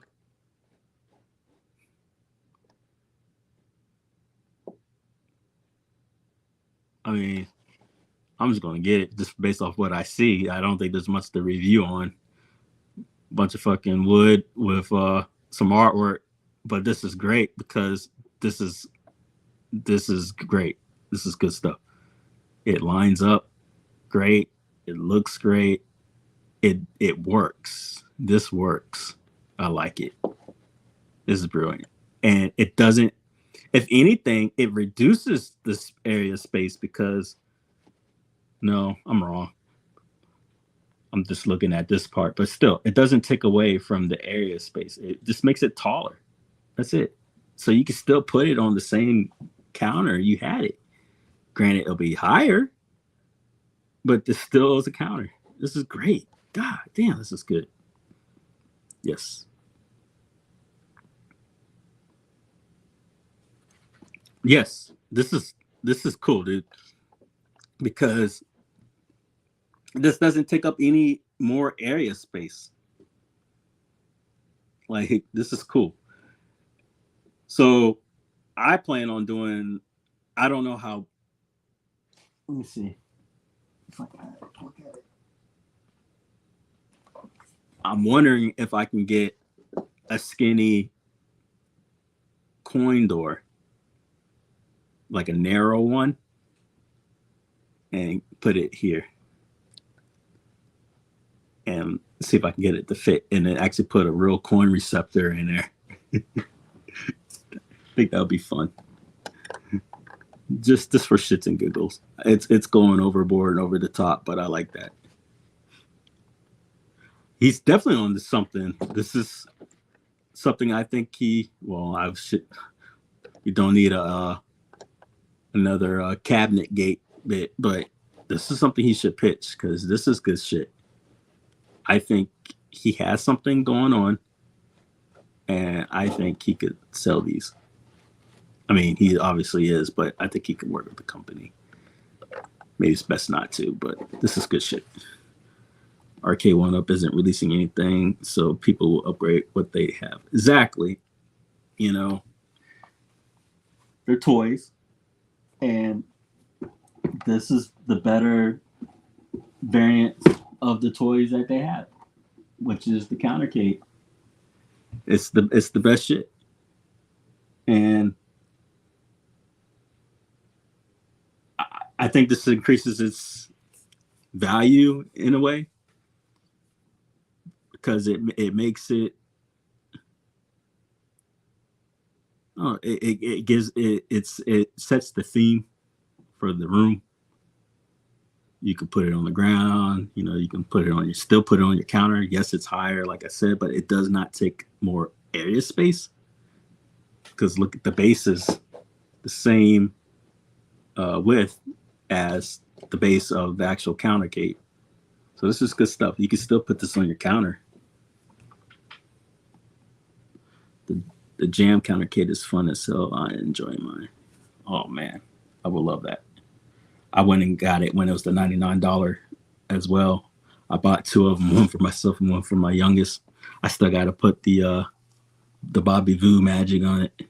That Marvel Superheroes was a great counter kit and was siloed capable. I gave one exactly. I did the same thing. Gave one of those away to Bo. Oh, sweet! Congrats, Bo. But yeah, I appreciate you guys for showing the love, coming by. Once again, recap. I'll hit on what.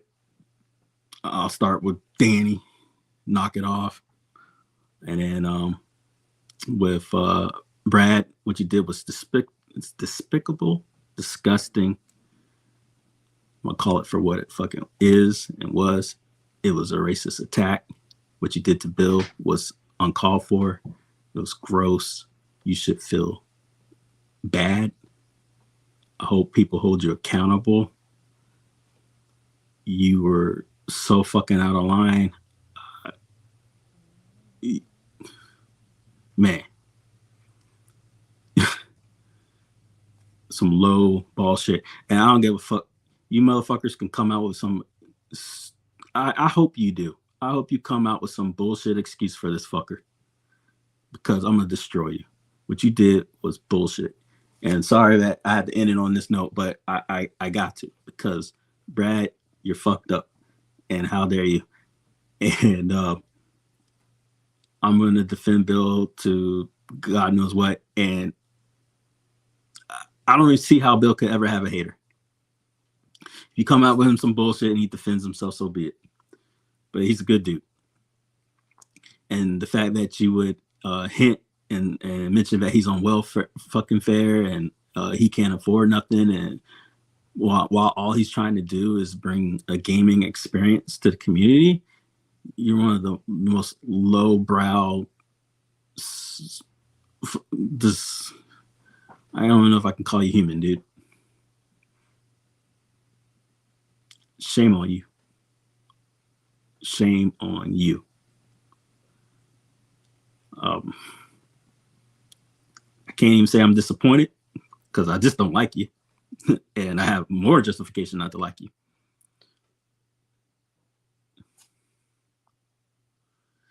See, that's the thing, Carl. Let me tell you something. I'm gonna put this back on. There's no getting out of this. I'm sorry. And I'm gonna show you why. He's gonna have to do a lot more than say it's about the product, because it wasn't. This is what happened. Pull this back up.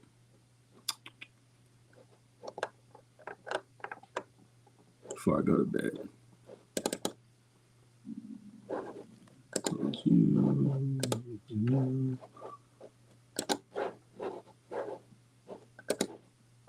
I like to know where. So we have 1, 2, 3, 4, 5, 6, 7, 8, 9, 10, 11, 12, 13, 14, 15, 16, 17, 18, 19, 20. So we have 31 words. Okay.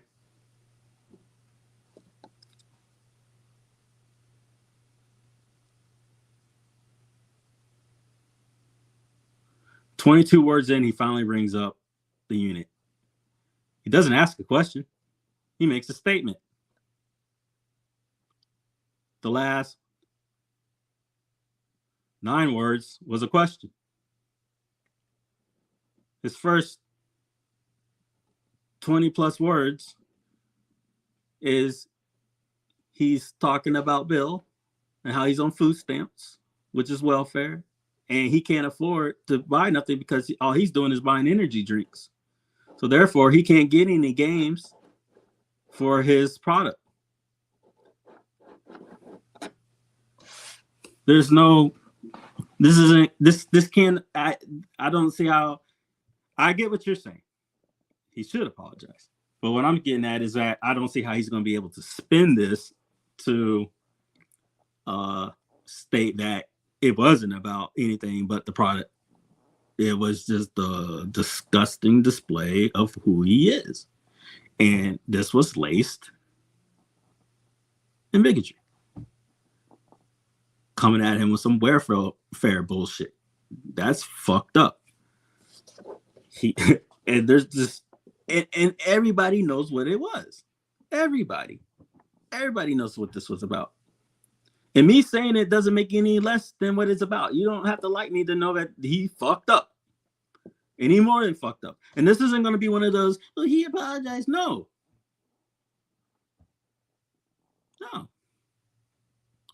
This is bullshit. And if the community keeps enabling this shit, this is what's going to continue to happen. It's disgusting. All he had to do was, why couldn't he just say or ask what top tier games come with the system?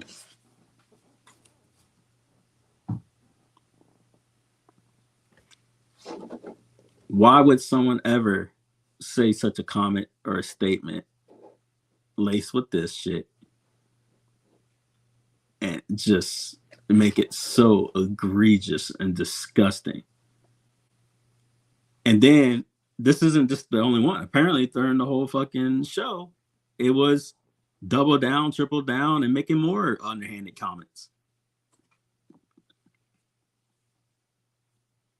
You know, He's oh, Brad, what to do with you? I'm thinking of a lot of things. And what we were talking about earlier was the enabling behavior. Before Zod, as soon as Zod was done, he said he had like 4+ people coming at him and trying to justify his actions. Oh, it wasn't Brad. It was probably a troll. Oh, it was even though it was some VPN, link hack crap where you click on his name and it rerouted to his actual account. This is some weird outlandish bullshit. Like, stop it, guys. Stop it. You are the problem if you're saying this shit for him. Why, instead of coming to this guy's defense that he did this, why aren't you coming to Bill's defense? You don't have to know him to say this is fucked up.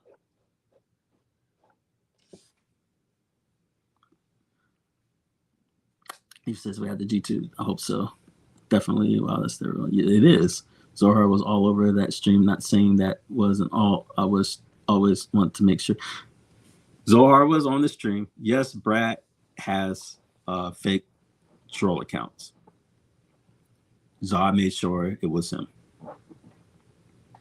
It was Brad. Yes. So was a lot of people. Nope. At the end of the day, Carl, it was Brad. This is already confirmed. It's already been proven. It's him. And not once did he say it's not me. So there you go. Yeah, we don't even have to talk about, but yeah. And it's, like I said, like, bam, it's the same pattern of behavior. And how much needs to be done? We've already had the transphobic shit. We got this. I could pull up way more. How far does it have to go until people say no more? Is there a bottom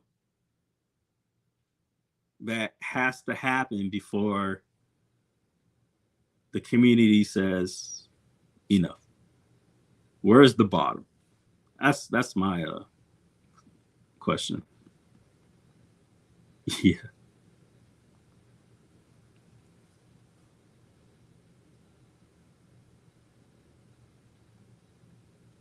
Right. That's it. Everything before is exactly that. Yes, but it wasn't during that. It was him.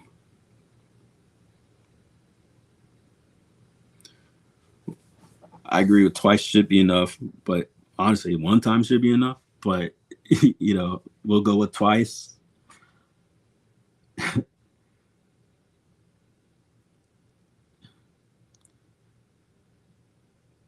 I get it. Not everybody's fight has to be your fight. But, I think we should be human enough where if we are cool and we're all talking and stuff, that we can make a stand of going, you don't deserve to be, a part of this conversation. You don't deserve to be a part of this community. The toxicity. And then even if we take the race and shit out of it, you came to Zod stream to derail his show. You said this stuff to put a tear in this man's eye. I mean, that's just some hate, man. And what's the motivation? Because he didn't get a review unit?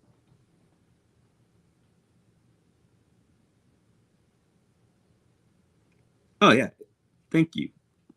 That's exactly what I'm saying. There's obvious meaning behind it. It's a trope. And we knew it doesn't take a rocket science to go, whoa, like, we know, like, because he wouldn't have said that to nobody else.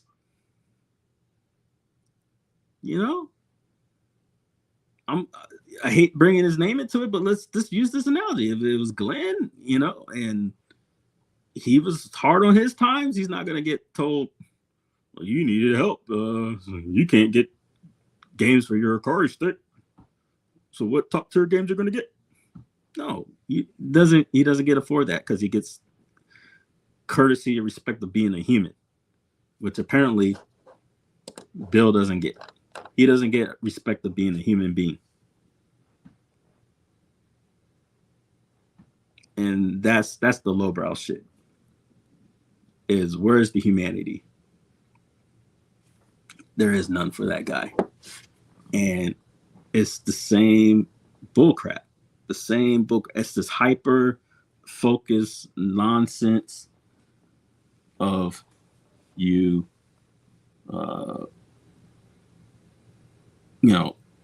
crapped on my parade shit. And then I guarantee you, if somebody hits him up, he's gonna sit there and try to make an excuse. See, the thing is, be one thing, if it's me, he could go, oh, sorry, made videos about me. Okay, but what has Bill done to you? This is where you fucked up, idiot. What has Bill done to you? Nothing. You went for the wrong cat, dude. And you're busted. For what? What is your angle? What is your angle? Did someone send you to do this? Did you do it on your own? What capacity as a school teacher, as an educator of kids, do you go on the internet and say this is what is okay?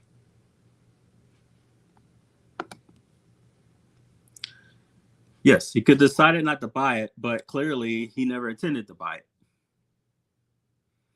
It just appears petty and have to demean the product and attack Bill because he seems to have a beef with you personally. Exactly. And then at the same time, he shows what he is and who he is and what he is.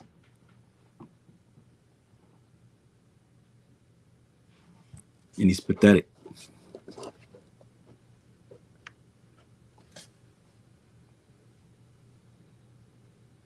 So he was bashing someone trying to give us another way to play games. Does he not remember how that felt with it? Exactly. And the thing is, so then, right, guys, he makes this comment on this one, and then he goes to Glenn's show the next day. This is what he says the next day. He's sitting there begging for a unit, and then not even 24 hours later, it's like maybe 12 hours later, he's writing this. No fucking ethics, man. None. Just a lowbrow human being. I can't even call him that. Just lowbrow. Especially when the other products people are buying are crap and they're over 1K. Exactly.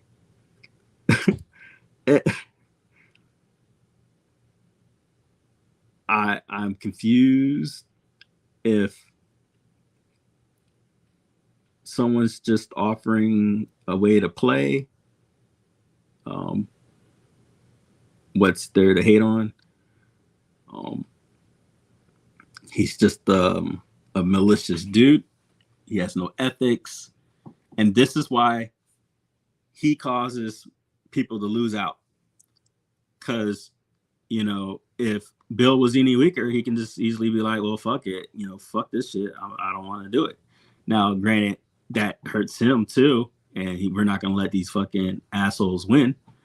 But the point is, I don't think I wish I could just scream it to the world how much, if you own the iArcade, how much you missed out because of people like Brad, that you missed out on key developments and games because of people have ran into his channel and they wanted nothing to do with the toxicity. And you've seen what I've gotten. I've gotten, contracts and people I'm working with, et cetera, et cetera. He caused a lot of shit to not come out. He just sucks. Yeah, he's pathetic. Sounds like he got a big no to that request. We didn't even say no.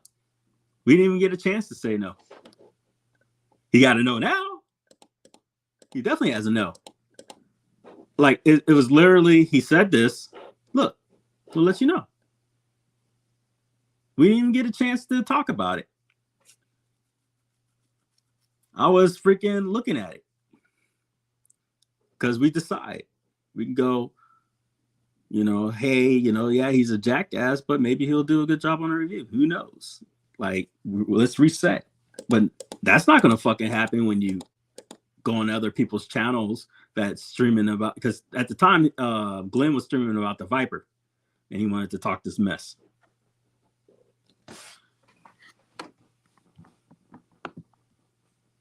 Right.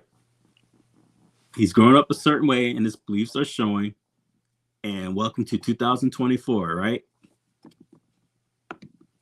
Now, I don't condone any parties bringing these beefs outside the internet, and I'm on record for that. I think escalating this is such a way was pointless.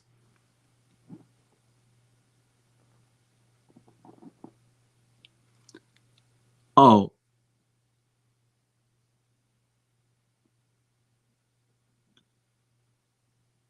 I don't get it. Clarify. See, I agree, Jason. These beefs should spill up. No, dude. I'm gonna tell you this.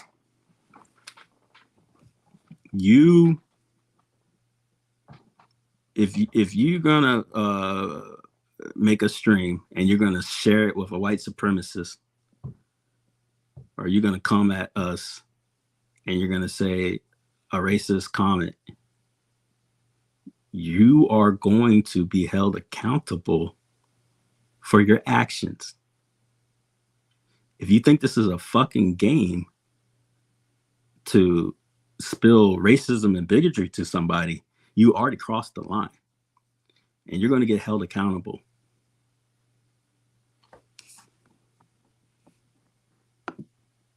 And anyone who doesn't think so can fly a kite. Well, just make sure the Bash Wikipedia page is updated probably before you make this. That's funny. That's funny as fuck.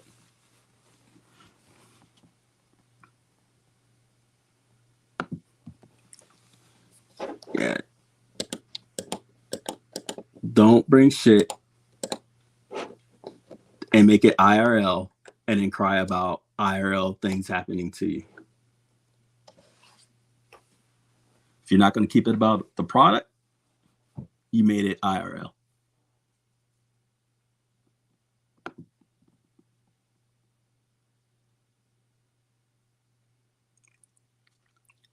See, that's a trope about the Deep South and whatnot.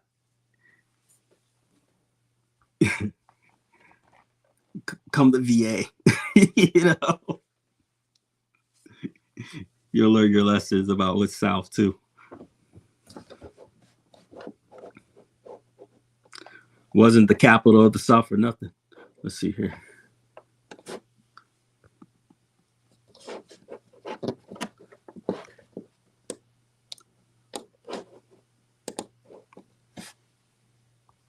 But yeah, like I said, don't think you can keep personally sending people messages, harassing. Don't think you can blame other people for you saying the N-word 50 fucking times in a malicious, mean way. Don't think you can keep, making slick comments, name dropping. Don't think you're gonna say a racist trope, talk about a man being on welfare, and not be held accountable. I'm gonna speak on it. You're free to come here. I mean, ain't nothing stopping nobody from giving me 0 views. No, don't watch me.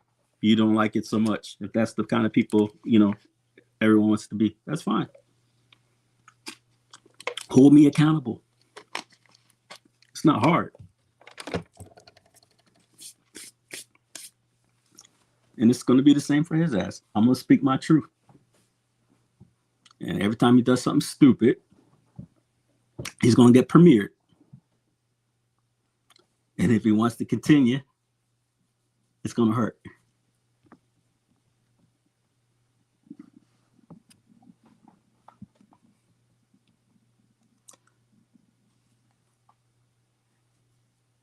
You still never said what you said though, Biggie. Did you want to drop it or did you want to bring it up? Because you said you were being gate kept. I was confused. You said that on the Sea Lion stream. I don't know. Who are you? Let's see. Funny effects.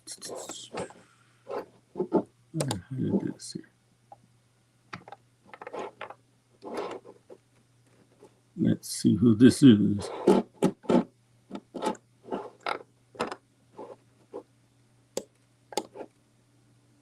I'll cover your stream.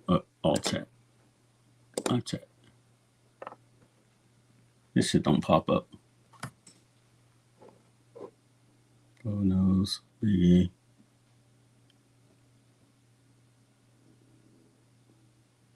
Oh, it's cute.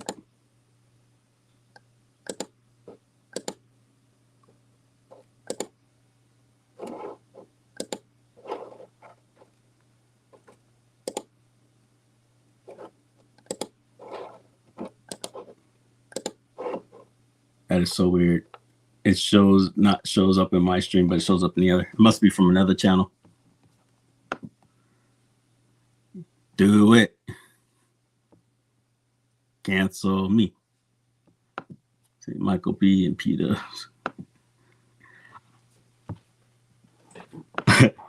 This is so outdated. I think the Commanders was like what's their mascot? Let's see here. I thought that was a joke. They could have made it so much better. Did you see the proposal for the Commanders? It was like a Tuskegee uniform. And it was slick. Let me see if we can find it. Redskins, Red Tails uniform. Let me see if we can find it. Images. Redskins, Tuskegee uniform. Images.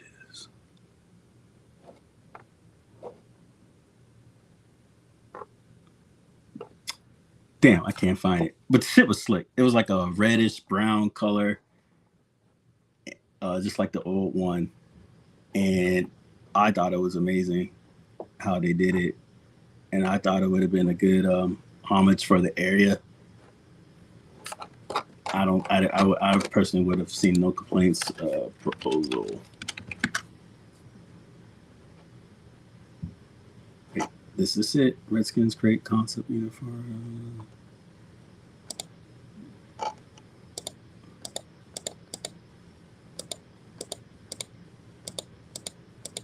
Where is it? Yeah. No, that one just has the arrows. Wait, I think I found it. I think it was looking something like this. Present, share screen. Not quite, but I think that would have been pretty cool. Something similar. Well, honoring the Tuskegees in the area, because down at Langley was where the Tuskegees flew. I thought that would have been a pretty cool turnaround for the area for being in Washington, D.C. All right, so what do we got here? Okay, I mentioned about so they censor you once you are a creator and you don't want to talk about what they want. Michael B didn't want me watching Rexer, but I like Rexer and you're free to like Rexer. Now he's #1 home arcade channel. Michael B didn't. What? What up? I mean, how would he? So was it one of those like, hey, you mess with this guy so we can't be friends thing? Is that what happened to you? That's messed up. I hope not.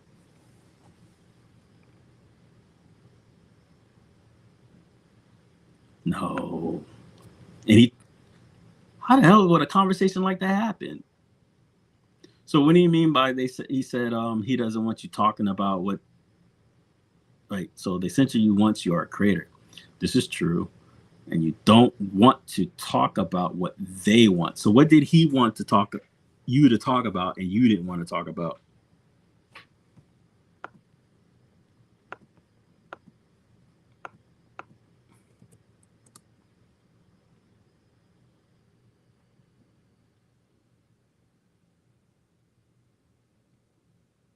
That's wild.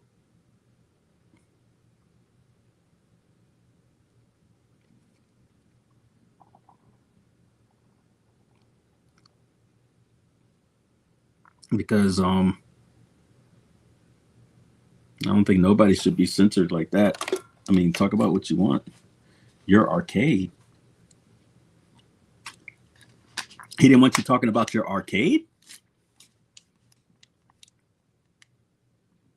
Oh, my arcade. The company. So are you trying to tell me he tried to like not FOMO, but steer the conversation only towards Arcade 1-Up, and because you were talking about different content, he was like, I'm basically not gonna fuck with you no more? Am I on the right track?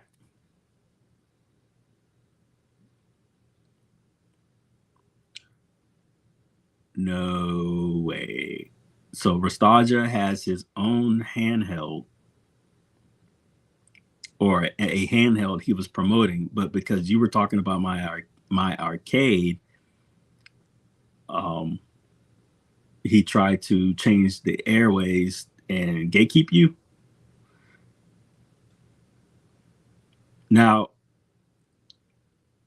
I get that he tried to you saying that he tried to censor you into not talking about it, but how did he pull that off? Was it like he just stopped streaming with you, or he just stopped associating with you?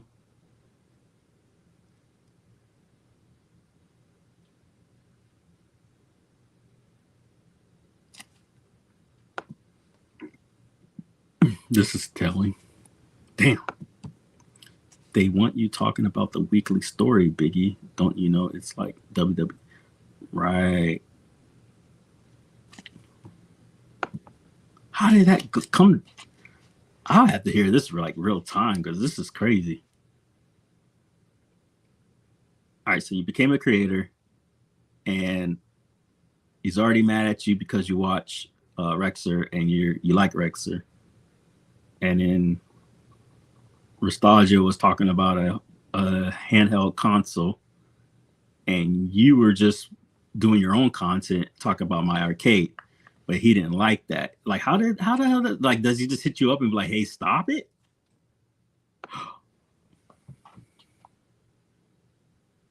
Yeah, that happened to me.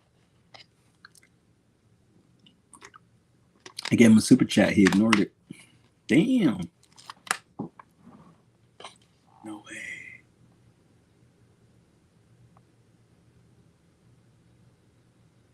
That's fucked up. Now, did you...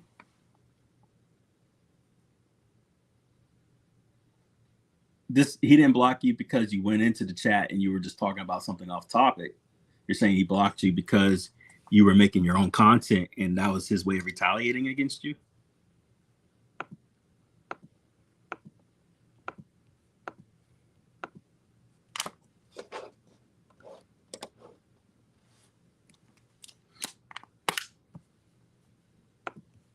Jesus Christ, this is disturbing.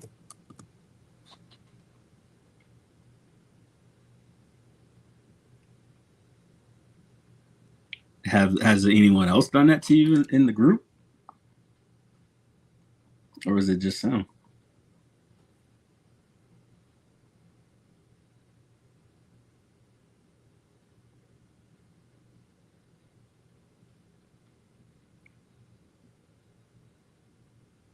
They tried reaching back out, but no. I understand. Can you say who they are? Thank you for letting me giving you a platform and talk about it.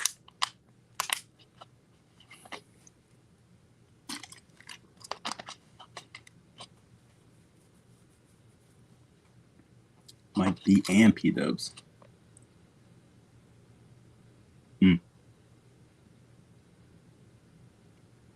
Damn.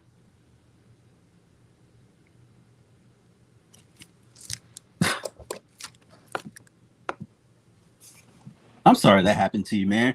I always thought you were pretty cool dude. You didn't involve yourself into the drama or nothing like that. You didn't come in and start hating on everybody. You know, no matter what you did, I didn't see nothing wrong with it. You were just, you know, starting in the space. I don't give a fuck what you were doing. Nobody has to watch it if they didn't like it, right?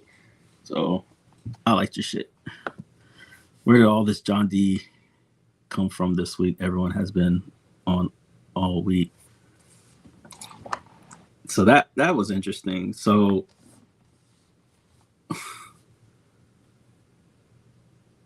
I know John D's been making rounds, I guess, because I've seen him pop up in different chats. But a lot of it started off with, I think, Rexer. And then because he had popped up in a couple chats. And for me, because, you know, it's my truth, my perspective, because I haven't been slighted by John D at all. You know, there's people got their stories and I got mine, right? And long story short, everyone loved to hate John D for whatever reason, right? So my perspective on it, even though people have theirs, is that he was just the easiest target, no matter if it's good or bad, because he was the most outspoken person for the company. And that's double edged. I think it was more positive than negative because it gave the company a voice that they didn't have to have. I personally think a lot ended up having issues with John D is that when he didn't gatekeep the smaller content creators.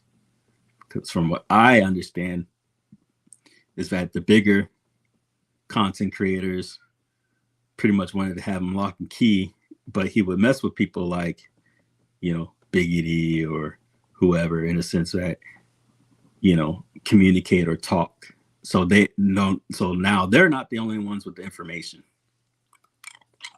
So it was the person that everyone loved to hate. Now, as far as all the grimy behind the scenes shit and this and that, that's for other people to tell. I don't know those stories.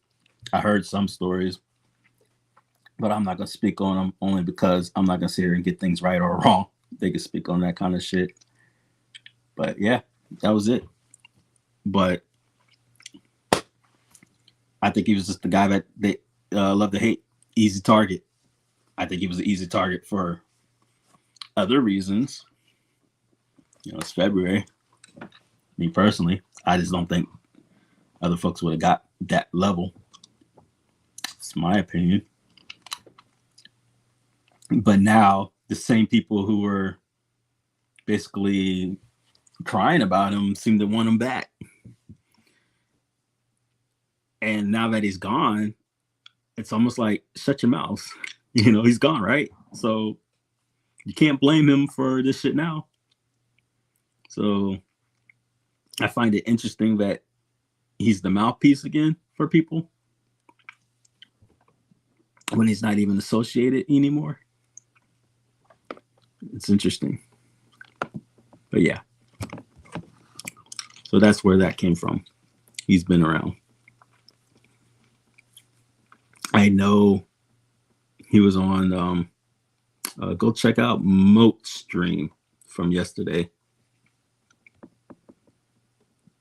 I think he was there. I saw bits and pieces. as far as like video clips, but the whole video is out now, so go check that out.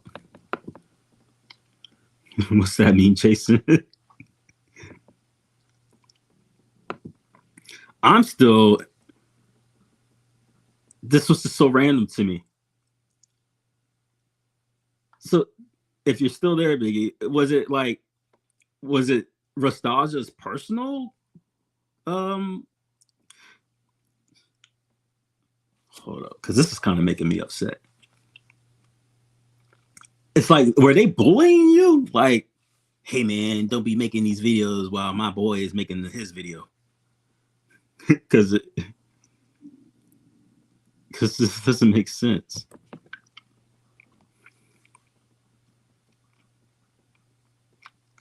That's bullshit.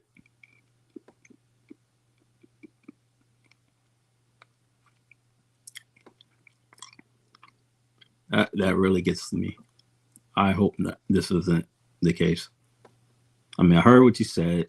I acknowledge what you said, but I'm just still trying to process this. They were making sure they didn't just ban Biggie D, but also my personal account. The fuck?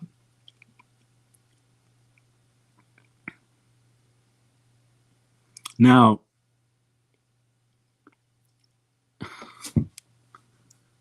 so this was like a super game room stream, and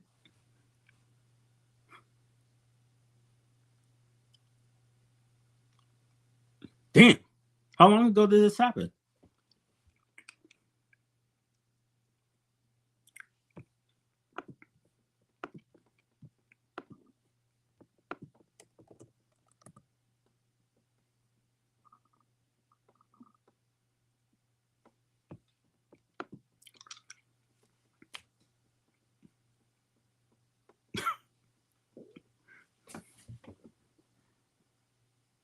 That's not a derailment.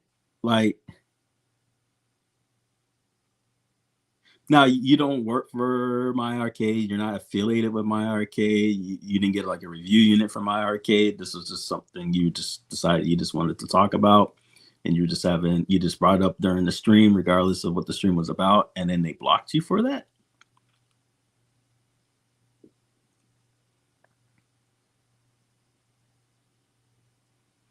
And was this known that you shouldn't be talking about it?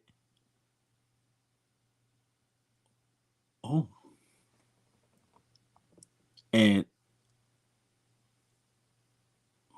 did they write this to you? Like, hey, don't talk about it, and you still did? Or was it like, boom, you're just blocked automatically because you brought it up? Did you get a hint that they didn't want you talking about it before the stream? Was it that kind of gatekeeping?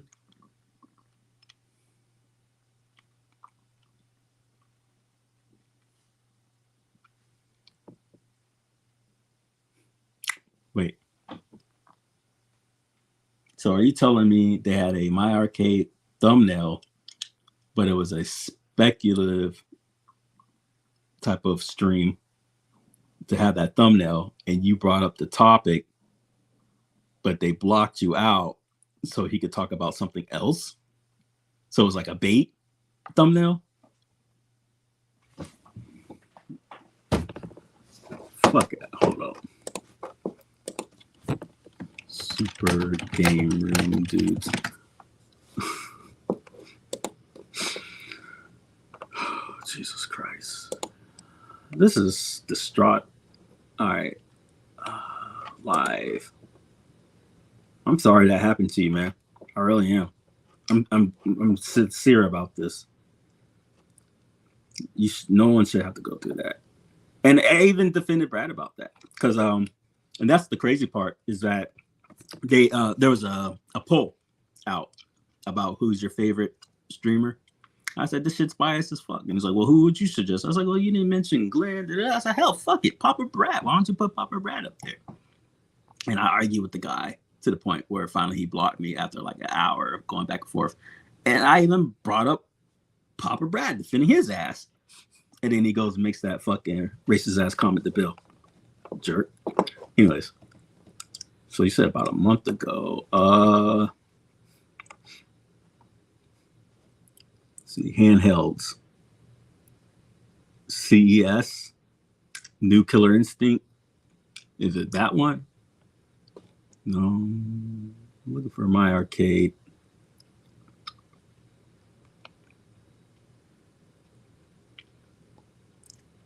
Hell fucking yeah. Biggie's telling me some crazy shit. I can't go to bed now.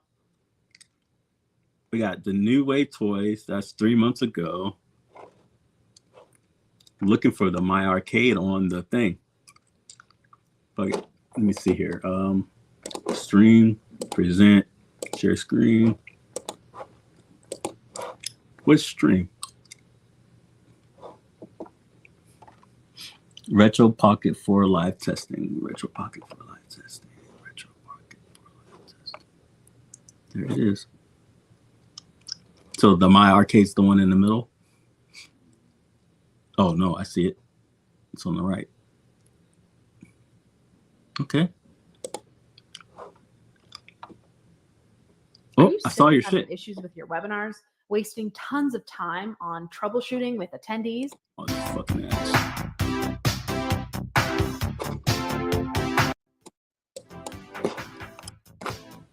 I saw Biggie's name like 100 times there, and then they all disappeared. Did you see that, guys?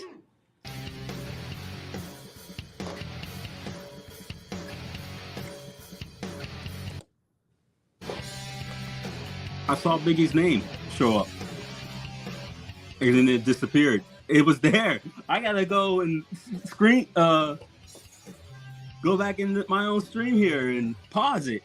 You saw that, right? Your name popped up like 5 or so things here, and it just disappeared.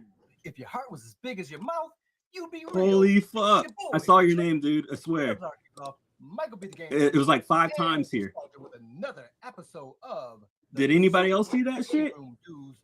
Cue the miscellaneous sound. Those other keyboards are just. You know what I'm gonna do? Yeah. Hold up. Gotta get that tactile. So we're streaming, right? We're gonna do an Inception. All right. Where's our stream? Okay. Let me see here. Pull you up. View YouTube. And then we're gonna go present, share screen,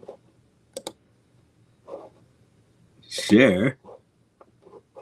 And then share screen. All right.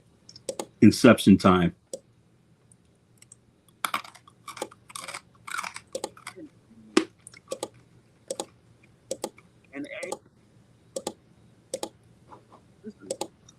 This is freaky. All right. Live.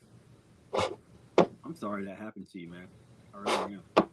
I'm the guy to the point where which stream? Retro Pocket 4 live testing. Retro Pocket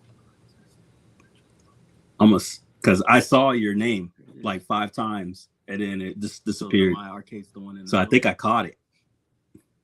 Oh no, I see it. It's on the right. Oh man. Okay.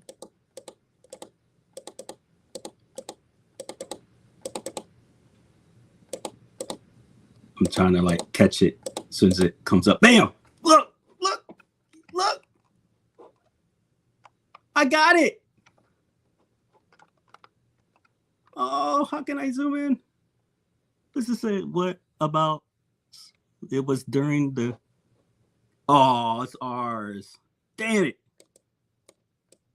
I thought we caught it. Shit. That was clever. It's not theirs. Boo. I saw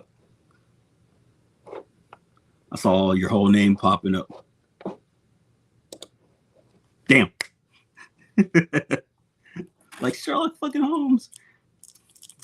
It was my stream. Somehow my stream live chat popped up on theirs. I don't know how the fuck that happened. That's insane. So you came in the chat, talked about My Arcade, and because they didn't want to touch on it, they instead of just ignoring you like they did me, they just blocked and banned you. That is insane. That's fucked up. Free my boy Biggie. I'm gonna mean the fuck out of this shit. That I'm so sorry, man. That's hurtful. Because you met these guys in person.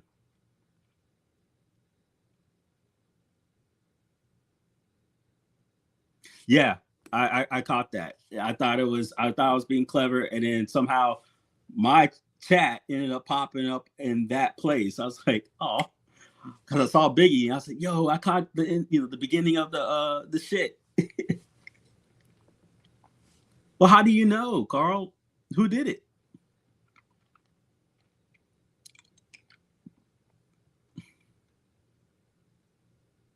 That's uncalled for.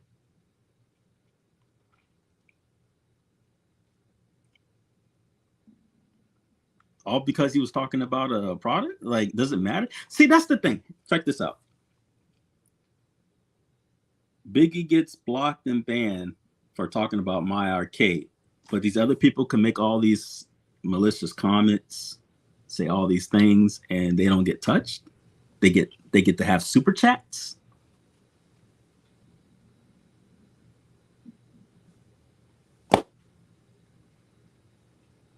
I mean, where's the parallel here? That the same bad actors can continue to come through the space, but Biggie D's just conversating. If I was a content creator, I don't give a fuck what you're talking about in the chat. Talk about it. Thanks for coming by and supporting my stream. Thanks for having conversations in the stream. Talk about fucking the NFL while I talk about the fucking moon. Who gives a fuck? That's some weird shit. And the thing is, my man sat here and broke bread with these cats. They're in Cleveland. That's just weird. But who did it, Carl?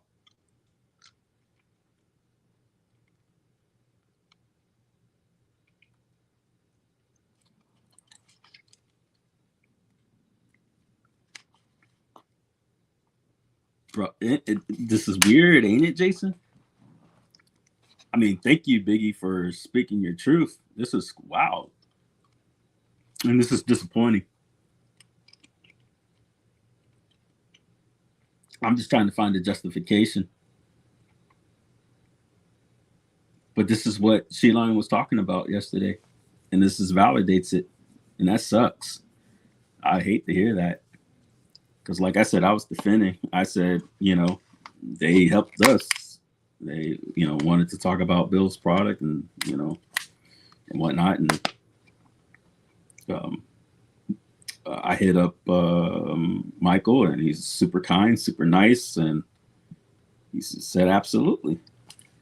So to hear that you went through this is sad. I'm sorry. 3 weeks ago, as a longtime fan of this show for years, I'll say this was the least Super Game Review show I've ever seen. I hope you guys get back to what made you entertaining in the beginning. Now, you said that at the beginning of the stream. I don't see it out of line. I think it's good feedback. Sometimes people just need to hear that. Just like I think it was either Kevin or Jason said, hey, I'm on the fence about the BashBox because I don't know enough about it. And he's right. It's our fault. The marketing sucks. You got to own it, right? And it sucks because, it's excuses, but I'm trying to tell you my thought process is that we're learning. And it's good to hear that kind of stuff because I don't feel the hate, Yeah, things are crazy. After the stream ended, they blocked my comment. Oh.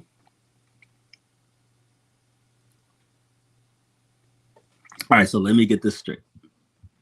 I get the fact that they blocked your comment after the fact you made a comment, but during the stream, did they blocked you from that too? So you're telling me during the countdown, they ignored you, blocked it, and then when you followed up with that comment, they removed the comment and did it there too.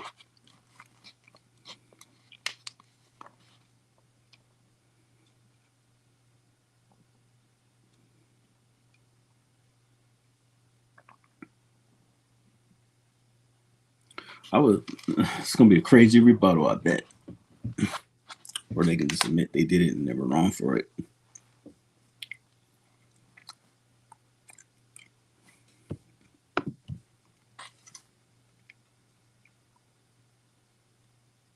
This is wrong. This is wrong.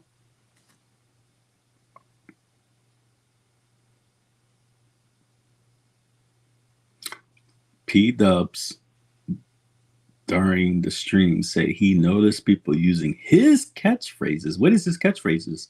I don't know him enough to make fun of him in comments during the stream. I remember that I did a hat emoji and he claimed that's apparently his, and it was about, I don't know.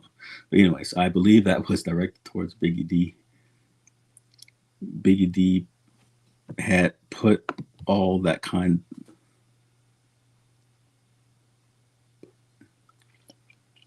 That's his catchphrase?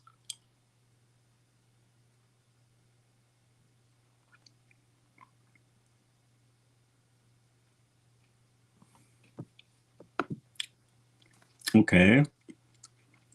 So basically Biggie D is being accused of making light banter towards P-Dubs, and P-Dubs didn't like it and blocked him. I'm just now going on because I don't have real-time conversations, so I've been saying all that kinds of stuff in the streams lately since this happened. So P-Dubs made a slight comment coming at you, but you have justifications because you feel upset and hurt that they blocked you for that stuff. So yeah, I get it.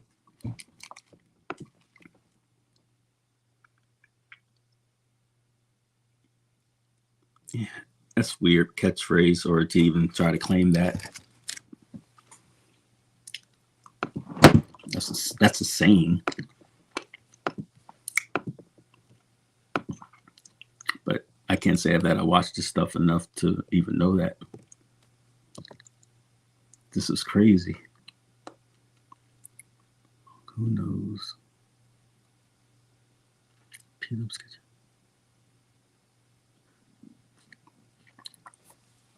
So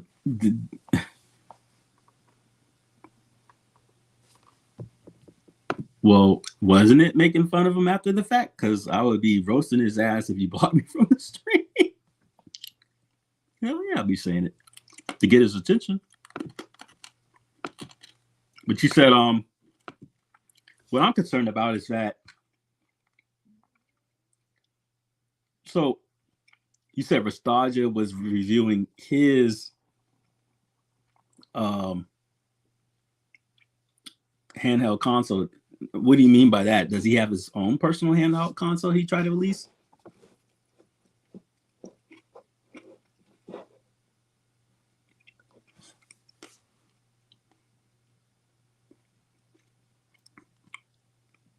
So they put all that crap on the thumbnail, but the stream wasn't even about any of that.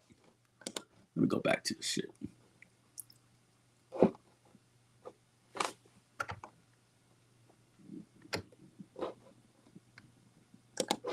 Present, share screen, share.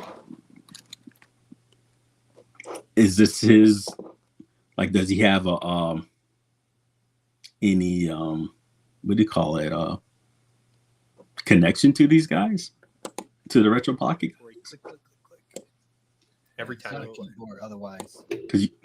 So we have the winter background going up. Play from Australia, Daniel Grayson, stock jock, and I bet he's wearing a really pimp Pac-Man shirt, right? So block Biggie D, but allow this mess. That's cute. Now, Fret Burner, Danny Z, Ritual Dello, Thumper Squid, who's quickly becoming one of our favorites in all of our live streams, Zero Cool, Weapon X, Kevin. Oh, excuse me, I burped and talked at the same time. That was gross. Is there like a medical term for that? Oh my God. But that made me nervous. And speaking about nerves, what else could make you nervous but a $2 super chat from Kevin Clausen saying, D-Love, Terrible segue. are you nervous? More powerful processor.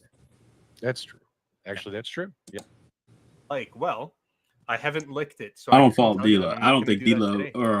or Would you assume I don't that think he would have there anything to is do a with it. fishy taste or no fishy taste? No, definitely no fishy taste on this device. It is it's a very clean and fresh product. So does he have a relationship Well, with Retro nostalgia, Pocket? for Or the what's sake deal? of production quality, Because you said go his ahead and console. touch the device now and start turning it on, and that way people aren't just thinking we're just showing them a P-dubs are picture. all about the instant gratification. We gotta smooth talk. We gotta build up that relationship before we turn it on and get it all excited. All But right, in the all sake right, of right. saving time, I'll go ahead and give us some power here. So Jesus here we are. So Let's cringy. get this up and running.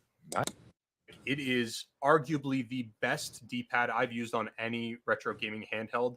That's like even more expensive than this. It is a fantastic D-pad. It feels good, super responsive. Biggie, so why did you say it was his console? Because I mean, this guy is blowing it up. It's probably a really good one. I want one.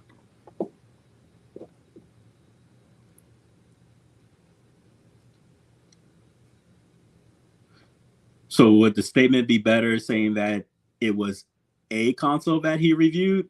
Because you said his. So I just wanted to know if it was his personal console or something that he has a relationship with.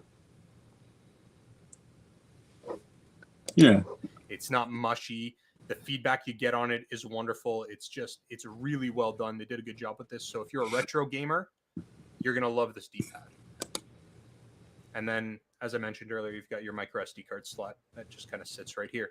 Nothing on the sides. Everything's clean on that. And yeah, that's pretty much it from a little tour of the device. But there's a $2 super chat there from Kevin Clausen. Really important. Ah. Can this play Coleco like the IRA? I see what you mean by his now. They're asking if you can hook this up to your at games via OTG mode. I haven't tried that. So why would they be upset that my arcade got brought up? Help. But I should mention, like, the fan is stupid loud. Like, here, I'm going to set it on to the maximum performance. So and then do you believe it was fan more on of to a the highest shill speed, stream? And it's obnoxious. Like they get something out of it? Yeah, it sounds just like my Steam Deck when my Steam Deck. I don't gets think hot, Nostalgia big deal. is involved in OLED Steam Butcher Deck is because much as soon as he was done talking about Nostalgia, it, he was saying can you how pull that up on the Arbonite microphone again? competitor was new stuff they are sending him Sounds to just like review. your furnace. Gotcha. it does. There's just no reason to even consider. So you're done with Abernick then? You're going to send them a nasty letter and say, listen, you just don't stack up anymore. I think I might have to. That's typically how this works, right? You pick a side and you ignore everyone else. You gotta be tribalistic. 100%. That's right. And I gotta say, you did a really good job trimming your nails before this episode. Let's get this game going. No, don't bring up his nails. Like sometimes they're really haggard. I think he chooses It from the game back into the menu. You have to close the whole emulator and then jump back into it. All right, so this one, the ESPN. Let's see if this one launches and do we have that? I did want Nostalgia to show, but you shut it down early. Yeah, I don't see anything. So it's a 100% an Ambernick review so far. Let's see here. it's a beautiful pic. Did it talk about outdoor picture? But you know what? I think Dudes, this cold and frigid and bitter winter's night, we got the Cornercade, Jim, the Pacers fan, Kevin Clausen's here, John J, Big James, Zero Cool, Web for each other, playing against each other. Stafford talking about bringing. I mean, only wow! I just noticed this 339 backers. That doesn't sound like That's, Clicko. I've had it forever, and you have that. Love that, right? You could go home. New and play these Wave. games. The Clicker was. Besides New Wave. scenarios, New Wave chill. Uh, That's why. I was excited. This is why. They didn't want you bringing up my arcade. Started has no connection to the pro while they spent a bit too much time on it and a lot less on other topics for sure. It's a really nice unit. Yes. They didn't cover any of the topics of the thumbnail. Nope. This happens once in a blue moon for sure. I remember that he had a recent Super Mario game playing on it, research purposes.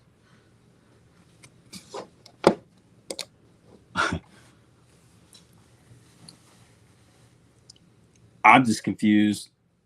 So if you weren't off topic because it was in their thumbnail, so you thought you were speaking to the topic. But even if you were off topic, you weren't off topic to the point that you were talking about like politics or, you know, space and other shit. You were talking about the home arcade community. So I don't understand why that would justify you getting blocked. There's more to it for you getting blocked. Then you said afterwards they try to hit you up, P-Dubs and Michael B. I know you said you didn't want nothing to do with it, but did they say words to you when they hit you up?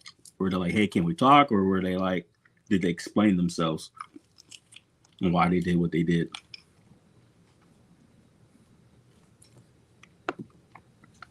Yes.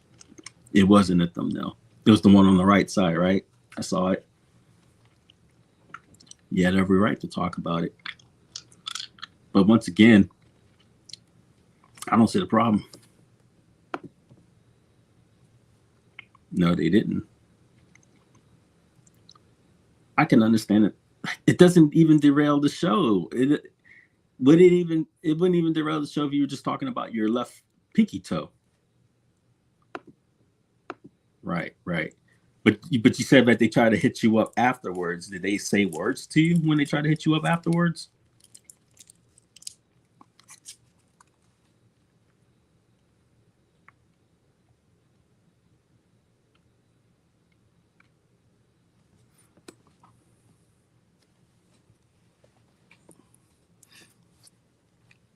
Because I am so curious.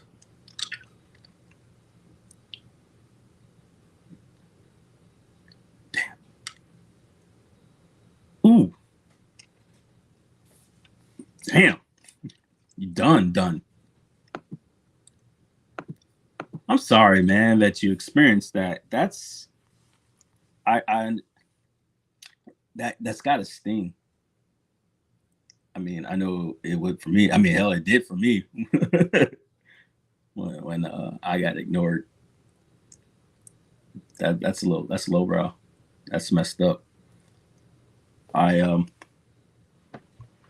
don't know what to say, and it sucks because you don't want to view people like that. You don't want to view them in a negative light. But I hear your truth, and to sit there and block a channel off of your stream for having conversation, and it could easily be if I saw you coming in and for some reason I decided I wanted to gatekeep you or whatever, I would go, hey man, that's not what the stream's about today. It's going to be about da-da-da. Sorry for the thumbnail or something. But there's conversation to be had. But just to straight up block you is so fucking disrespectful. But I think the worst of it is that you actually have a relationship with these guys. You met them in person. I don't see how you can treat someone you met in person like that. That's messed up.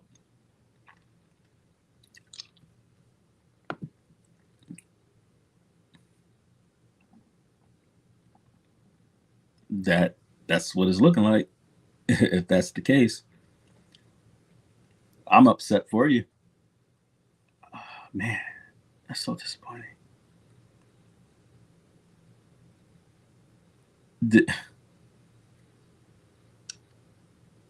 Man.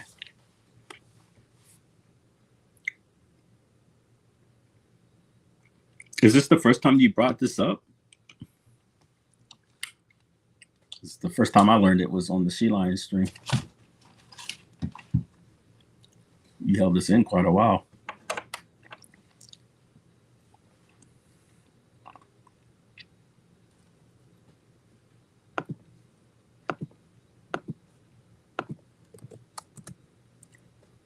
I know I'm asking you a bunch of questions, but I like to get the facts. I want to give fair presentation, you know.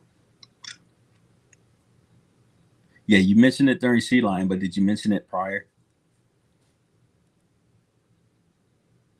I do care about the subject because I don't like seeing people hurt like that.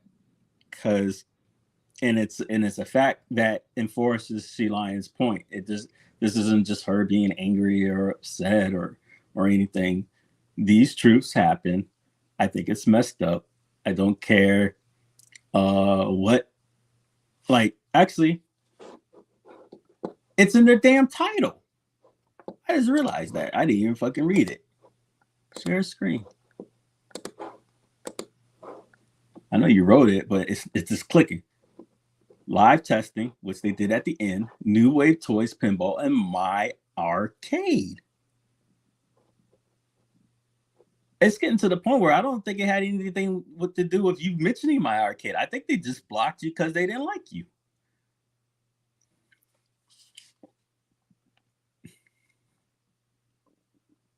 It's not just on the thumbnail, it's in the title.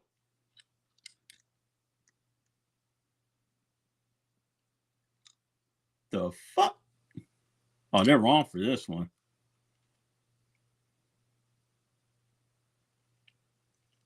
Damn.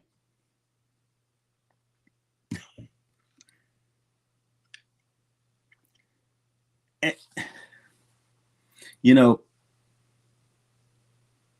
other people say it, and I dismissed it a lot because, you know, you got fringe people out there who just like to hate on people, and, you know,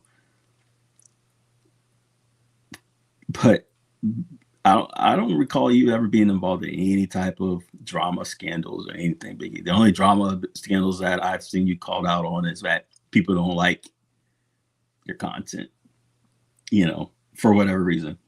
Could be because you repeated what the other guy said or whatever. That's here and there. Who gives a fuck? That's harmless. But this, someone you got, I mean, you met them in person and then they block you. And I would hope they would have enough courtesy to reach out to you prior to saying, hey, can you chill on that? And I wonder if they would have did it if you weren't a content creator. This is insanity. Oh, I'm getting hit up on Insta. Let me see what I got here. Am I getting into Instagram? Messenger.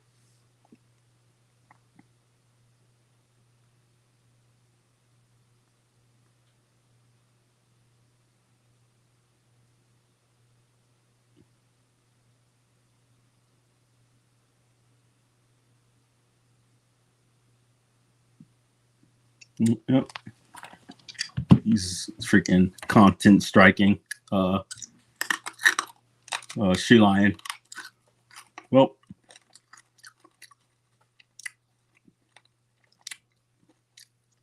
I know what I'm gonna be doing. Good luck. It's gonna be non-stop re-uploadings.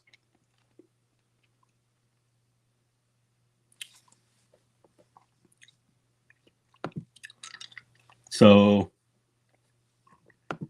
She Lion got content strike, and Zohar bragged about it. And Biggie is telling me that he got gate kept, and at the beginning of this live stream, he was talking about my arcade. And as soon as he did, he's telling me that either Dubs or Michael B blocked and banned both of his accounts from the stream and deleted his comments.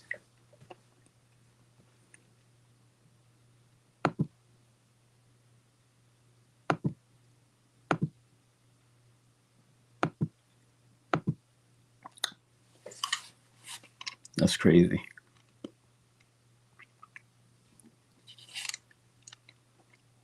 And I was just trying to dig more to understanding how this could have happened or why it happened, and follow up with, did anyone reach out? But yeah, that's pretty bad. And it sucks because it's not something I want to hear. Yeah. I had no idea this happened. And from what I'm understanding, Biggie just mentioned this for his first time. So he's been holding this in for about 30 days that he's been gatekept from the community.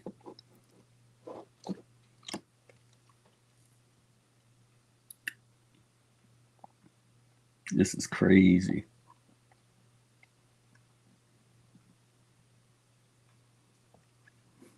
I can't believe it.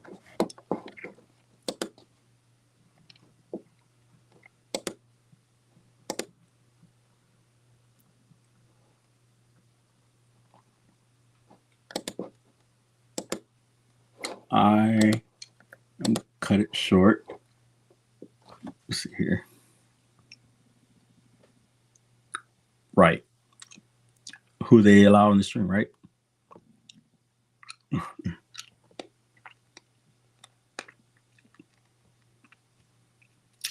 I'm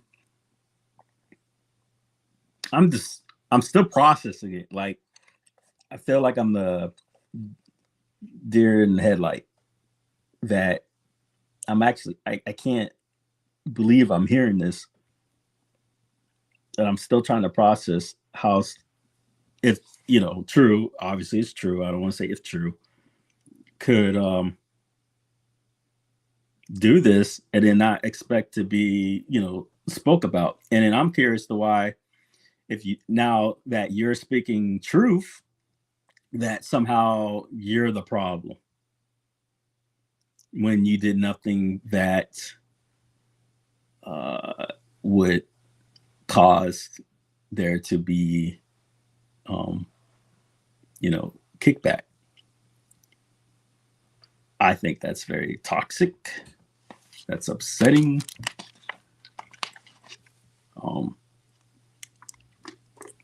Like I said, I got nothing against you, Biggie.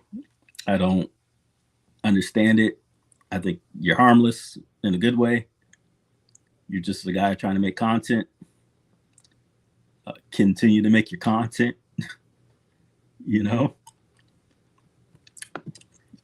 He brought up my arcade at the beginning of the chat, and they have a thumbnail for my arcade, and it's in their title. And he instantly, during the countdown, his accounts got blocked and banned from the thing.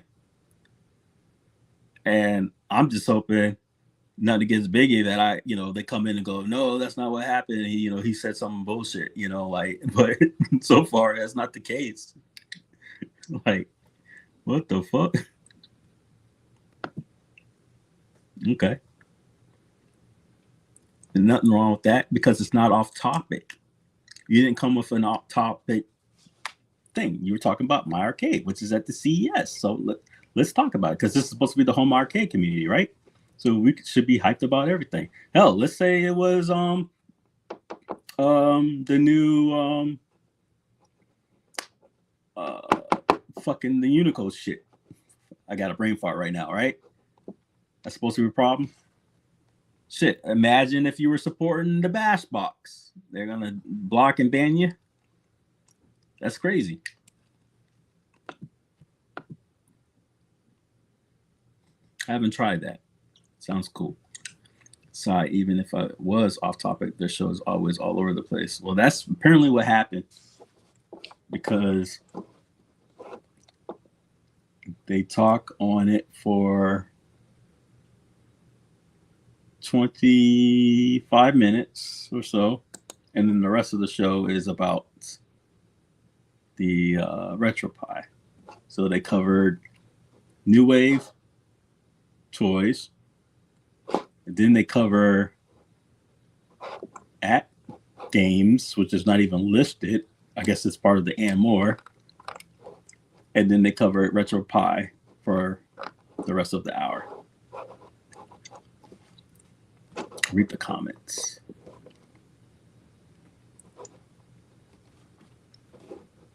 Okay. This is Time Crisis, Building Infinity. Is there something particular I'm looking for?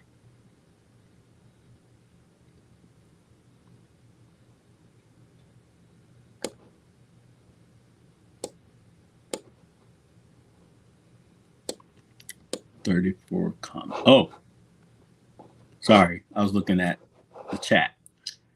This is on from so 34 comments. So that's 1, 2, 3, 4, 5, 6, 7, 8, 9, 10, 11, 12, 13, 14, 15, 16, 17, 18, 19, 20, 21, 22, 23, 25.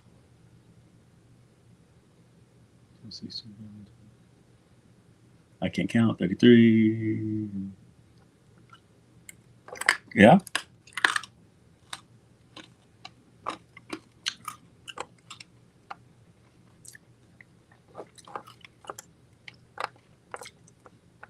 I'm silly. I'm sitting there counting the comments and not reading the damn comments. Just so, I love the show. And I have 0 NDAs. Michael B. Come on, folks.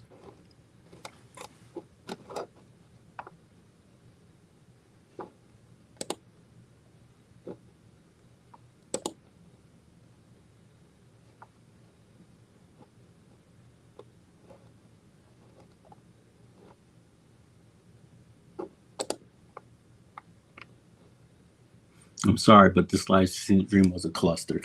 The game showcase should have been picked ahead of time, and the other 3 guys did nothing but harass and rush nostalgia.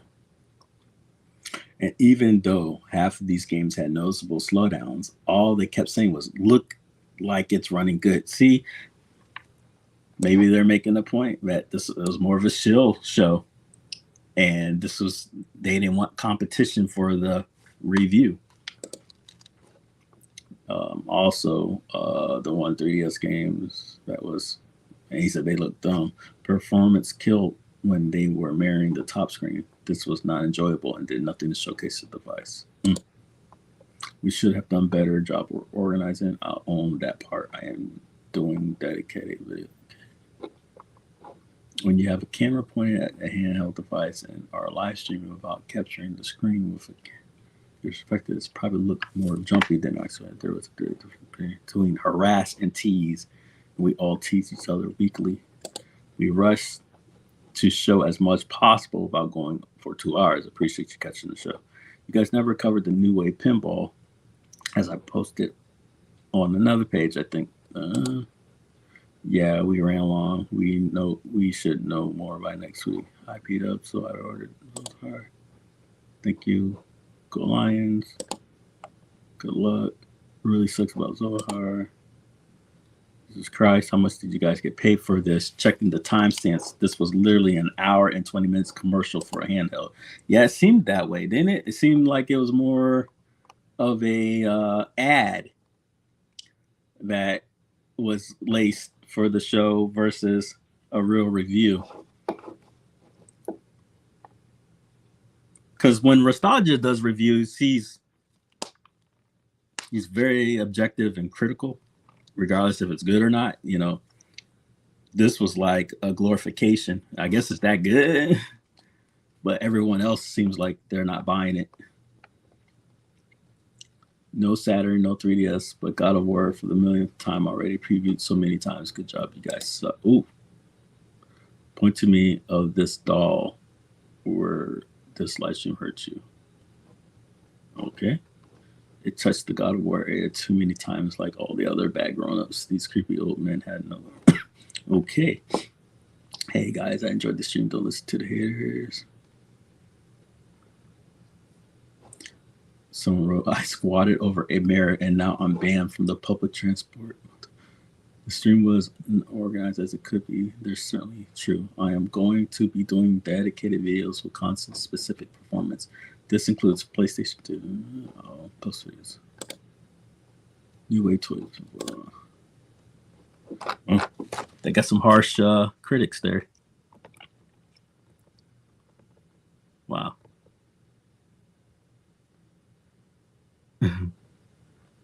Yeah, I don't think there's any bridge left, man.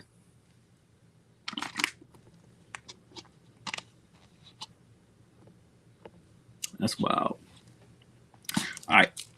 Take my ass to bed. Unless there's no more questions about the BashBox, I am going to bed finally. In 5, 4, 3, 2, 1. All right. Appreciate you guys for hanging. Thank you, Biggie D, for speaking your truth. Fuck you, Danny, if you think you can keep trolling. And Papa Brad, I think you're a sick individual to come at Bill with some fucking racist bullshit rhetoric about welfare. And everyone, have a good day.